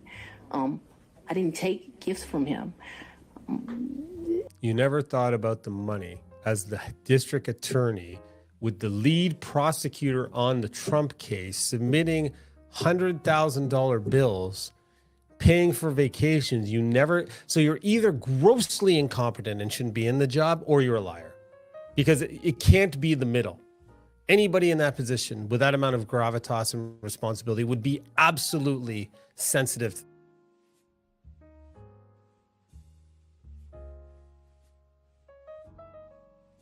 this issue. For a lot of personal reasons. Anyway, I did not take gifts from him. And so your reason for not disclosing any gifts from Mr. Wade on exhibit number 21 is that the aggregate amount on a net basis was less than $100 in the year 2022. Is that correct? I did not accept a gift of him of more than $100 in 2022. The one exception to that, because I want us to be clear, is we probably went out to eat multiple times in the year. If you're considering eating a meal, because like she's pretending.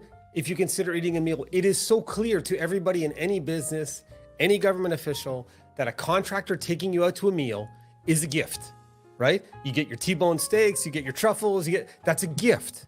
She has to know this. She can't be this incompetent, but she's making it look like he never paid more than $100. So are you telling me that you don't know what the word aggregate means in the year? Right? It's because all of your meals were under $100. He didn't give you an aggregate of $100 in gifts, which is meals and entertainment. Is that what because if she's saying that, she should not be in that position. Like, that is just basic integrity guidelines. We went out multiple times. That probably went to the level of more than $100.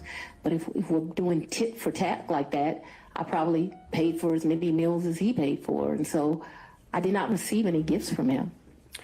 The question on the form, I understand the question. Aggregate in excess of $100, and your testimony is that you did not receive in the aggregate more than $100. All right, Mr. McDougal, you can sit down now. I don't believe she answered that question, Your Honor. She answered as to specific individual gifts. And you're not listening to my answer either, so we're done. Very well. Okay. Again, a little concerned that the judge kind of stops going down things that make it very clear that she breached the rules. he seems like a thoughtful guy, but it looks to me, I'm a little worried that he doesn't want to come to a conclusion that he has to remove the prosecution team from the case, because there are two junctions in this hearing where he stops questioning that to me are the kill shots. Maybe he just has seen it, like maybe, like as all of us probably are aware, he saw that she's deliberately pretending not to understand, and he may take an adverse finding from that and doesn't need to embarrass the institution anymore. Anyhow, I'm gonna wrap it up from now. It's a lot of testimony. I just thought it was really interesting to see a district attorney go into the witness box, a district attorney who's put a lot of people in jail who were sitting in that witness box, and just to show people how, taking your own counsel is probably not the best idea. A doctor is the worst patient to have. A lawyer is the worst client to have.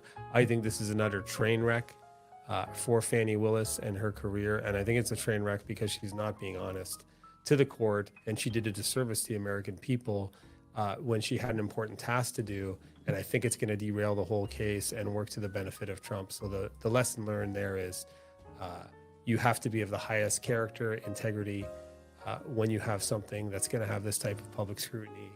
And love can blind people and make them make bad decisions. Until next time, it's Philip Miller.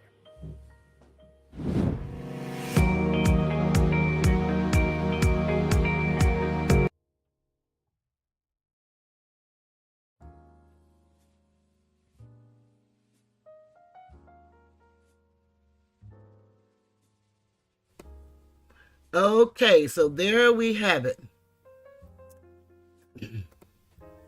I don't know if you guys know it or not, but there was also a video that came out today where President Trump responded to the DA because she responded to them, telling them how the phone records that they let out were not reliable and that they cannot use them as such. And the person who did the investigation could not be considered an expert witness when all he was going to be called to do is to interpret the records. What President Trump did, if you all would go and look at Professor Nez, he's a great guy. I've been looking at him since this case has been in effect. And he is talking about that response that the president did. And in that response, it shows that the very same system, Hawk Cell, whichever one it is the very system that she used to put people away in prison. So if this system is not reliable in her case, then family members of everybody who's been put away with the use of that tool by the same company should run to appeal their cases. It's just a mess how this is going on, and it's I can't believe that this is going on in America. And it may go on like this in many cases. We just don't get to see the cases. But if you're going to go after an ex-president, then certainly, yes, they should, Maria. Certainly, you should have all of your ducks in a row, all of your I's dotted, all your T's crossed, and your closet clean. And none of us are perfect. That's one of the things that we learn at a very early age. So I'm not saying she should be perfect, but she should be above this type of behavior. And we as a people can't just say hurrah, hurrah, hooray, hooray, because she looks like us. Because we learn also that all skin folk ain't kinfolk. And she cannot have anybody's best interest at heart the way they're doing this case. And she's fumbling the ball if she was on a football field. And she's traveling if she was on a basketball court.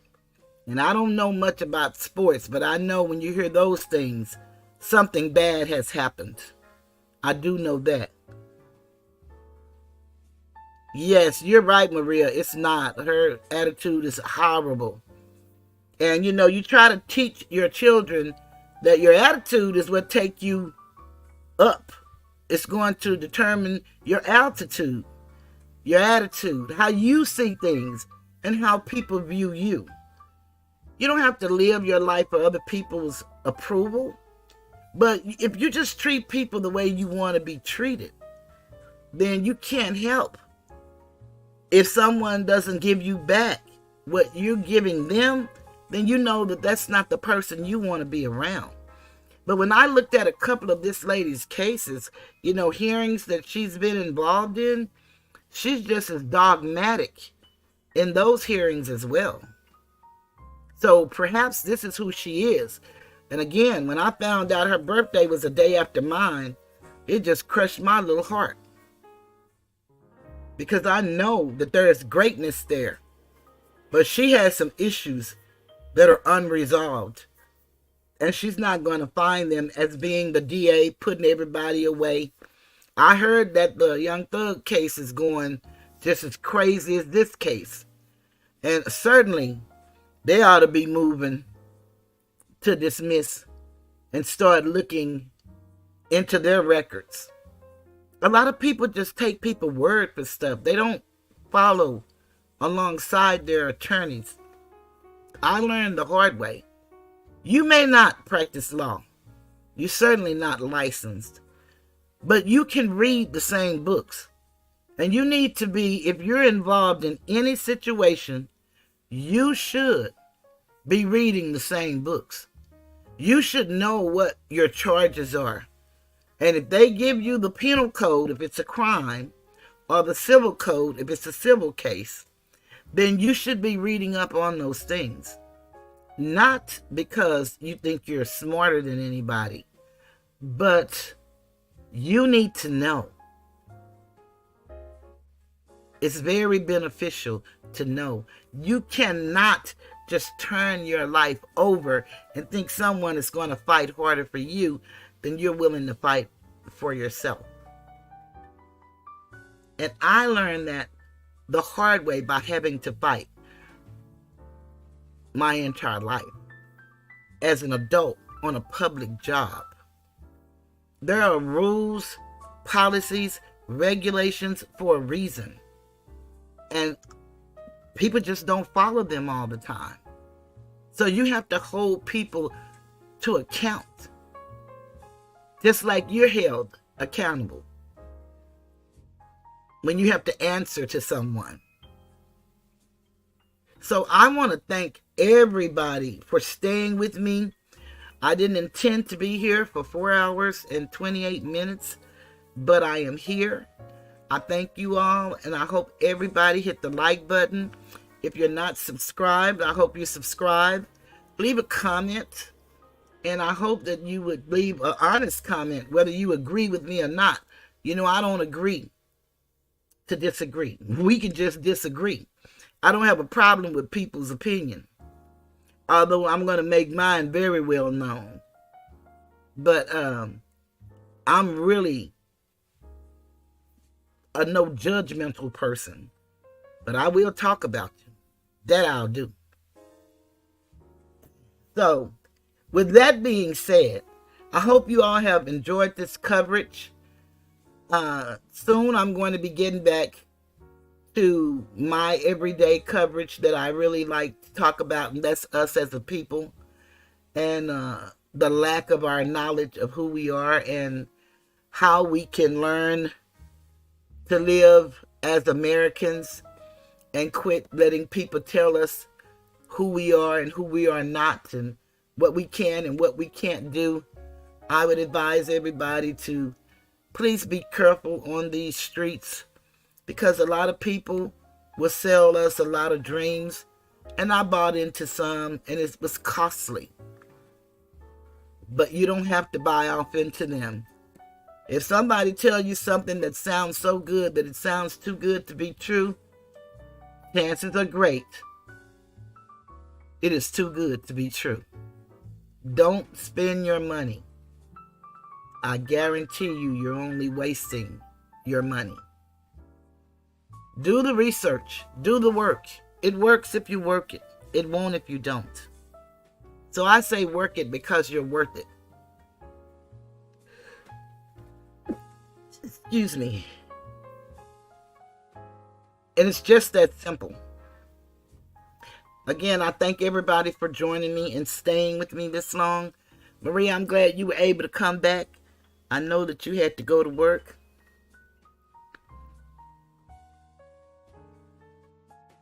Yep, she does think she's beyond a reproach. You're right, Maria. Yeah, she's very arrogant, and that's what's going to be her downfall. And, you know, I don't know how this is going to turn out. I don't know if you guys vote or not, but I would suggest more than anything, you need to know your local politicians, such as your DA, the track record, how they think. She has a history of RICO, and that's because her father is a RICO specialist. He all but wrote the book on it. So they say. And he seems to be called in on all of her RICO cases. To me, that's a conflict of interest, but who am I and what do I know? And then everybody loves to talk about Georgia and how different they are than most states. But all states have their own constitution. So I would suggest wherever you live, learn your constitution. And then look at the United States Constitution. It has 7 articles. It's not a whole lot. Read them. Take notes. And then the Bill of Rights are the first 10 amendments. But I believe we have about 28, 29 amendments. But you should just familiarize yourself with these things. Because I'm going to tell you right now, rebelling is not the way to go. Knowledge is power. It is written that my people are destroyed for the lack of knowledge. Knowledge is key. Knowledge that we don't have, that we were not given. We were given animal husbandry training. And that's training like the animals on the farm. Our education should equal erudition, which is for human development. We are not minors. We are adults. Although some of us don't act like it, but we really are adults. A lot of us suffer from a lot of pain in our communities and our families. We've seen what drugs have done to us. Incarceration. We've seen that. But we can turn it around if we choose. We say the children are our future. Do we really mean that? Or are we just talking? Sounds like Jane Brown would say, talking loud and saying nothing. I'm going to be found doing my part. I thank you guys for being here with me.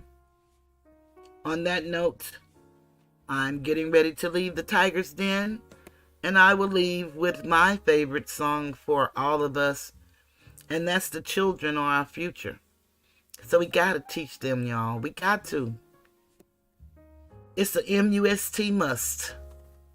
Thank y'all for joining me. Hope to see you Wednesday. Goodbye.